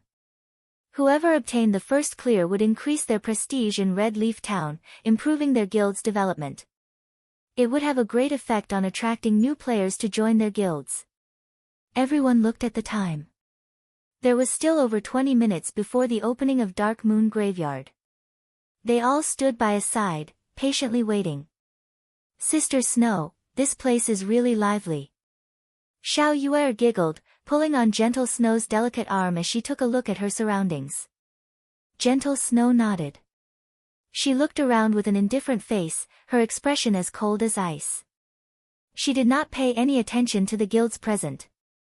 Instead, she was looking for a certain someone. Although Gentle Snow and her group kept a low profile when they arrived at the Dark Moon Graveyard, everyone's sights still unconsciously turned towards the group, including the upper echelons of the various guilds. They still possessed the chance to compete in the case of second-rate guilds. However, it was but a fleeting dream for them to compete against a first-rate guild. The main reason being the gap between a first-rate guild and a second-rate guild was just too wide. Not only was there a difference in the number of players in the guild, but there was also the difference of the quality of players and fundings. Just by standing in this place, Gentle Snow caused a great pressure to loom over the upper echelons of the many guilds present. As for the cause for this pressure, aside from the disparity between their guilds, the disparity between personal strength was also one of the causes. As long as one played virtual reality games, they would certainly know of the Snow Goddess.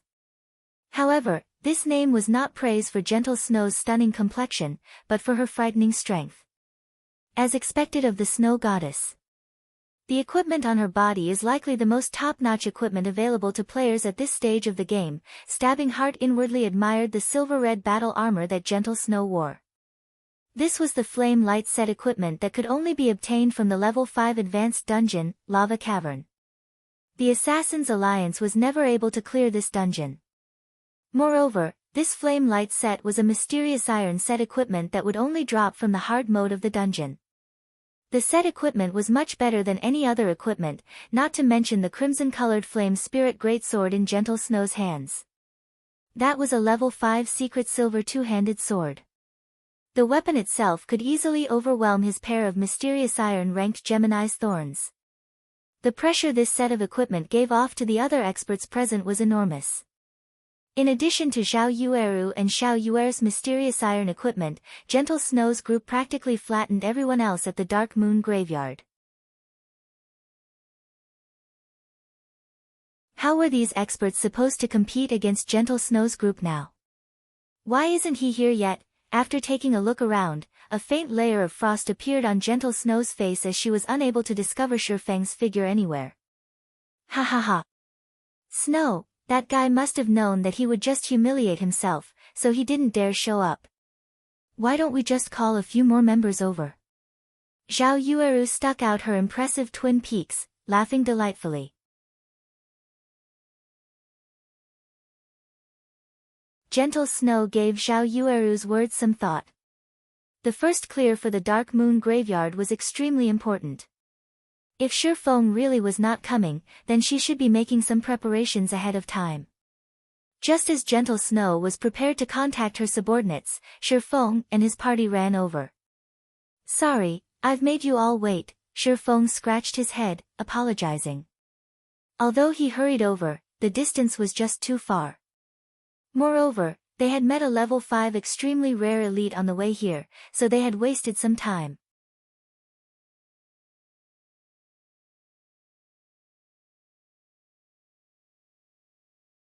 Chapter 98, Whetstone Recipe. After not meeting for just more than a day, Shifeng discovered that Gentle Snow and the others of her group had changed their equipment. All of them were wearing gorgeous equipment. The level 5 Flame Light set equipment all of them were wearing was the best team equipment currently available. With this equipment, as long as the team leader commanded properly, they would definitely conquer the normal mode of Dark Moon Valley after familiarizing themselves with the dungeon. Regarding the Dark Moon Graveyard. Even if Shifeng now possessed a full suit of Silvermoon set equipment, he still had quite a lot of requirements. For instance, the advanced Whetstone recipe. This was the strengthened version of the Whetstone. The recipe for this item could only be obtained from team dungeons. Moreover, only bosses of the dungeon would have a chance of dropping it. You still remembered to come. That's enough. Since you're already here, leave your party, and we'll reform the group. Zhao Yueru originally wanted to taunt Shifeng, but Gentle Snow stopped her a step earlier. Gentle Snow was still slightly angry from before, but after sweeping a glance at Shifeng, she shockingly discovered that Shifeng had reached level 6. Currently, the level 6 players in all of Red Leaf Town were top-tier players. Previously, when she met Shifeng, his level was nothing special. It was just below average. Now that he was able to catch up to such a degree, one could see that Shifeng's leveling speed was extremely fast. As for Blackie and the others standing behind Shifeng, all of them were level 5. They were also fully geared with bronze equipment, and such a standard was relatively good amongst temporary teams. Shifeng's party then disbanded, all of them joining Gentle Snow's team. All of the surrounding guilds and players saw Shifeng join Gentle Snow's team. Judging from the equipment of Shifeng's party, it was obvious that Shifeng and the others were not members of Ouroboros. However, it was extremely odd that they were still able to join Gentle Snow's team and enter the dungeon together. The equipment worn by Shifeng's party did not seem very high-leveled. They wore only scattered pieces of bronze equipment, not that different from the equipment of a temporary team. This was the important struggle for the first clear of a team dungeon. Was Gentle Snow so confident in being able to easily obtain it that she'd invite a group of people like this? Only Stabbing Heart knew of Shifeng's strength. Now that both powerhouses had joined, the competition for the first clear of the Dark Moon graveyard had just become much harder. "Brother Zhang, that's the brat that set up our men," Flaming Tiger hatefully commented when he saw Shifeng. "So, it is him." Zhang Luowei raised his brows. He could not help but pay more attention to Shifeng. He then said in a deep tone, "Since he has some connection with the snow goddess, try not to stir up trouble with them in the future. I don't wish for us to go against a first-rate guild right now." Being able to wipe out Flaming Tiger's group, and having a connection with the snow goddess, this person was not that simple. He still needed to do some investigations of this person. If this person had just joined the snow goddess by chance, he would definitely make this person pay for his actions. "Yes, I understand, Brother Zhang." Flaming Tiger glared at Shifeng, only gritting his teeth as he answered. However, it was a different situation on the side of Martial Union. Every member of Martial Union could not help but wish they could get rid of Shifeng right that instant. It was especially true for Ironsword Lion. Previously, he put out the word that he would kill Shifeng back to level 0. Now that he saw Shifeng had already reached level 6, one level higher than Ironsword Lion, himself, he felt extremely humiliated.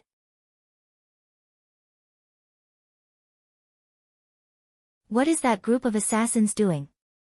They actually allowed him to wash away his red name, and even rise to level 6. Just the fact that Shifeng was standing in this place, unscathed, caused the light on Ironsword Lion's face to fade. His face turned crimson from anger, saying, "Immediately contact the party of assassins." "What exactly is going on here?" "Boss, what's up?" one of the assassins standing guard in front of the hotel asked. "What's up?"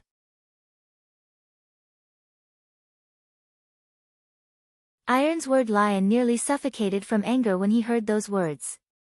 He bellowed, "I told you all to pay attention to Yifeng, yet, what have you all been doing?" "Boss, we've constantly been keeping an eye out for him. However, Yifeng has not set foot outside the hotel." "I'm guessing that he must be afraid," the assassin said, puzzled. "You've constantly been keeping an eye out for him? Then you tell me, who is this person that I am looking at?" Ironsword Lion sent a screenshot, asking coldly. "Impossible. We've really been constantly keeping an eye out for Yifeng, and he never came out." The assassin, immediately dumbfounded, looked at the screenshot. "You're a bunch of rubbish that can't even keep watch over a single person. Get out of Martial Union immediately. I don't wish to see you any longer." Rage completely flooded Ironsword Lion's mind. Shortly after, he turned to glare at Shifeng, saying to his subordinate, "Call some men over, as many as you can. After they're done with the dungeon, I want him dead immediately." "Boss Ironsword, this wouldn't be a good move, right? No matter how you put it, he still has some connection with the snow goddess. If we create a bad relationship with Ouroboros, it would be detrimental to the development of our guild," a druid said. "Out in the streets, we live by depending on our reputation. Now that someone has stomped our reputation to the ground, who cares about anything else?"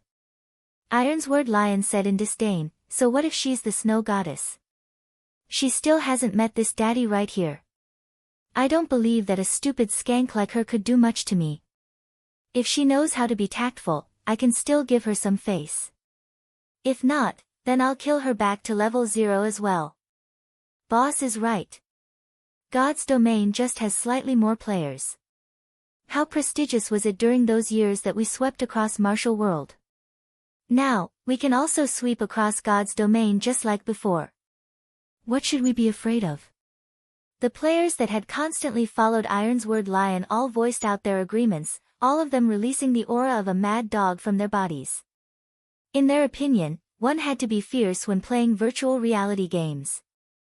Compared to wuxia games, God's Domain merely had more players. Moreover, they had to take into consideration so many problems every single day.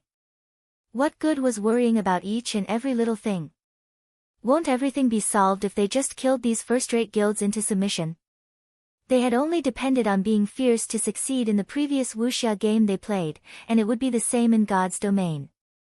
Only the druid, who had only recently joined, helplessly shook his head. These people were insane. Shifeng did not notice the movements of Martial Union. He only discussed the matter of cooperation with Gentle Snow. The items dropped from the dungeon will be distributed according to job requirements. If both sides require the same equipment, then there should be no problem if we just roll for it, right? We don't have any problems with the distribution of equipment. However, I want priority over the recipes and materials for lifestyle jobs.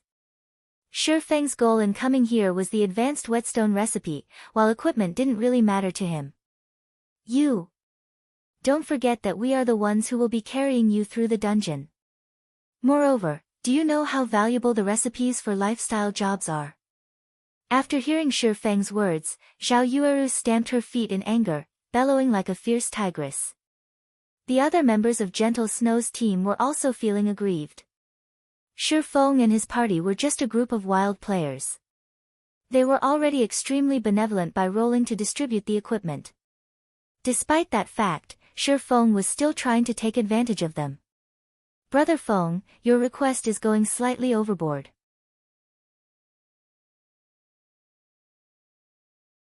In any case, our equipment is slightly weaker than theirs, and even just clearing the dungeon would be a problem for us. So why don't you change your requirements? Blackie advised. Although their equipment was very good, compared to the set equipment of these people, they were clearly still a step behind. Being able to roll for equipment was already a good condition. Going further to compete over recipes for lifestyle jobs. Nobody would be willing to concede to such a request.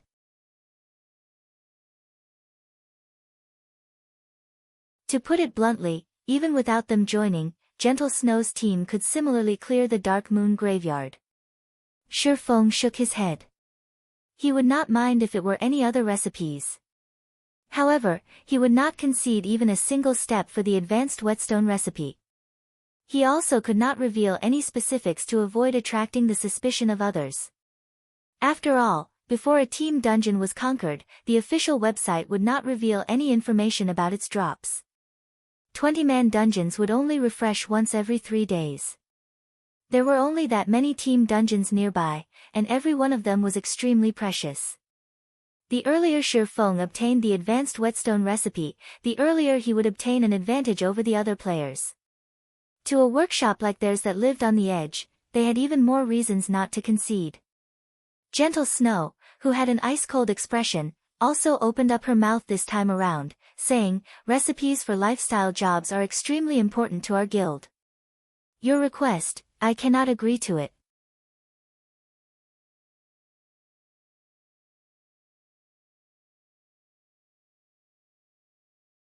Chapter 99, Dark Moon Graveyard. Gentle Snow's single sentence determined the final verdict, not allowing anybody to refuse. After having worked with Black Flame, Gentle Snow discovered the importance of lifestyle jobs. Although their influence towards God's domain was small right now, who could guarantee that it would remain so in the future? Hence, she would not let even a single recipe that dropped from the dungeon slip by. With Gentle Snow's approval, the confidence of the members of Ouroboros grew. Every one of them looked towards the foolish-looking Shifeng. Now that our leader has refused, let's see how you are going to continue acting arrogant. If you have the ability, then form your own team to enter the Dark Moon Graveyard. We will have an easier time that way as well. Shifeng slightly wrinkled his brows. He did not think that Gentle Snow would be so resolute. He wondered what had happened to Gentle Snow to trigger a nerve in her. She was completely different from when they first met. At that time, there was still room for discussion. However, Shifeng did not have a clue that the person who triggered Gentle Snow was exactly himself. How about this, then? We'll hold a party auction for the lifestyle recipes that drop, Shifeng said. Without having any better options, he could only take a step back and make some compromises. Hearing Shifeng, Xiao Yueru covered her delicate mouth as she revealed a shallow smile. Yifeng, stop dreaming. Team dungeons only reset once every 3 days. The recipes obtained from inside are extremely important to a guild's development. how could we auction them amongst the party? If you insist on doing so, then we will just call in a few more of our elite members. That way, those enter the Dark Moon Graveyard will all be our members, and we won't need to share anything with you. Zhao Yueru's tone turned chilling. Zhao Yueru had already made her words extremely clear: if you are going to stay, then forget about the recipes. Otherwise, pack up and leave. We won't be obstructing you on your way. Meanwhile, Gentle Snow showed no signs of hindering Zhao Yueru. Her actions meant that she, too, agreed with Zhao Yueru's viewpoint. Miss Zhao, please don't get angry. Brother Feng doesn't know how important the recipes are to you all. I apologize. Blackie could no longer stand to watch this scene continue to unfold. Any more of this, and the final result would definitely be a separation. They managed to obtain the favor of the Snow Goddess after much difficulty. Hence, they could not simply just let go of this chance to further advance their workshop. Blackie continuously hinted Shifeng not to act rashly and to properly grab a hold of this chance. Shifeng could feel Gentle Snow's resolute behavior. Such an attitude gave him a headache. However, it would not be easy for him to find another team to enter the Dark Moon Graveyard with. It was a team dungeon, after all. A certain standard of equipment, trust, and cooperation was required to successfully clear it. Moreover, players that were abruptly recruited might not necessarily be reliable. They might even bring adverse effects to the team. Alright then, let's go with your arrangements.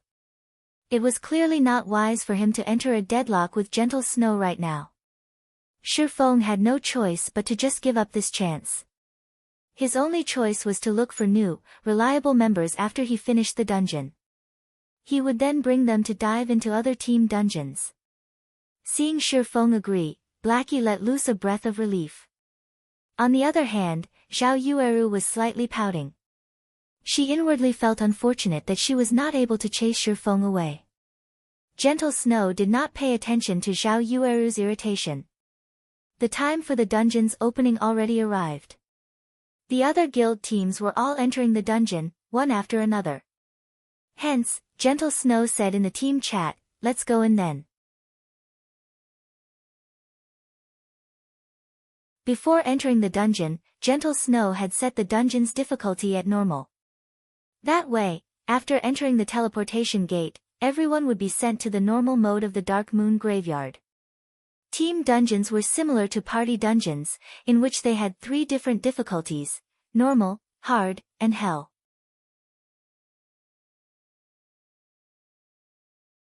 However, guilds that were not familiar with the dungeon would usually start off by obtaining and understanding information from the normal mode of the dungeon. They would then use the information obtained to prepare for hard mode and hell mode. Right now, every guild was competing for the first clear of the Dark Moon Graveyard. They wanted to use this chance to increase their influence towards the players in Red Leaf Town. So, naturally, they would not start off by challenging a higher difficulty. The team entered the teleportation gate, one after another. They all turned into a streak of white light as they entered the Dark Moon Graveyard. Team dungeons were unlike party dungeons. The map inside a team dungeon was extremely large. They were practically the same size as a small town, with some being the same size as a city with a population in the millions. The Dark Moon Graveyard was the first team dungeon available near Red Leaf Town, so the map of the dungeon was relatively small. Unlike the team dungeons in other virtual reality games, the main goal when entering any team dungeons in God's domain was to find the exit. As long as players could find the exit and leave the dungeon, then they would have cleared the dungeon. After leaving the dungeon, they would also receive the corresponding dungeon rewards. Dark Moon Graveyard was different precisely because of this reason. Taking into consideration that this was the first time players of God's domain came into contact with team dungeons, the Dark Moon Graveyard's difficulty was lower than other team dungeons. Players only needed to consider one key point when inside the dungeon: survive. As long as they could survive and leave through the exit, they would clear the dungeon. Immediately after everyone entered the Dark Moon Graveyard, a chilling wind ambushed them, causing their entire bodies to shiver. It was past dusk in this place, and a red moon hung above the sky, shining down on the earth. Gravestones littered the wasteland, and the gigantic stones formed one gigantic maze. A strange atmosphere filled the place, coupled with countless wails of anguish. I'll divide up our responsibilities first, so when the time comes, just make sure you do your own part. Gentle Snow was not even the slightest bit shocked by the strange atmosphere. Instead, the corners of her lips curved upwards, forming an excited smile. Although they wasted several minutes, they properly determined each team member's responsibilities. That way, whenever anything unexpected occurred, everyone could react with the quickest time possible. The team had a total of 4 healers, with 2 being clerics, 1 oracle, and 1 druid. There were 2 MTs in the team. One of them was a shield warrior, the other, a guardian knight. Meanwhile, Feng was arranged into the dagger party. The party's main goal was to combat at the front lines. On the other hand, Lonely Snow was arranged into the protection party. Their main goal was to protect the team's lifeline, the healers. Alright, scout party, search for a path. We will follow behind at a slower pace. Once Gentle Snow was satisfied with the team's formation, she arranged for 2 assassins to scout ahead. After entering the wasteland maze, the 2 assassins immediately reported the situation they discovered. Gentle Snow responded immediately, allowing her team to advance towards the best possible route and easily avoid the trap set up by the Kobold assassins and Kobold warriors. Kobold assassin, common rank. Level 5. HP 1, 600/1, 600. Kobold warrior, elite rank. Level 5. HP 3, 500/3, 500. If they triggered the trap here, they would have to go up against more than 30 Kobold assassins and 7 or 8 elite Kobold warriors. Such a situation would definitely cause major losses to the team. Thanks to Gentle Snow's quick decisions, the team inched closer and closer towards the maze's exit.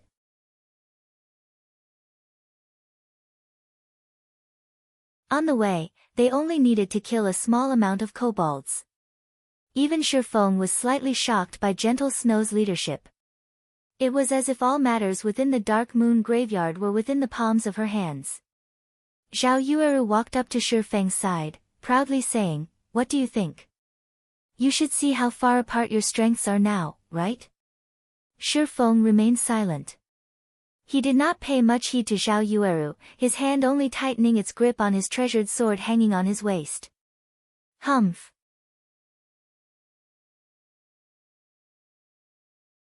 Speechless now, are you?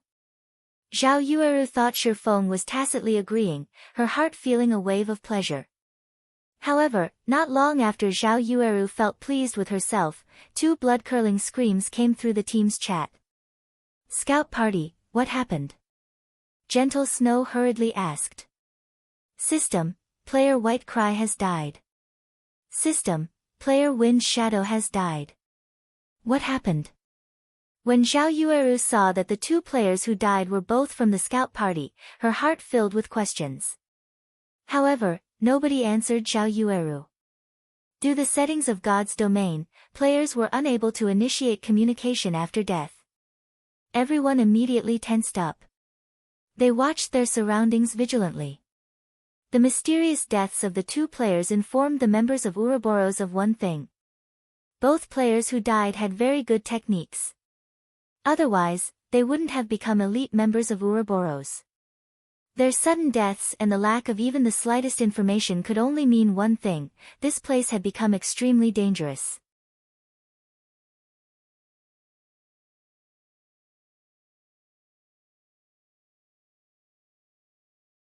Chapter 100, Go ahead, if you can. Everyone, pay attention to your surroundings. Healers, stand in the middle. Protection party, guard the healers. MTs, prepare to activate your life-saving skills at any time. Dagger party, prepare for battle. Gentle Snow was not frightened by the situation. She immediately gave out commands, staying combat ready. Haughtiness invites disaster, humility receives benefit. This sentence just happened to be applicable to the members of Ouroboros. It was especially true for the arrogant Zhao Yueru. Problems were bound to occur when one became complacent. Only, the problems, this time, arrived somewhat too quickly. Zhao Yueru, who was still relaxed, suddenly tightened her grip on her crystal staff.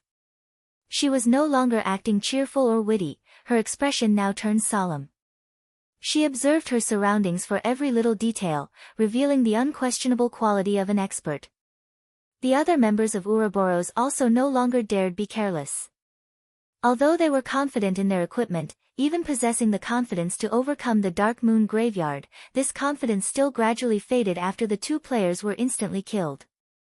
They could not help but become cautious and timid. As for Shi Feng's party, they were even more nervous. Inside their hearts, they were still considering themselves to be a bunch of noobs. Meanwhile, the elite members of Ouroboros before them were experts. Their techniques surpassed them by leaps and bounds. However, such experts that wore top-tier set equipment still died an unfathomable death. This Dark Moon Graveyard was just too horrifying. Seeing everyone in such a panic, Shi Feng remained incomparably calm. As for what actually happened, nobody had a better understanding of it than him, or rather, he long since predicted such a situation. Since Dark Moon Graveyard had a lower difficulty, depending on equipment and some experts, it was easy enough that it could be relaxingly cleared. However, in Shi Feng's previous life, an unknown number of guilds fell to the dungeon over and over, to the degree of cursing someone's mother. Based on the strength of Gentle Snow's team, they would still be able to clear the dungeon, even after being team-wiped over a dozen times. Only, the price to pay for such an action was very high. Something's coming. MTs, pay attention, Shi Feng warned. He squinted his eyes, looking towards the fog that floated nearer. Everyone abruptly tensed, looking over.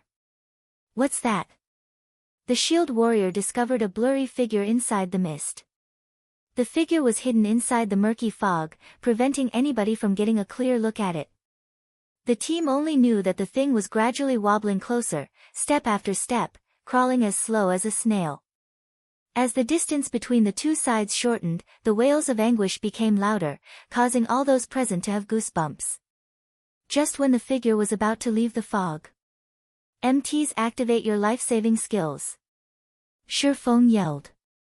However, the shield warrior paid no attention to Shi Feng's words.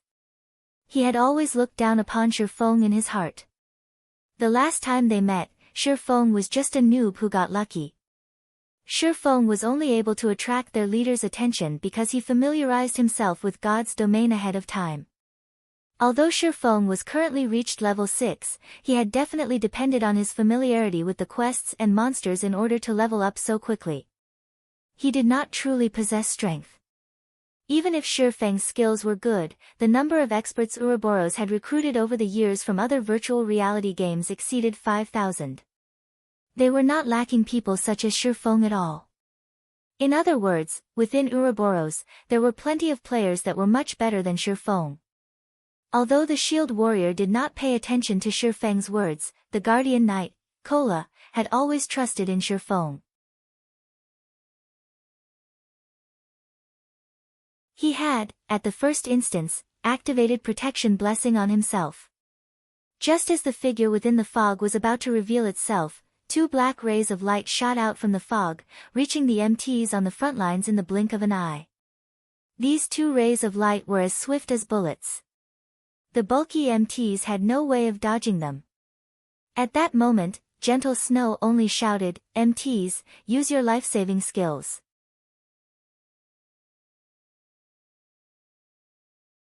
Unfortunately, Gentle Snow was still one step behind.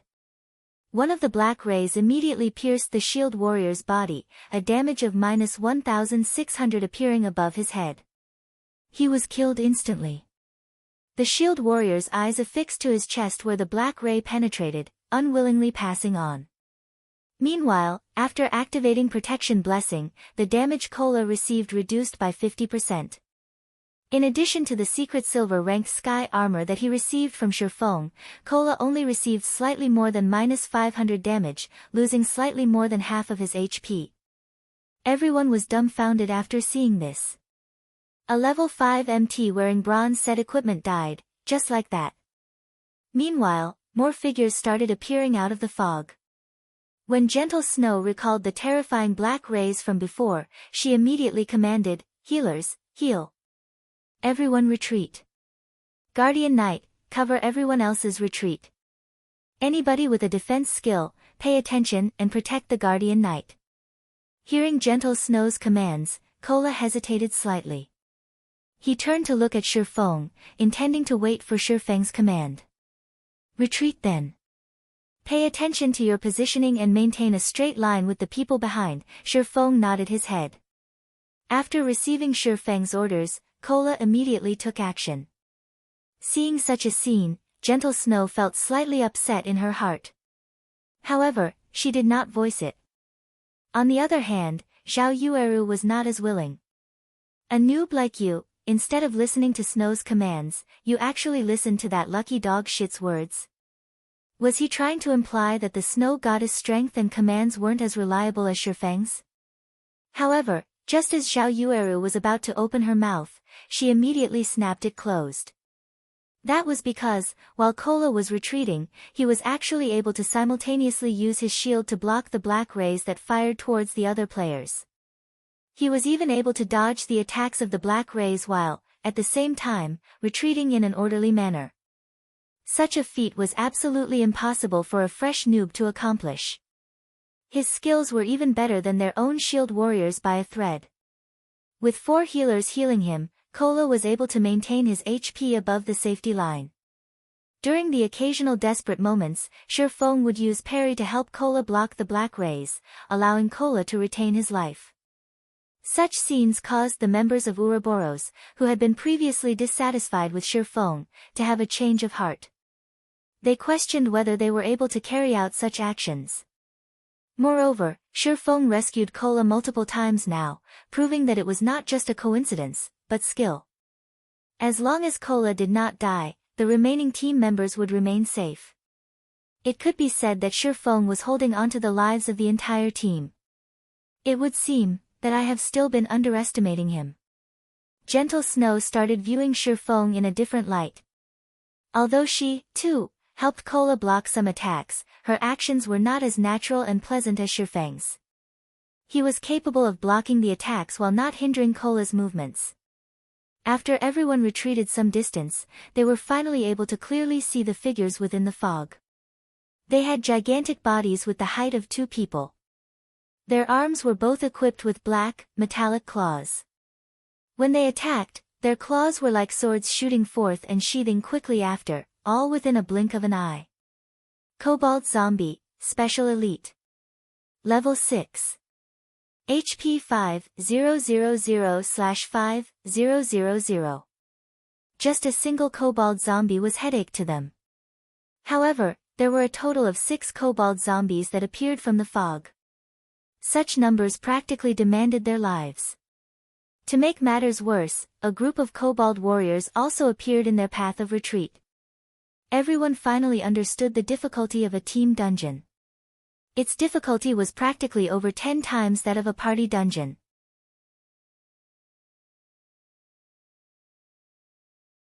"We're finished." Xiao Yueru felt despair in her heart when she saw the number of elites and special elites. How are we supposed to fight this many elites and special elites? Moreover, they have both ranged and melee to cooperate with each other. The other team members similarly agreed with Xiao Yueru's opinion. "Is there no way for us to pass through?"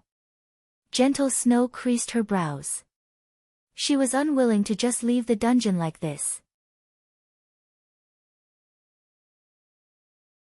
At that moment, Shifeng opened his mouth, saying, "If we utilize the terrain properly and cooperate well with each other, it is not entirely impossible."